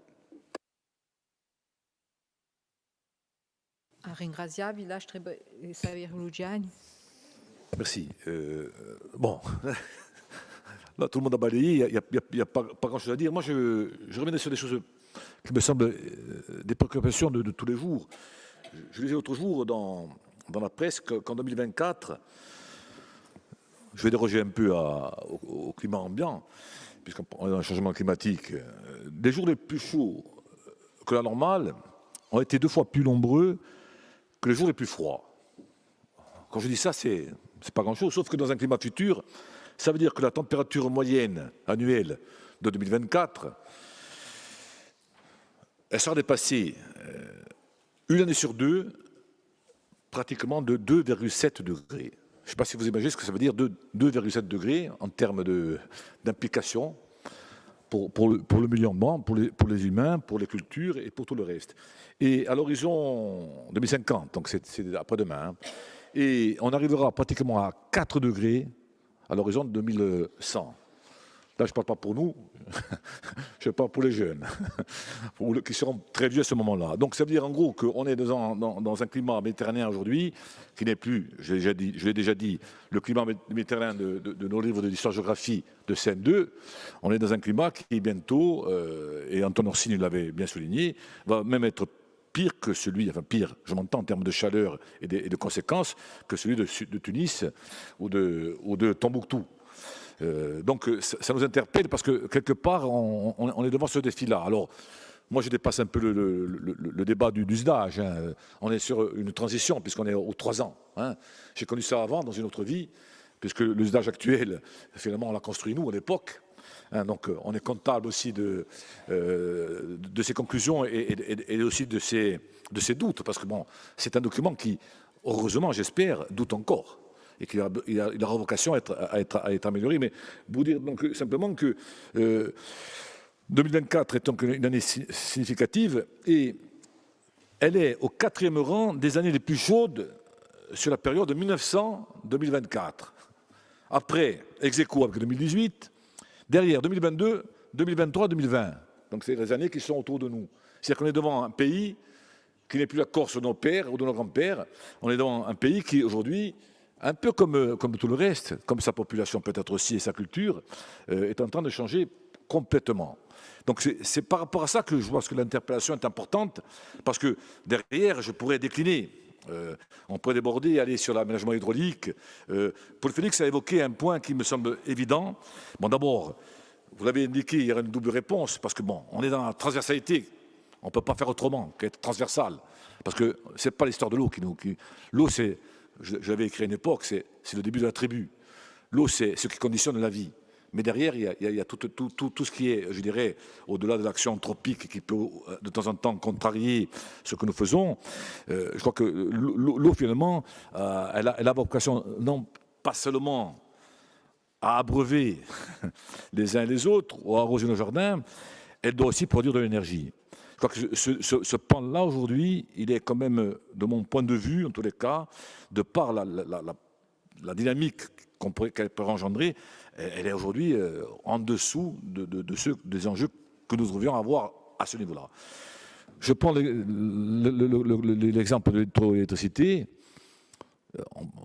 Envisager aujourd'hui de barrer le cours d'un fleuve, c'est aussi produire. Je prends aussi le cas, bon, je ne sais pas si l'Office hydraulique il pense encore, mais d'aménager les plans d'eau. Il y a quand même 500, 600 hectares de plans d'eau Office hydraulique aujourd'hui en Corse. Aménager le quart de ces plans d'eau en photovoltaïque flottant, ça permettrait pratiquement d'éclairer 100 000 habitants au moins. Donc c'est important aussi, d'autant que, et je ne parle même pas des stations de pompage, qui sont le deuxième client d'EDF en Corse après les hôpitaux. Parce que les surpresseurs, entre autres, puisqu'il y en a quelques-uns, et les stations de pompage comme celle d'Azitone, sont de grands consommateurs d'électricité. Donc ces débats-là sur l'eau, au-delà de ce qu'elle a comme première vocation, c'est un débat qui semble aujourd'hui essentiel. Toujours sur la même chose, sur le même sillon, je dirais, la question du stockage. Bon, on parle de sobriété, on parle de règles de partage d'usage. Le président de l'ODARC, il sait pertinemment qu'en gros, aujourd'hui, on s'équilibre entre l'eau potable et l'eau d'irrigation. On est à peu près 50-50. Mais sauf qu'on est en 2017, on était à peu près autour de 80 millions. Aujourd'hui d'ailleurs, 80-82 millions. Il y a des rehausses prévues, mais ça, les rehausses, elles sont prévues depuis un bon moment. Et j'en parle 2 secondes après. Mais on avait fixé un seuil qui est quand même d'augmenter de au moins pratiquement 30 millions de mètres cubes à l'horizon 2050, le stockage des Corses. Pour des tas de raisons. Le cas de la région ajaxienne, unicité de la ressource.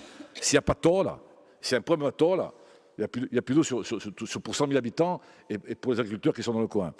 Si on prend le cas de la Réus de Figari, pour laquelle nous avons milité, vous le savez, la Réus de Figari, le problème de la Réus de Figari, ce n'est pas tant de remonter de 2 millions de mètres cubes, c'est l'unicité de la ressource. S'il n'y a pas l'orgone et s'il n'y a pas la Zinao, demain matin, où on va? Donc, sachant qu'en 30 ans, 40 ans, les cours d'eau de la Corse ont baissé de 18% en termes de débit et qui vont, bien entendu, aller sans s'améliorer. Donc tout ceci pose des enjeux donc, de stockage et des enjeux de multiplier. Le PADUC, monsieur le président de l'AU, le PADUC a révisé, évoqué 4 barrages, dont 2, je reviens sur celui du CAO, justement parce que le suppresseur du Prunil, qui est évoqué dans le document, il vient aussi en complément des transferts qui pourraient venir du CAO, c'est aussi casser cette unicité de la ressource. Et bien entendu, là aussi, il y a aussi la prise du Golo, qui est importante, parce que Golo, ça donne 2 millions de mètres cubes à Bastia. Sachant que l'extrême sud aussi aujourd'hui, et vous le savez, l'exclusivité de l'alimentation en eau potable de l'extrême sud, de Monagir pratiquement jusqu'à Santa Lucia, provient du barrage de Figre. Les ressources en montagne, et ça je le tiens bien sûr de l'ASDEC, sont pratiquement à zéro ou pas loin. Donc on est vraiment devant un défi qui dépasse bien heureusement le document d'usage où Paul Félix l'a fait remarquer. on n'est pas dans une phase de résilience dans ce pays. L'eau est de très bonne qualité. On est plutôt dans une phase de préservation et de valorisation. Donc, je crois que c'est important aujourd'hui de revenir sur des enjeux qui sont ceux-là. Alors, bien entendu, vous évoquez la démographie. Imaginez la démographie de 2050. On ne va pas être loin de 400 000 habitants. Et bien entendu, deux autres petits points qui me semblent importants, parce que c'est aussi des débats à avoir, on les aura certainement plus tard, hein, là on va pas s'attarder là-dessus. C'est bien entendu la question de la réutilisation des eaux usées. Je crois qu'aujourd'hui il faut accélérer. On l'avait évoqué en 2018 à Bonivage, on avait fait quelque chose à Bonivage, mais ça ne suffit pas. Je crois qu'il va falloir multiplier les choses. Il y a bien entendu la question des nappes alluviales qu'il va falloir exploiter au maximum, avec le BRGM. C'est aussi, ça avait été voté d'ailleurs, hein, dans un rapport de novembre 2019, mais il y avait eu le Covid et après l'alternance, ce qui fait qu'on n'est pas allé plus loin. Et il y a aussi la question de la désalinisation de l'eau. Le cas pour Joli des Salles a pris d'or, alors qu'on aurait peut-être pu anticiper ou en tous les cas trouver des réponses autres, et en tous les cas alternatives. Voilà, donc tout ça pour vous dire que aujourd'hui, il y a besoin de redéfinir vraisemblablement aussi l'accélération des PTGE, revoir certains axes du plan de bassin d'adaptation au changement climatique, qui sont des documents que nous avons à disposition, hein, et bien entendu compenser autant que faire se peut ce manque d'infrastructures. Et là, on a besoin, honnêtement, et bon, je veux dire, le document lui-même ne prête pas à grande discussion, si ce n'est la question des risques d'inondation. On a intérêt aujourd'hui à accélérer l'aménagement de ce pays, parce que au regard des quelques chiffres que je vous ai donnés, notamment de la température, nous sommes déjà dans un état de fièvre avancé, et on risque d'avoir très rapidement, comme ça a été le cas dans beaucoup de communes, des pénuries en été. Ce n'est pas parce qu'avril, vous savez, il y a un proverbe en corse qui dit ottobre a madra, aprile montane. Aprile qui stanno è stato verano. Il n'y a rien à dire. Sauf que les prochains mois d'avril que nous aurons ne seront pas forcément les mêmes que ceux de 2025. Donc, je crois qu'aujourd'hui, il y a besoin d'avoir un grand débat, parce que pour moi, c'est un fondamental de la lutte de libération nationale de ce peuple et d'émancipation.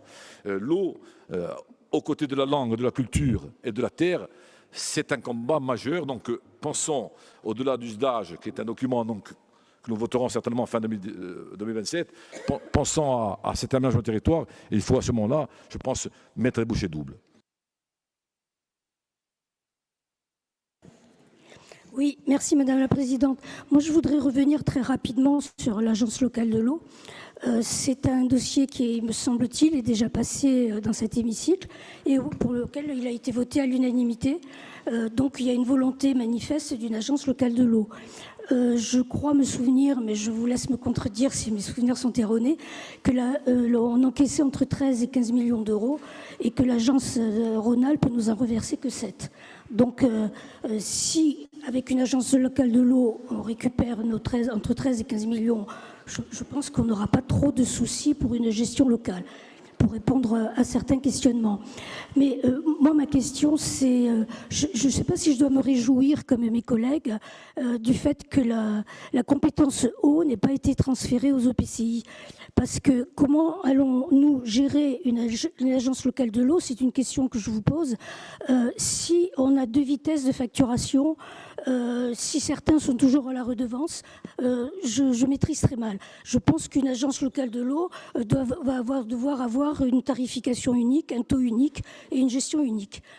Donc, ma question c'est, que faisons-nous? Soit restons-nous avec une indépendance de la gestion aux communes, soit on laisse tomber l'agence locale de l'eau. C'est une question que je pose parce que je maîtrise très très mal comment les communes vont pouvoir, je ne sais pas, mais je pense que le même monsieur, l'ancien président de l'Office hydraulique, a une vision sur cette chose, parce que je ne vois pas comment elle va pouvoir fonctionner. Voilà, je vous remercie. Grazie. D'altre domande pour Félix. Dans la continuité de Charlotte, j'avais fait un oubli dans c'est la gouvernance. À la page 20, vous avez un tout petit encart. Il est petit, hein. Il y est, vous allez dire, la collectivité souhaite. Bon, j'espère qu'avant 2027, on va clôturer cette problématique. L'Agence de l'eau a, pour la première année, reconnu le vrai chiffre d'encaissement, ce qu'on lui disait depuis le début, c'est-à-dire ils nous donnaient 12, mais ils encaissaient 16. Donc là, on a revu le programme sur une base qui est autour des 15. C'est du mieux.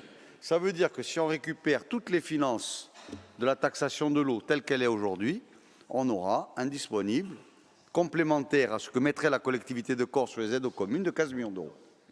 Ça, c'est déjà la base. Après, charge à nous de peut-être de moduler, de facturer différemment, de gérer les forfaits différents.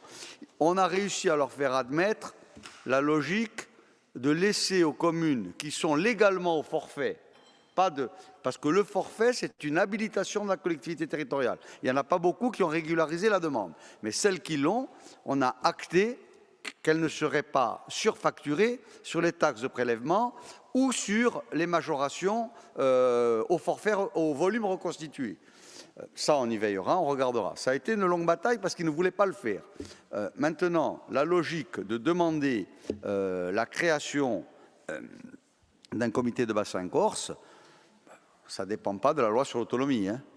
Ça dépend d'une demande formelle auprès, je ne sais pas si c'est le ministère de la Transition écologique, le ministère de l'Environnement ou autre, mais on a besoin d'avoir cet outil. La Réunion là, la Martinique là, toutes les îles qui sont un bassin par définition, elles ont un comité de bassin qui est limité par leur zone terrestre, insulaire. Donc là-dessus, ça fait partie des choses importantes parce qu'on peut avoir dans le SDAGE où on a la main toutes les préconisations qu'on veut, c'est-à-dire améliorer les réseaux, refaire les stations, faire des transferts, faire des barrages, faire des stockages, tout ce qu'on veut. Si on n'a pas les moyens de la ressource en parallèle, on ne fera rien du tout ou beaucoup moins. Donc le chapitre, le petit encart de la page 20, moi j'aimerais que ce soit une pleine page et qu'on demande et qu'on l'affirme de manière formelle qu'on voudrait avoir la gouvernance de la fiscalité de l'eau et de la politique de l'eau. Un peu plus grand que le petit encart. Vous pouvez la revoir, la maquette. Grazie. D'altre prese di parola? Cathy Cognetti. Merci. Pour faire un retour de tout ce que j'ai entendu, on l'a tous évoqué, on entend préserver la ressource et trouver les moyens de stockage et aussi sécuriser les personnes. Alors moi, évidemment, j'habite à Ponteletxe, dans la vallée du Golo, avec toutes les contraintes que cela peut apporter au niveau de la sécurisation de la population, au niveau du stockage aussi, parce que nous sommes quand même dans une zone au confluent de trois rivières, de l'Ascq, de Tartagine et de Golo, dans lequel il n'y a pas de retenue d'eau. Et beaucoup d'agriculteurs qui vivent sur le territoire ne peuvent pas bénéficier d'eau agricole, ils sont obligés d'arroser avec l'eau potable.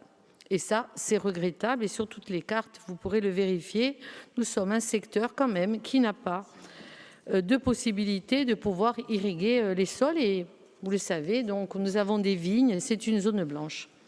Alors, ensuite, en étant vice-présidente de l'intercommunalité Pasquale Baul, j'ai, comme tous les présidents et les gens qui siègent au sein de ces instances, la compétence GEMAPI à exercer, avec les difficultés que l'on peut rencontrer, avec l'agence de l'eau, avec la police de l'eau, chaque fois que vous voulez mettre en sécurité une population, c'est très difficile. Pour ne vous citer que, pour exemple, la commune de Ponteletxe avait un bras du Golo qui existait auparavant.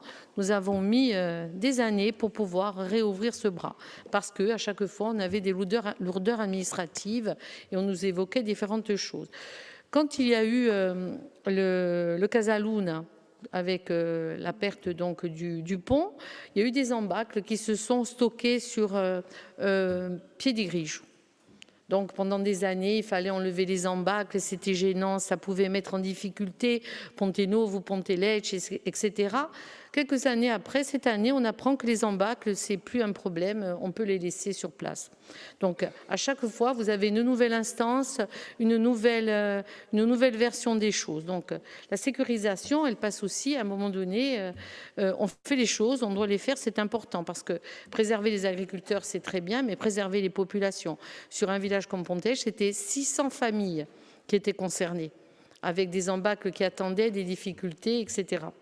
Donc, toutes ces lourdeurs administratives, et il est vrai que peut-être qu'il faudrait une instance qui ne soit pas excentrée, qui soit proche des territoires pour pouvoir nous aider déjà à mettre en place la GEMAPI et de façon à régler les problèmes des deux niveaux, au niveau de la préservation en eau et au niveau de la sécurité des populations. Donc, moi, je m'adresse à la présidente maintenant de l'Office hydraulique, parce qu'on a besoin, on ne peut pas se trouver au confluent de Trois-Rivières, de Ascq, Tartas à Ginegol et ne pas avoir de retenue d'eau et entendre parler de pénurie à venir avec les dérèglements climatiques. Donc, on vous sollicite pour essayer de trouver une solution à ce problème parce que c'est important.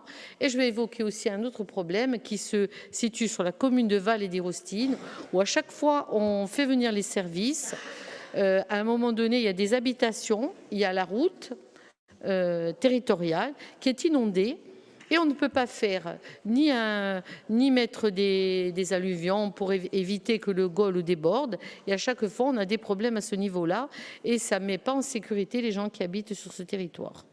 Voilà, donc j'en appelle, c'est de la compétence GEMAPI, c'est vrai, mais on aimerait avoir besoin d'une instance au sein de cette collectivité qui aide à la fois les communes, les intercos, à relever ce type de problème, à nous aider pour apporter des solutions. Voilà, je vous remercie. Jean-Jacques Lucchini.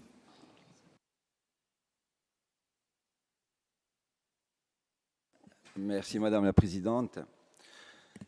Donc moi je vais rejoindre sur un point Saverio Luciani sur l'urgence par rapport au réchauffement climatique. Ça je pense qu'on est tous conscients. Et cette urgence-là, on a essayé de la traiter, on va continuer à la traiter. Alors aujourd'hui, le comité des bassins nous demande quoi? Il nous demande de fixer de grandes orientations pour la gestion de l'eau pour la période de 2028 à 2033. Alors, il y a 6 grands enjeux qui ont été identifiés dans ce rapport. Moi, ce que je voulais vous dire, c'est que ces enjeux, dans le plan à 10 ans que nous avons proposé en mai 2023, ils ont presque tous été identifiés. Donc, ils ont été identifiés, ils ont été quantifiés. En face, on a mis des financements. Et ensuite, on vous a proposé un calendrier. Donc, sur ce calendrier, c'est un calendrier avec des financements qui sont évalués à 240 millions d'euros sur 10 ans. Et on a essayé aussi d'imposer une méthode. Parce qu'à un moment donné, quand on veut arriver à des objectifs, il faut une méthode. Donc la méthode, ça a été quoi? Ça a été le choix d'aller sur tous les territoires de Corse. C'est un choix qui a été voulu, qui a été assumé. Et quand on s'est déplacé sur les territoires de Corse, on s'est déplacé avec l'ODARC, le président de l'ODARC et le président de l'Office hydraulique. Or, chose qui n'avait jamais existé jusque-là. L'ODARC et l'Office hydraulique n'étaient pas associés sur les projets d'eau. Or, pourquoi l'ODARC? Parce qu'on avait besoin d'une expertise, une évaluation sur chaque exploitation, pour savoir quels étaient les besoins de l'agriculteur, quelles étaient les consommations et quel type de culture aussi. Et c'est grâce à ça qu'on a pu évaluer le besoin et qu'on va pouvoir, sur des schémas de développement hydraulique, que l'Office hydraulique va pouvoir développer ces schémas-là. Donc ça, c'était le premier point sur la méthode. Maintenant, sur les enjeux. Alors, un enjeu qui est principal, c'est l'économie de l'eau. L'économie de l'eau et l'extension des réseaux pour l'agriculture. Alors, sur l'économie de l'eau, c'est 80 millions d'euros qui vont être dirigés pour économiser sur 10 ans 5 millions de mètres cubes. Ça, c'est l'objectif à atteindre. Alors, qu'est-ce qu'on a mis en place pour arriver à cette économie d'eau? Premièrement, des systèmes d'irrigation économiques qui sont proposés aux agriculteurs. Aujourd'hui, il faut savoir que l'ODARC ne finance plus de système d'irrigation si on n'est pas sur des systèmes économiques. Ça, c'est le premier point qui a été fait par l'ODARC. Sur aussi le changement des compteurs. Donc, on a mis de nouveaux compteurs aujourd'hui en place avec l'Office hydraulique, en concertation avec les chambres d'agriculture, Et ça a été un travail qui a été fastidieux, mais aujourd'hui qui est accepté par tous. Sur la facturation incitative, donc on y travaille encore, et aujourd'hui c'est sûr qu'il va falloir distinguer les filières, que ce soit des filières agricoles, que ce soit... Demain, on ne va pas pouvoir avoir la même facturation pour un éleveur et pour quelqu'un qui plante de la vigne. Ensuite, il y a la rénovation des canalisations qui sont fuyardes. Ça, c'est un travail aussi qui a été mis en place. Et il faut savoir qu'aujourd'hui, on a un système satellitaire qui nous permet d'intervenir en temps réel sur l'ensemble des canalisations de Corse. Et puis, il y a le choix de société. Quelle société demain pour la Corse? Quel tourisme? Quel document d'urbanisme? Là, on va y travailler avec le PADUC. Mais ça, c'est des points importants. Il faut savoir aussi qu'il y a 5000 nouveaux arrivants chaque année. Et c'est des gens qui consomment de l'eau aussi. Donc, il va falloir qu'on en tienne compte. Ensuite, je voudrais aborder le problème du stockage. Sur le stockage, c'est 160 millions d'euros qui vont être fléchés sur le stockage. Alors, il y a des choix qui ont été faits. C'est des choix qui sont assumés. Donc, pourquoi on ne veut pas aller sur les grands barrages? Alors, je sais qu'il y a une campagne qui a été faite par le RN, il y a peu de temps, en nous expliquant qu'il fallait 3 grands barrages pour la Corse et qu'avec ces 3 grands barrages, tous les problèmes étaient résolus et on n'aurait plus de problème d'eau jusqu'en 2050. Nous, on pense que ce n'est pas la bonne solution. Pourquoi? Parce qu'on s'est déplacé aussi, on a été au Maroc. Pourquoi on a été au Maroc? Parce que le Maroc, c'est un grand pays au niveau de l'hydraulique et au niveau des grands barrages. Il est reconnu sur la place internationale. Et quand on est arrivé au Maroc, on a été dans la région de Beni Mellal. C'est une région qui représente 15% du territoire marocain et qui a 85% des ressources en eau du Maroc. Ça fait 7 ans qu'il ne pleut plus au Maroc. Il y a un déficit hydrique qui est incroyable, avec un stress hydrique qui maintenant qui est connu et reconnu. Le Maroc a abandonné toute sa politique des grands barrages. Nous, on a visité au mois de février un barrage qui était 30 km de long, 2 milliards de mètres cubes stockables, qui était vide. Donc là, qu'est-ce qu'ils font? Ils sont en train de travailler par micro-territoire. On n'est même pas sur des grands territoires, par micro-territoire, pour évaluer la ressource et pour voir quels sont les besoins. Donc il y a tout ce travail-là qui est en train de se mettre en place. Donc par rapport à tout ça, nous, les choix qui ont été les nôtres, c'est des choix qui sont assumés. Et pourquoi aller demain sur une retenue collinaire ou sur une rehausse de barrage? Parce qu'aujourd'hui, un grand barrage, c'est minimum 15 ans d'études et de travaux. Et on sait, et là je rejoins Xavier Luciani, c'est que le réchauffement climatique va tellement vite qu'on n'a pas cet espace de 15 ans. Là aujourd'hui, c'est pour ça qu'on a réfléchi sur un plan à 10 ans, pour aller très vite. Et quand on sait qu'un grand barrage, c'est 100 millions d'euros, la rehausse du barrage de Figres, c'est 25 millions d'euros. C'est 2 millions de mètres cubes supplémentaires. Et jusqu'en 2045, on sécurise tout l'extrême sud. Pareil sur le barrage des Côtes, qui va être rehaussé. Et pareillement aussi sur la retenue collinaire de Vadine. On avait prévu 5 millions de mètres cubes. Et là, on va arriver à 9 millions de mètres cubes qui sont stockables. Donc moi, je pense que le plan qu'on vous a proposé, il correspond exactement aux orientations du stage. Hein. Donc c'est un plan qui a été réfléchi et qui est assumé. Alors moi, je voudrais revenir aussi sur la gouvernance. La gouvernance, c'est un point qui est important, qui est débattu. Aujourd'hui, on est le seul comité des bassins à ne pas avoir d'agence de l'eau qui soit propre à la Corse. Alors pourquoi une agence de l'eau Corse? Moi, je vais vous prendre qu'un exemple. Nous, dans la plupart des villages encore, on a des canalisations, on a des réseaux d'assainissement qui sont plus aux normes. On a tout juste de l'eau potable. On a des réseaux d'assainissement qui sont polluants. Donc ça, c'est un vrai problème. Et quand on regarde la politique de l'agence de l'eau Rhône-Alpes-Méditerranée, ces problèmes-là sur le continent, ça fait longtemps qu'ils sont résolus. Aujourd'hui, la majorité des financements sont faits exclusivement sur la pollution et sur la préservation des milieux aquatiques. Alors que nous savons que la majorité de nos cours d'eau, aujourd'hui, sont de bonne qualité.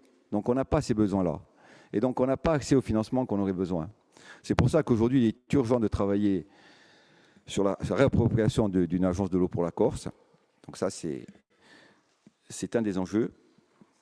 Et cet enjeu, il a bien été, alors même s'il y a peut-être que quelques lignes dans le rapport, mais il a quand même bien été identifié dans le rapport. Et je sais qu'on y travaille et qu'on y a bien travaillé jusqu'à présent et qu'on va continuer à y travailler.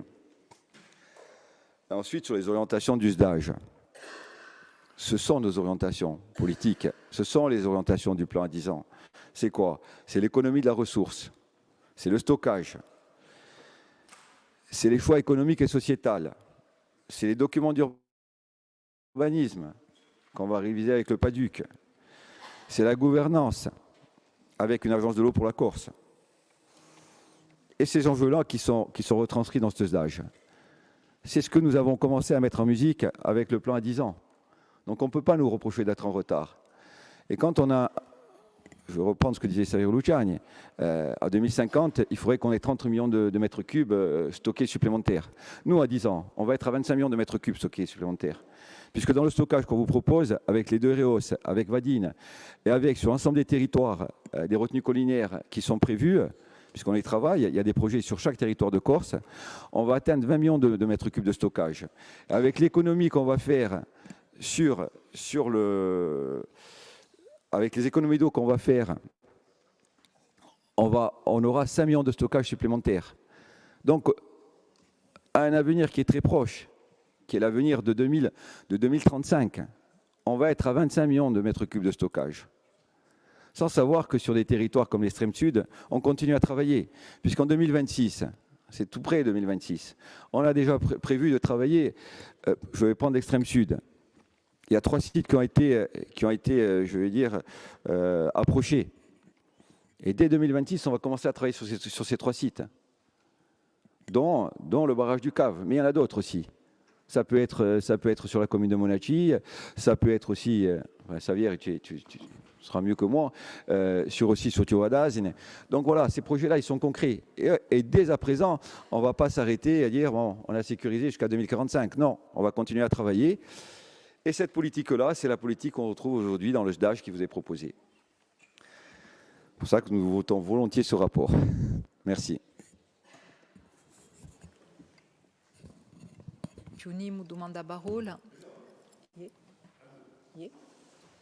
Non, un mot, sans polémiquer. Bon, j'adhère à beaucoup de points de vue. Ben, bon, c'est logique. C'est logique puisque bon, il y a une poursuite d'action depuis 10 ans.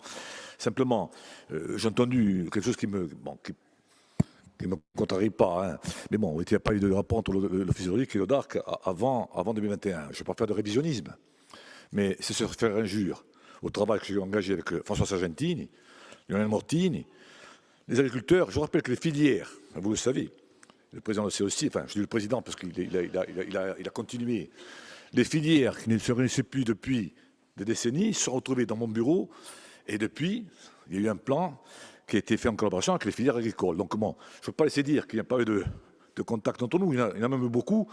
Et je citerai 2 personnes à qui je rends hommage de l'ODARC, qui ont travaillé avec nous sur le plan Aqua Nostra, c'est l'ingénieur Moracchini, M. Nivelle n'est pas là, et M. Conventi, qui était systématiquement dans mon bureau pratiquement une fois par semaine. Donc bon, après, Marie Stougui, mais bon, je veux rendre à César ce qui appartient à César, et je ne veux pas rendre à César ce qui n'appartient pas à César. Alors, Chantal Pédigné, Liedo, Boudonjo Lucioni. Oui, je vous remercie. Je voudrais revenir sur les propos de Jean-Jacques Louquin et de Saverio Luciani. En effet, il y avait eu l'ODARC et l'Office hydraulique qui s'est déplacé pour voir les besoins des agriculteurs, mais il y avait aussi, je voulais le rappeler, la Chambre d'agriculture qui a participé à ces démarches pour lister les besoins des agriculteurs. Voilà. C'est pour ça que je voulais le rappeler. Je vous remercie. Donjo. Merci, Madame la Présidente, Madame la Conseillère exécutive, chers collègues. Je ne vais pas être plus long que mon collègue ami Jean-Jacques Louquin, qui est revenu dans le détail, à juste titre, sur notre vision, sur nos réalisations et sur les projets en cours. Mais simplement, sur ce dossier, comme sur tant d'autres, on a parlé notamment hier du modèle de développement économique avec l'export, on a parlé hier des transports, notamment à l'échelle méditerranéenne. Sur ce domaine, comme sur tant d'autres, on a ici l'expression, chers collègues, Madame la conseillère exécutive, d'une vision et d'un projet à l'aune des enjeux qui sont ceux de 2025 et du XXIe siècle, notamment le dérèglement climatique. Quand on dit que l'eau, c'est une ressource stratégique, qu'elle est un bien commun et que sa gestion doit être maîtrisée par la puissance publique corse, c'est un choix politique. Lorsqu'on dit que l'eau et la ressource, et les ressources de façon générale, notamment naturelles, ne doivent pas s'adapter au modèle, mais que le modèle de développement économique doit s'adapter à la ressource, c'est un choix politique, avec derrière des concrétisations dans les politiques publiques que nous menons, sous l'impulsion du Conseil exécutif, de la collectivité de Corse, les agences et offices, après délibération de l'Assemblée de Corse, mais on est véritablement dans une vision politique qui s'exprime et qui se met en œuvre et qui produit, là aussi, ses résultats. Vous savez, il a eu raison d'exprimer des éléments de continuité, y compris dans les partenariats entre les instances. D'ailleurs, il y a des éléments de continuité, puisque la délibération qui fixe le plan à 10 ans de la politique de l'eau de la collectivité de Corse, de avril ou mai 2023, adoptée à l'unanimité, elle faisait suite aussi, elle a pris pour base la délibération qu'avait portée Saver, et notamment Aqua Nostra 2050, adoptée elle aussi en juillet, je crois, 2020, à l'unanimité. Donc, il y a des éléments de continuité. Il y a aussi l'expression d'une vision que nous partageons, que nous soutenons, nous vous accompagnerons. Et ensuite, un mot quand même sur la gouvernance, parce qu'on a une vision, on a des politiques publiques, mais on a besoin aussi des moyens, non seulement financiers.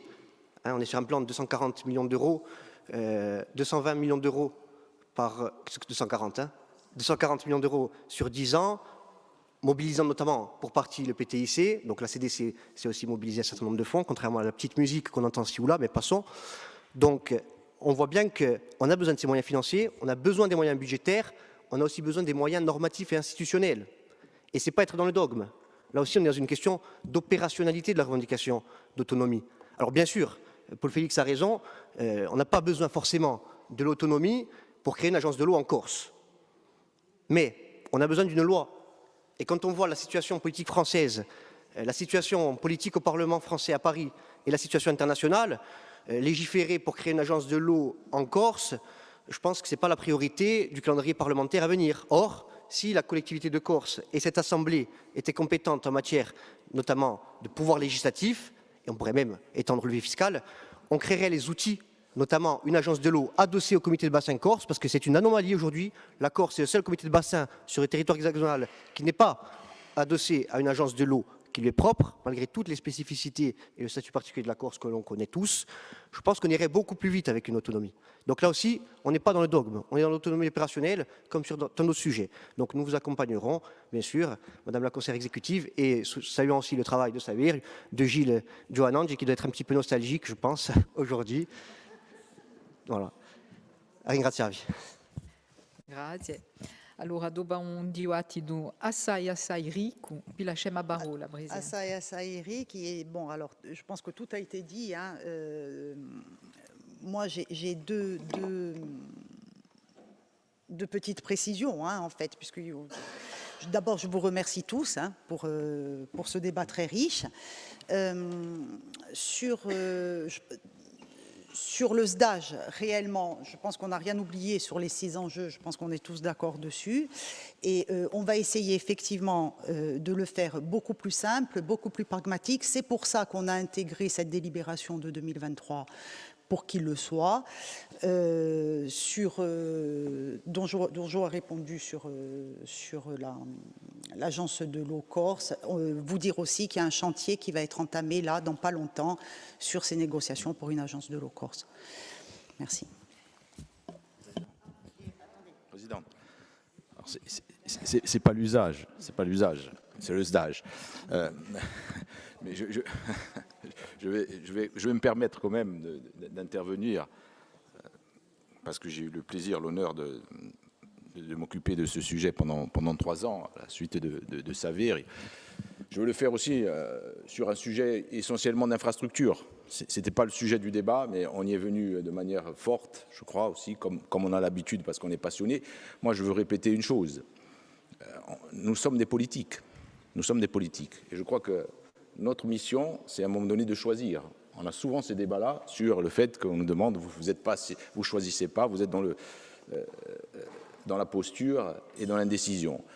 Quand il a fallu rendre opérationnel un certain nombre de points d'Aqua Nostra, et c'est la délibération de 2023, nous avons choisi à l'aune d'une vision qui était à la fois pragmatique, opérationnelle, et aussi qui tenait compte du calendrier et de l'urgence de l'accélération du réchauffement climatique. Donc je ne vais pas revenir sur les choix qui ont été faits, Jean-Jacques Loukine les a bien développés, nous les assumons, et je pense que cette continuité-là, je ne suis plus ni forcément pas président, mais même plus administrateur, mais je suis sûr que le conseil d'administration de l'Office d'équipement hydraulique sera dans cette continuité. Je veux simplement dire une chose, faire des choix, c'est aussi répondre aux attentes des acteurs et des populations et des besoins. Paul Félix, tout à l'heure, a parlé du projet Rizzanese. Je le fais sous l'autorité de Jean-Paul Ponzani et de Chantal Pedinelli. Ce projet-là, il a été travaillé, réfléchi avec les acteurs. Et la solution qui est proposée, moi je ne suis pas ingénieur, vous savez, et j'ai compris au moins une chose aussi pendant 3 ans, c'est que quand on débat toujours avec des ingénieurs, vous en mettez 3 dans une salle, vous pouvez sortir avec 3 projets différents. Et la force du politique, c'est qu'à un moment donné, il va falloir choisir. Et moi, c'est ce que j'ai fait sur le Rizzanese, j'assume le choix. Il ne correspond pas à la volonté et aux options de Paul Félix. Peut-être qu'il y a mieux à faire techniquement. Opérationnellement, moi je dis que non. Opérationnellement, je dis que non. Et le besoin des agriculteurs de la basse vallée du Rizzanese, qui attendent depuis 15 ans qu'on leur a promis qu'ils auraient de l'eau et qu'ils ne l'ont toujours pas aujourd'hui, à mon avis, ils passent avant des considérations techniques, y compris sur la question de la production énergétique. Donc on pourrait débattre, et je suis tout à fait d'accord sur cette option-là que Xavier a réussi à développer et que je pense est prise en compte. Donc moi je pense que ce qui est important aujourd'hui, c'est sur une vallée agricole, là où on a des potentialités aujourd'hui d'exploitation, de production, apportons les solutions aux acteurs et aux agriculteurs. Apportons les solutions. Fais-moi la venita, que si dibattito di volte mi domando. Voilà, une parole de pragmatisme. Madame la Présidente. Et politique. Allora, Mabassa, scusate. Scusate. Ringrazio, Presidente. Giusto 2 parole per poter apportare qualche punti di più nei rischi et mi pare assez importante. Donc juste pour repréciser quelques points, puisque Josefa et Paul Félix ont abordé le sujet, et effectivement, il me semble pertinent aujourd'hui de s'interroger sur les risques, sur les cours d'eau, et non seulement sur les personnes, et je crois que c'est Cathy qui a évoqué le sujet aussi, où d'ores et déjà avec le SIS de Haute-Corse, on met des capteurs pour essayer d'anticiper les crues et pour se prévenir de ce qui pourrait arriver au niveau humain. Mais je pense qu'il faut qu'on aille un pas plus loin, parce qu'aujourd'hui, on se rend bien compte, et je m'associe à vos propos, des catastrophes qui peuvent arriver, et notamment au niveau du Golo, et qui mettent en difficulté les agriculteurs du coin. Donc c'est effectivement un souci que l'on doit avoir en mémoire. Je vous rejoins sur votre analyse. On rentre là dans une gestion probablement que l'on devra affiner au niveau du PADUC.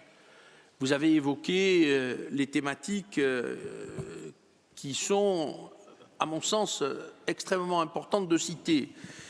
Vous avez évoqué l'artificialisation des sols, vous avez évoqué les documents urbanistiques, vous avez évoqué les aménagements routiers, les défauts d'entretien, et vous êtes allé jusqu'à envisager aussi peut-être des délestages, mais bon, je suis comme vous, je ne suis pas au courant, donc on ne va pas rentrer dans ce débat-là, mais voilà, il faut avoir en tête qu'il y a plusieurs facteurs qui peuvent venir aggraver les choses. Et enfin, un corollaire de tout ça, pour rebondir sur les propos de Paul Félix, il y a effectivement aujourd'hui une problématique forte qui est ni plus ni moins que les PPRI, les plans de prévention de risque inondation. Après le PPRIF, plan de risque des feux de forêt, on a aujourd'hui un plan inondation qui s'impose à tous. Et là où je rejoins Paul Félix, c'est que ça s'est fait à coup de grands traits. À coup de grands traits. Et que la révision tarde. Et qu'aujourd'hui, les communes, les maires, les gens qui le vivent au quotidien aimeraient bien avoir un trait un peu plus fin. Et on manque probablement de codification, et c'est le terme qu'a employé Paul Félix, et je le rejoins sur ce point-là. Il faut vraiment que l'on affine ces zonages. Et il est complètement incompréhensible d'imaginer qu'un côté des berges soit inondable et que l'autre côté ne le soit pas. Voilà, et là c'est le maire qui vous parle parce que j'ai la même problématique chez moi. Alors, il y a quelques raisons qui peuvent s'évoquer au niveau de je dirais de la topographie du secteur. Ça peut des fois se comprendre, mais en plaine, ça reste quand même difficilement acceptable. Et on a besoin, en tous les cas, de construire les choses. Alors, on est dans une révision, vous l'avez compris, hein, il s'agit là d'une stratégie territoriale qui doit être portée, donc ça va engager les années à venir, mais je pense qu'il est pertinent aujourd'hui, en tous les cas, je demanderai à mes services au niveau de l'Office de l'environnement d'engager la discussion avec l'État. Je pense qu'il y a aujourd'hui une nécessaire refonte de ces cartes afin que l'on identifie de manière la plus fine possible les risques et qu'on y réponde. Parce que ça ne suffit pas de porter le débat. Il faut qu'ensuite on soit à même d'apporter des réflexions fortes.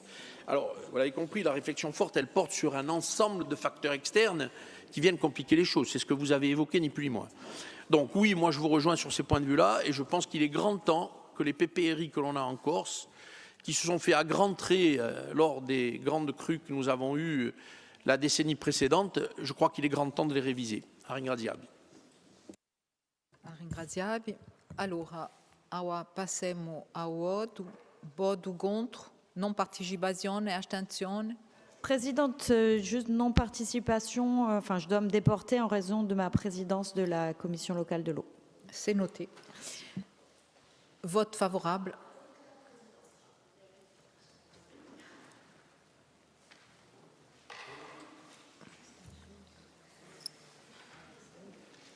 Ok, merci.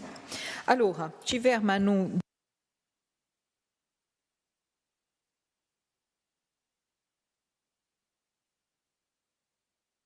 fa popolo insieme a nonta a regolazione di installazione di medici. Qual è chi presenta? Dani Antonini. Ringraziavi. Donc la proposition de loi numéro 966, dite PPL Garot, a été déposée le 13 février 2025 par Guillaume Garot et adoptée le 2 avril à l'Assemblée nationale. Elle propose un encadrement et une régulation de l'installation des médecins en la limitant dans les zones dites sous-dotées pour forcer les jeunes praticiens à s'orienter vers les déserts médicaux. L'article 1er soumet ainsi toute nouvelle implantation à une autorisation délivrée par l'Agence régionale de santé. Donc, chez nous, aucun docteur ne pourra visser sa plaque à Cerviogne, Sarthe, Sisco, Cardiese, Vigo, Lumio, Sota, Albitrece, Liville, Moriagne et tant d'altri.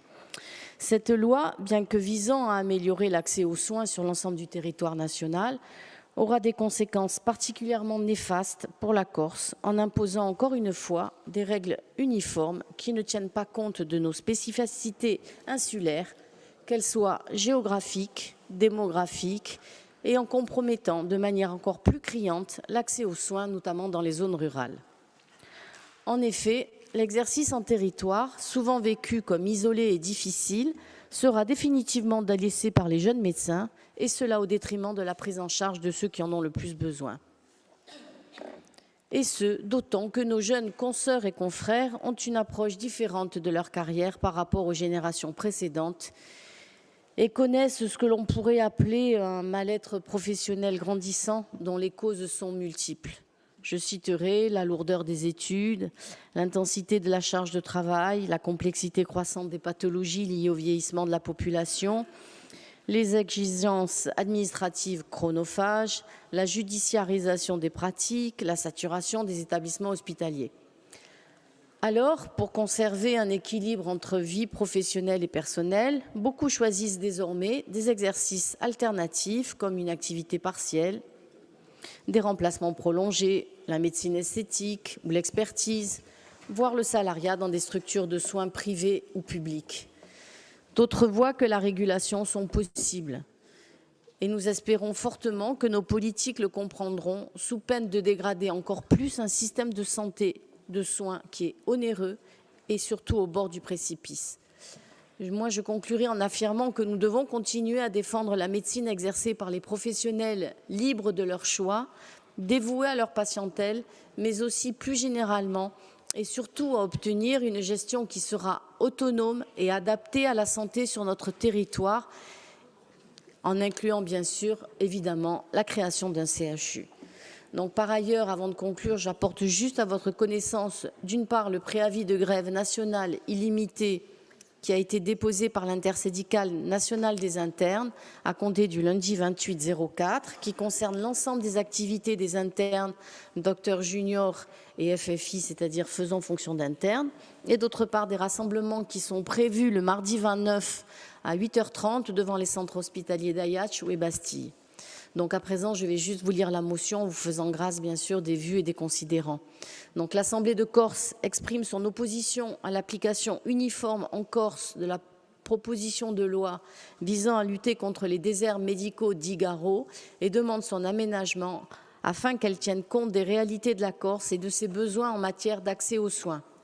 Elle soutient la mise en place d'une politique de santé de la collectivité de Corse, co-construite avec les élus, les professionnels de santé, les différents ordres, reposant sur des leviers incitatifs tels que la valorisation de la médecine de proximité.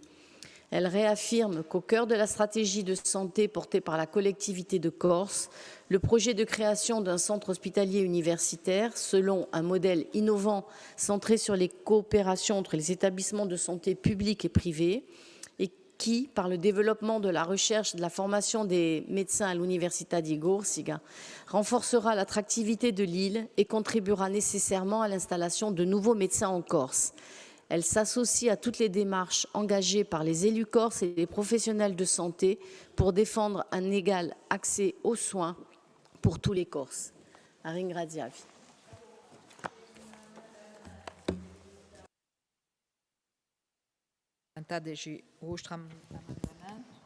Je vous remercie, Madame la Présidente. En effet, je tenais à compléter cette motion par voie d'amendement pour bien préciser les choses. Alors, à titre personnel, je suis favorable à un mécanisme de régulation pour inciter à l'installation des médecins en zone rurale. Je sais d'expérience que sans ça, l'implantation des praticiens dans l'intérieur ne sera pas naturelle. Et on se retrouve ainsi avec des déserts médicaux qui alimentent l'exode rural. Alors, l'étude qui avait été faite en 2011 par l'URML avait identifié 16 bassins médicalement sinistrés, laissant 50 000 personnes en carence d'accès à un médecin généraliste. À l'époque déjà, il était considéré que ce n'était pas le nombre total de médecins en Corse qui faisait défaut, mais c'était la territorialisation de l'encadrement de ces médecins. Alors, réguler l'installation pour les flécher vers les territoires qui en ont le plus besoin s'avère salutaire. Voilà pour le principe. Maintenant, le problème mis en lumière par cette proposition de loi, c'est que la Corse, considérée globalement comme suffisamment dotée, ne devrait pas bénéficier d'installations dans le rural, à proprement dit en cas d'adoption d'un mécanisme de régulation. Donc, si c'est pour que les médecins s'installent à Bastia ou à Ajaccio, à mon sens, ça ne satisferait pas l'objectif recherché. Il faut donc aménager le texte, si vous en êtes d'accord, pour qu'il tienne compte des réalités internes à la Corse, infra-insulaire, en fléchant les installations vers les territoires sous-dotés. C'est tout l'objet de cet amendement qui consiste à apporter cette précision dans le premier alinéa du dispositif et à ajouter 2 considérants qui vont dans ce sens. Je vais vous lire, si vous le permettez, rapidement ces considérants. On ajouterait donc le premier considérant, les difficultés d'accès aux soins de par le déséquilibre territorial de l'encadrement médical qui est fortement concentré sur les grands centres urbains, aggravé par le fait que le vieillissement du personnel médical atteint particulièrement les praticiens en zone rurale. Le deuxième considérant que, d'après une étude menée par l'URML, il y a plusieurs années, 16 bassins médicalement sinistrés avaient été identifiés. Ainsi, le premier alinéa du dispositif est complété comme suit, si vous en êtes d'accord, en se fondant sur un maillage identifiant à l'échelle infra-insulaire les bassins médicalement sinistrés. Je vous remercie. Alors, je pense que vous avez eu sur vos iPads les amendements. S'il vous plaît. Ah, c'est Romain.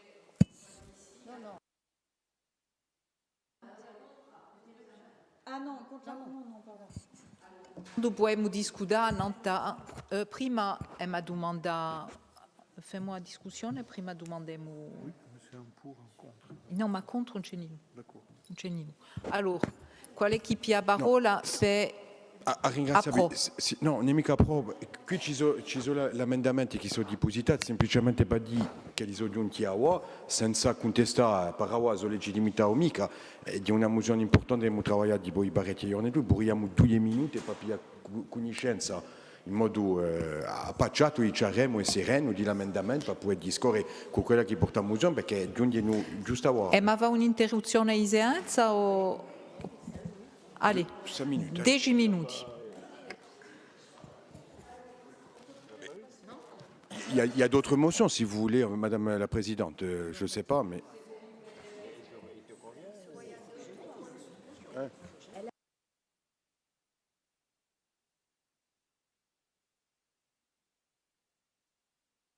Continuare nell'altra mozione.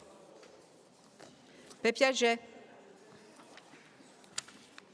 Allora, la seconda mozione è depositata da Josefa Giacometti Bireda a domanda di arresto definitivo di studi d'opportunità a un progetto di estrazione di nickel in corso, in Cabigorso, scusate. Per piacere.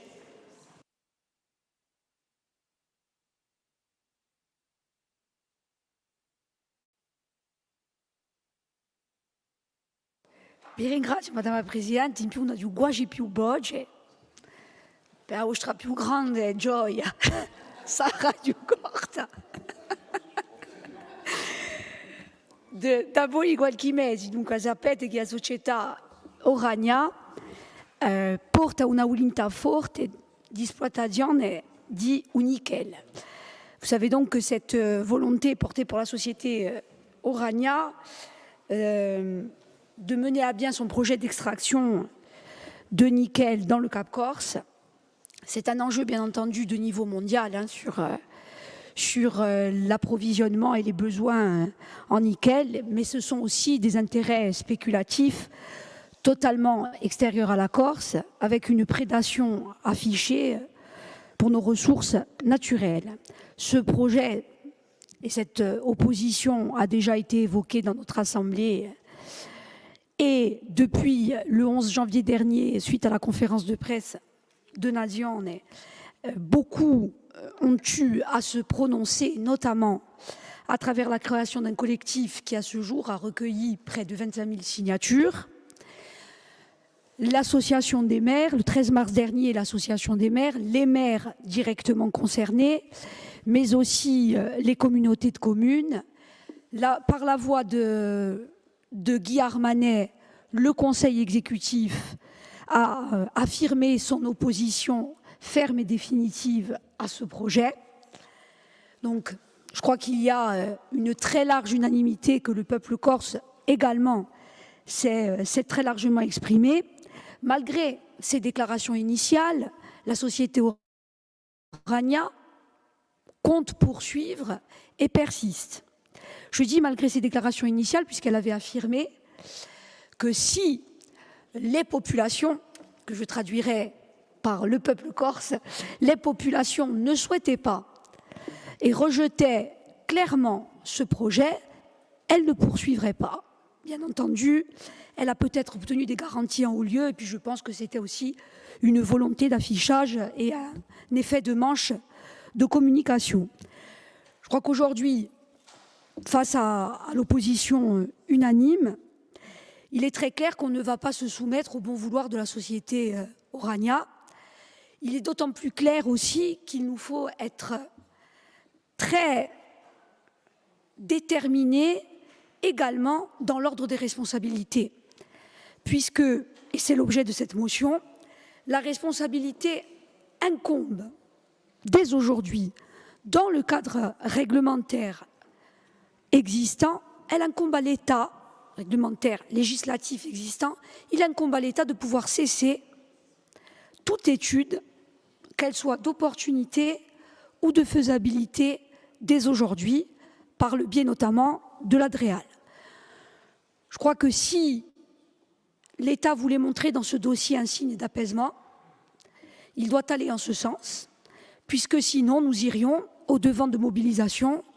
Nous avons connu dans notre histoire récente et moins récente, ces dernières décennies, des mobilisations contre les boues rouges de la montée d'Issonne, contre les projets d'essais nucléaires dans l'Argentine. Nous avons pu nous opposer les uns et les autres à différents projets qui portaient atteinte à notre environnement et à notre patrimoine collectif.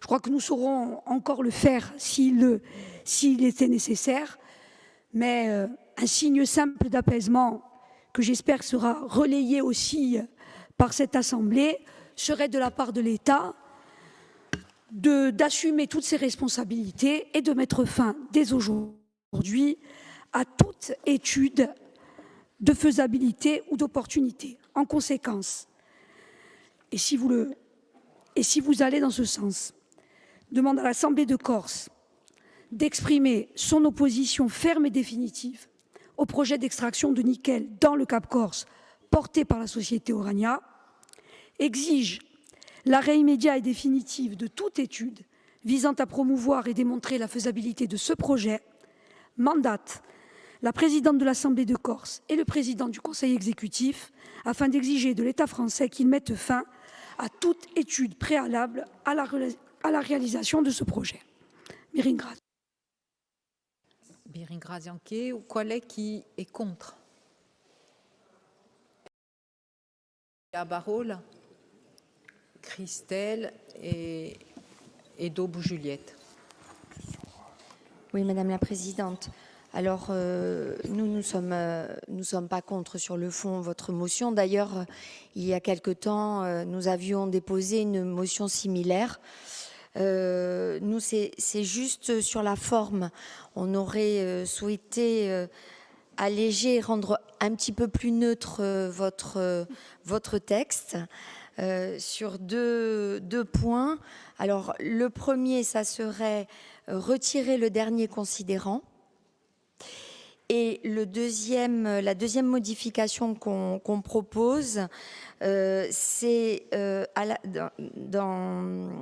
mandate la présidente de l'Assemblée de Corse et le président du Conseil exécutif afin de défendre l'arrêt définitif des études préalables à la réalisation de ce projet, c'est-à-dire de retirer, d'exiger de l'État français qu'il mette fin à toute... j'ai plus le... qui mettent fin... Toute étude visant à promouvoir. À toute étude, voilà, enfin bon, vous l'avez sûrement sur les yeux. Voilà, nous, ça serait ces deux points qu'on souhaiterait modifier pour vous accompagner et voter cette motion. Je vous remercie.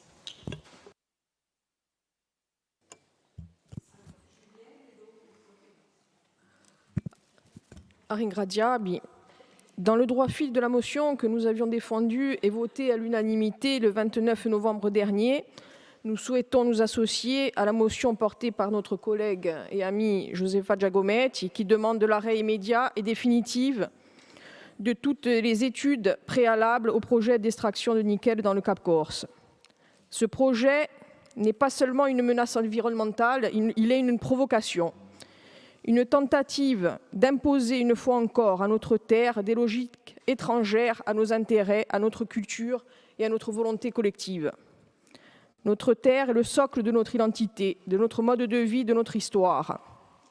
Et cette histoire, c'est aussi celle des luttes pour défendre notre environnement, contre les essais nucléaires à l'Argentine, et comme vous avez pu le rappeler, chers collègues, contre les boues rouges, ce projet d'extraction minière purement spéculative, s'inscrit dans une logique prédatrice. On nous promet quelques études. Pardon, on nous promet quelques études, on nous parle d'évaluation, de faisabilité, mais derrière, ce sont toujours les mêmes logiques et les mêmes intérêts lointains qui reviennent, déguisés en projets d'avenir. Mais nous avons déjà donné, et surtout dans le Cap Corse, avec l'usine d'amiante de Canary. Et nous savons que notre avenir ne peut se construire sur le sacrifice de nos espaces naturels, de notre santé et de notre patrimoine.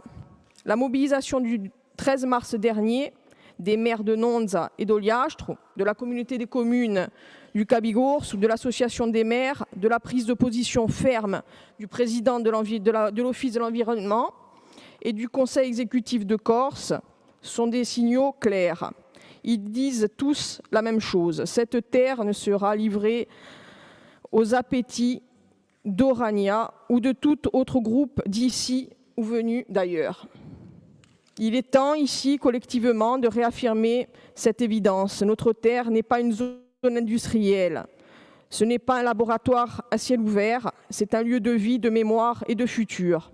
Et notre futur, nous le voulons durable, enraciné, respectueux de notre environnement, non pas au service de multinationales, mais au service de notre peuple. Aringradiabi. Bon, bien entendu, on est favorable à la motion dans son intégralité. Pour donner mon avis par rapport à la demande de Christelle, sur retirer État français, ce n'est pas l'État français en opposition à un État corse en gestation. C'est le code minier qui veut que la rédaction elle soit comme ça. Parce que les droits, même d'études, même les droits d'études, ils sont sous la responsabilité exclusive de l'État. C'est un principe régalien, c'est-à-dire que même si on est un propriétaire d'un sol, c'est l'État qui donne les droits de recherche dans le sous-sol. Et là, en l'occurrence, c'est l'État qui est propriétaire du sol parce qu'on considère que tous les galets qu'il y a sur la plage de Nantes sont sur le DPM, que c'est une ancienne marina marine. Voilà. Moi, c'est la remarque que je fais sans préjuger de ce que peut dire Josépha.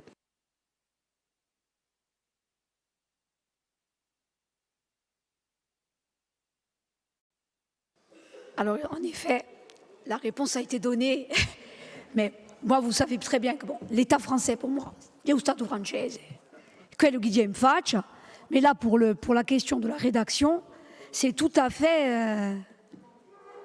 voilà. Nous sommes en droit d'exiger.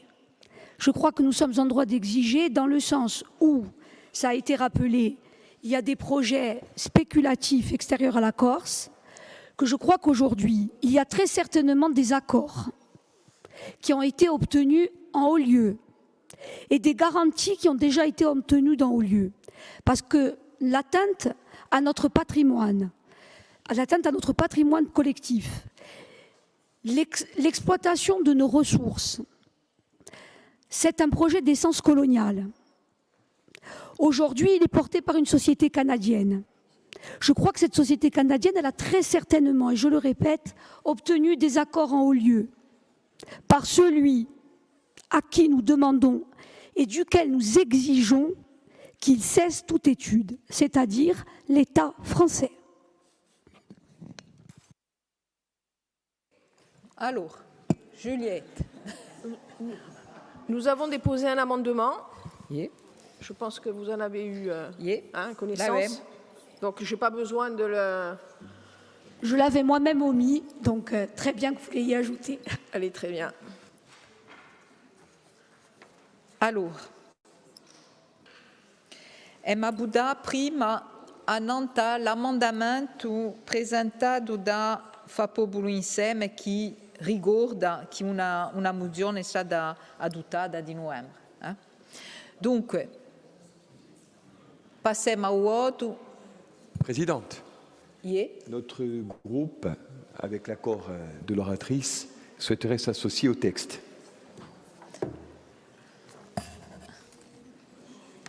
Allora, popolo insieme, avanziamo.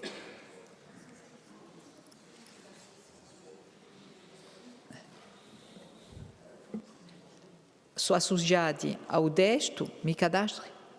No, non è mica una mozione di tutti i gruppi dell'Assemblea. Allora, passiamo a l'emendamento. Contro. Non partecipazione. Di va popolo insieme.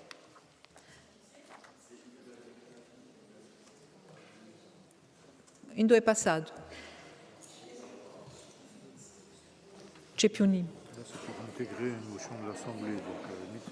No, ma c'è mica problema.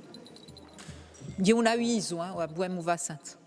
Allora, dunque, eravamo a non partecipazione, astensione, appro. Tutti i gruppi, è così? All'unanimità? Vi ringrazio. Dunque, secondo emendamento presentato da Chantal Pedignelli.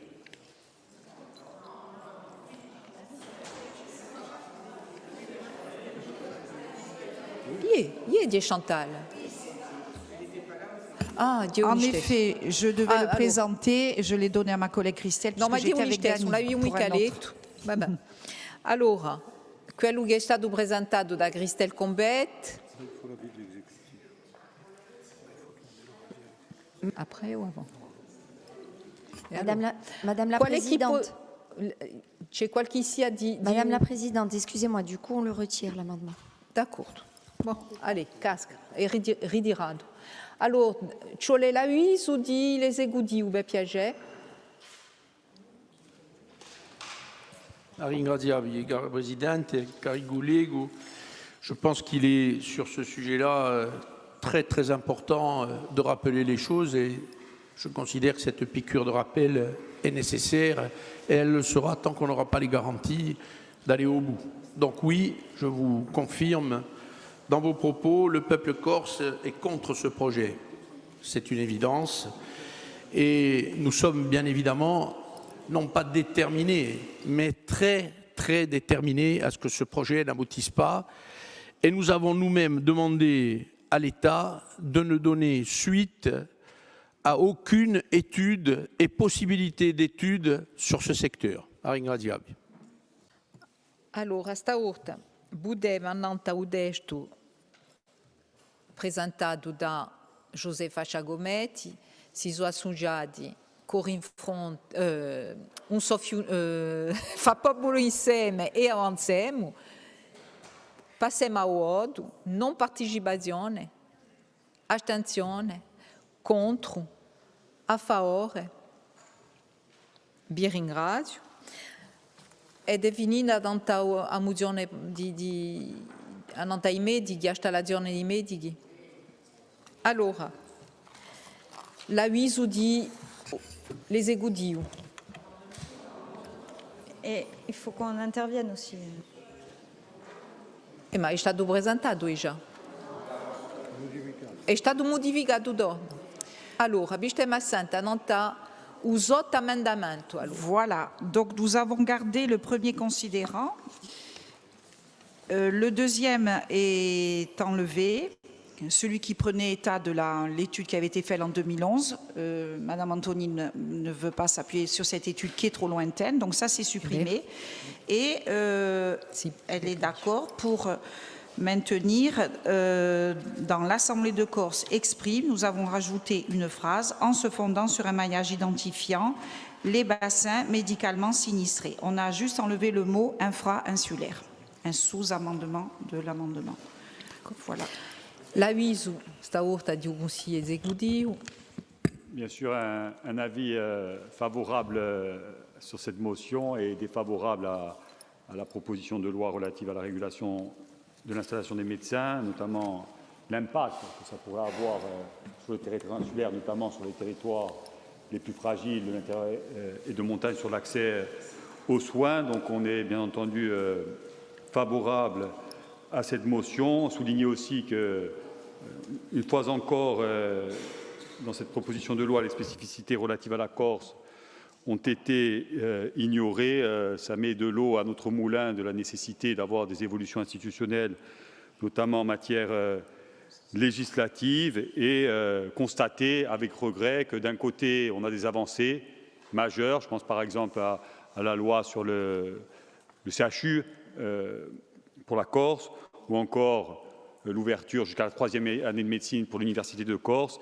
Et les combats qu'on gagne d'un côté, on nous les détricote de l'autre. Donc voilà, c'est juste un constat un peu amer sur cette question-là centrale de l'accès aux soins pour les Corses, que je voulais réagir, bien sûr, en remerciant l'ensemble des groupes, et notamment le groupe majoritaire, pour cette proposition, et les autres groupes pour pouvoir travailler à l'amélioration de cette motion. Je vous remercie. Vi ringrazio.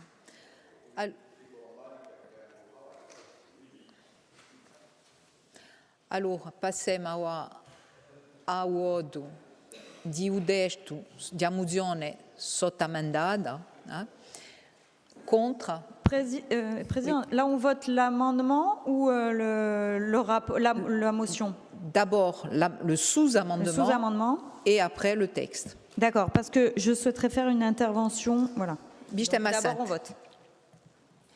Je souhaiterais faire une intervention, donc non pas en mon nom ni au nom du groupe, mais au nom du docteur Jong qui a dû partir et qui votera contre cette proposition et qui m'a donné les raisons. Donc je porte sa voix. En fait, il propose, lui, contrairement au dispositif qui est proposé, que la CDC détermine le nombre de médecins nécessaires sur l'île, que les communes les répartissent ensuite sur leur territoire avec un médecin pour 800 habitants en milieu urbain, c'est très précis, hein.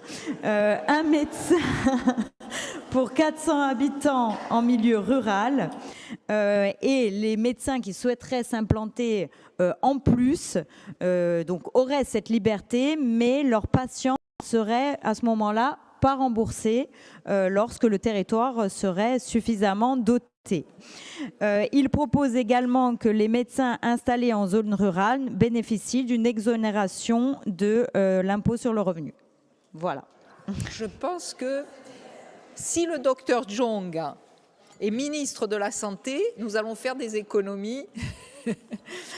Alors, donc, ceci étant dit, on va voter cette fois le rapport sous-amendé, le sous-amendement d'abord. Vote contre, non-participation, abstention, vote pour. Cette fois, le texte amendé, sous-amendé. Vote contre, non-participation, abstention, vote favorable, à l'unanimité. Et contre pour le docteur Jong. Voilà. On va passer maintenant à la dernière motion, celle qui vient d'être soumise, qui apporte un soutien aux salariés de la Poste. Je ne sais pas qui va la présenter. C'est une motion qui est portée par les groupes Fapo Blouissem et Corinne Front et Avancem.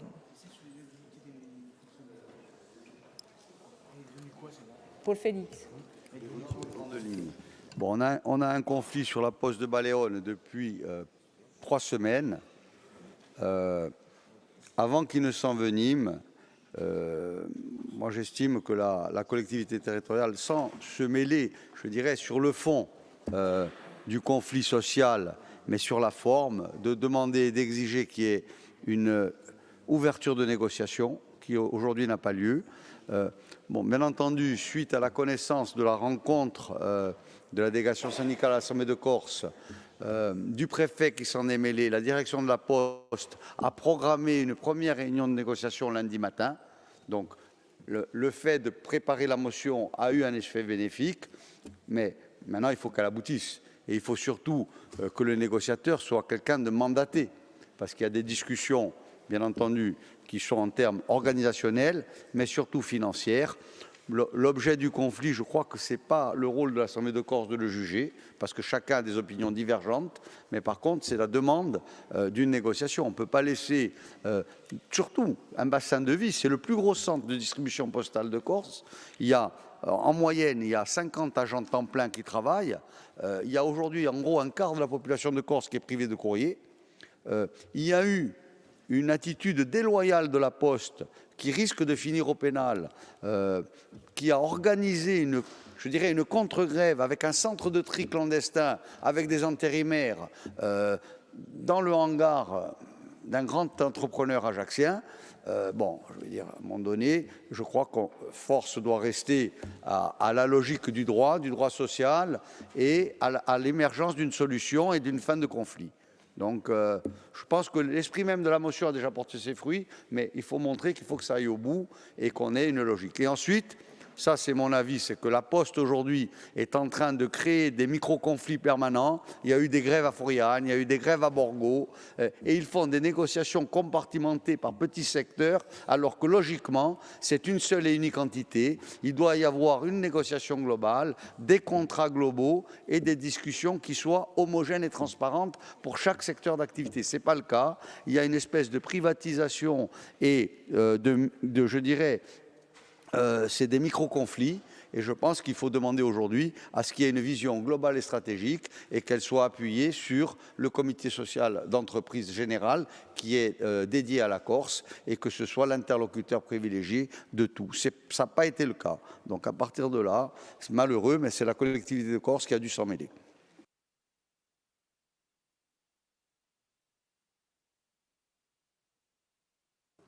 Allora, quale chi domanda a parola a questa mozione? Nimo, tutto il mondo è a pro? Allora, passiamo a voto.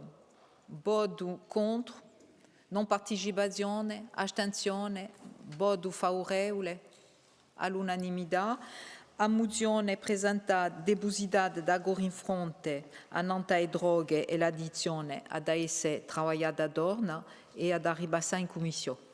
E quella di Nanta e DASE di l'Agenzia di l'Acqua, depositata da Antoine Poli, di noi ad essere presentata un giorno che l'Agenzia di l'Acqua bene in Bastia, mi pare, da qui a 22 di maggio, o quanto?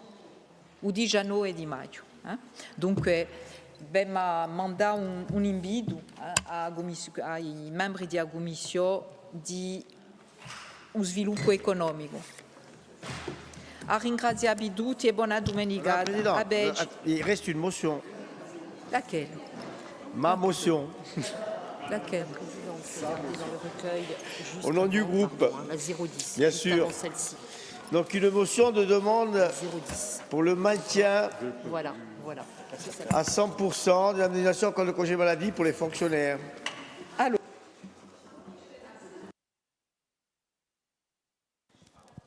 Juste un petit point d'ordre, Madame la Présidente.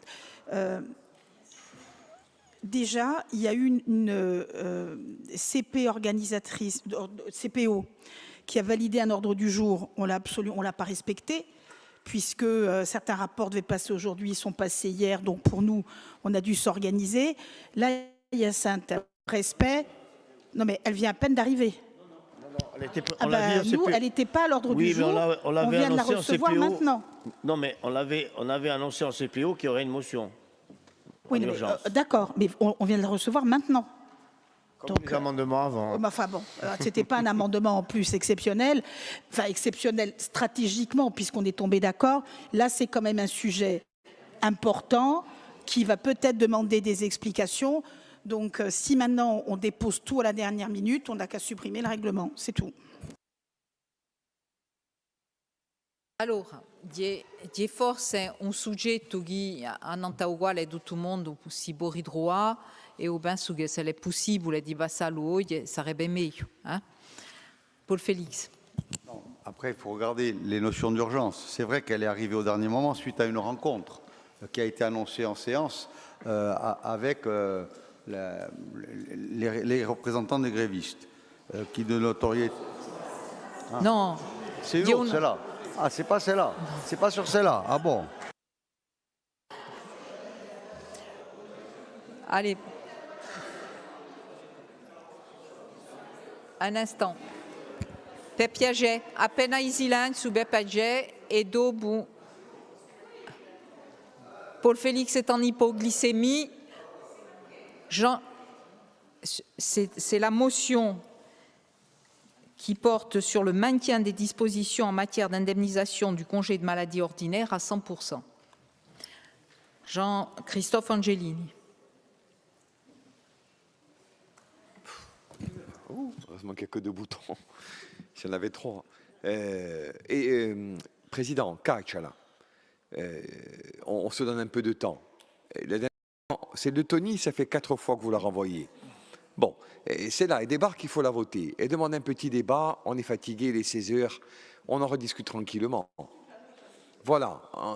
Allez, voilà, encore tes barreaux. Moi, on ne va pas régler le problème du maintien aujourd'hui. Je voudrais rappeler les règles, parce que j'entends beaucoup de choses. Jean-Michel était présent, Jean-Martin était présent à la CPO, il y a Savio qui était présent. J'ai annoncé en CPO cette motion. La motion qui n'était pas prévue, c'est la motion qu'on a votée tout à l'heure, pour laquelle, bien entendu, tout le monde était d'accord parce qu'on a rencontré des révistes. Cette motion-là, elle a été annoncée en CPO.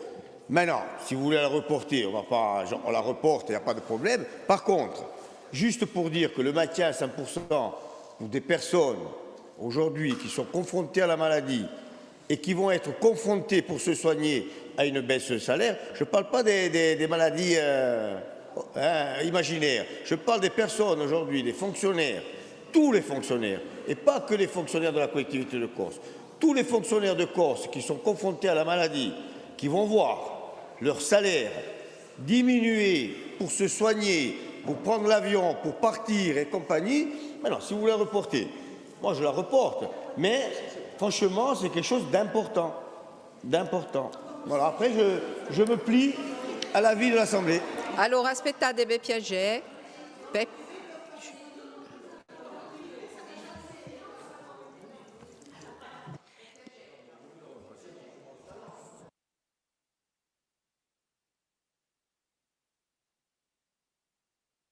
Piantem annanta su sa mozione ha presentato OMIC, perché è passato in commissione permanente organizzazionale, è stata validata, ha presentato OMIC.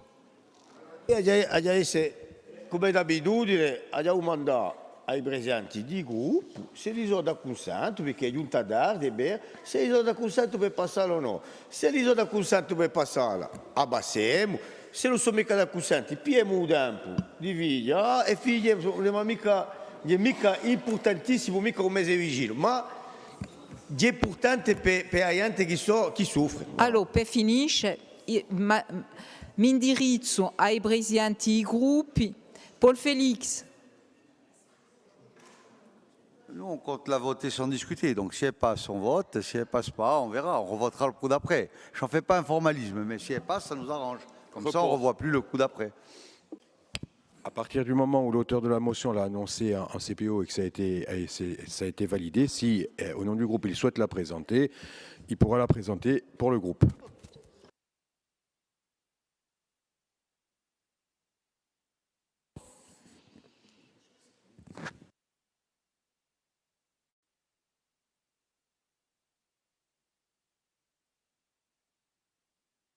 Est-ce que vous souhaitez qu'elle passe aujourd'hui ou pas? On souhaiterait, si possible, qu'elle soit reportée parce que c'est un débat de fond. Est-ce qu'on demande au président de groupe si vous êtes favorable? C'est ce que je vous ai dit. Nous préférerions un report pour avoir le temps d'en discuter. Donc, il y a Josefa Giacometti qui a le vote prépondérant. Ah voilà. Moi, je suis bien en peine dans le sens où je n'ai même pas connaissance de la motion parce que je ne siège pas en CPO parce que comme je n'ai pas encore le don d'ubiquité, je ne suis pas partout et que donc non so di chi si tratta. Allora, l'autore di mozione, chi ne vade?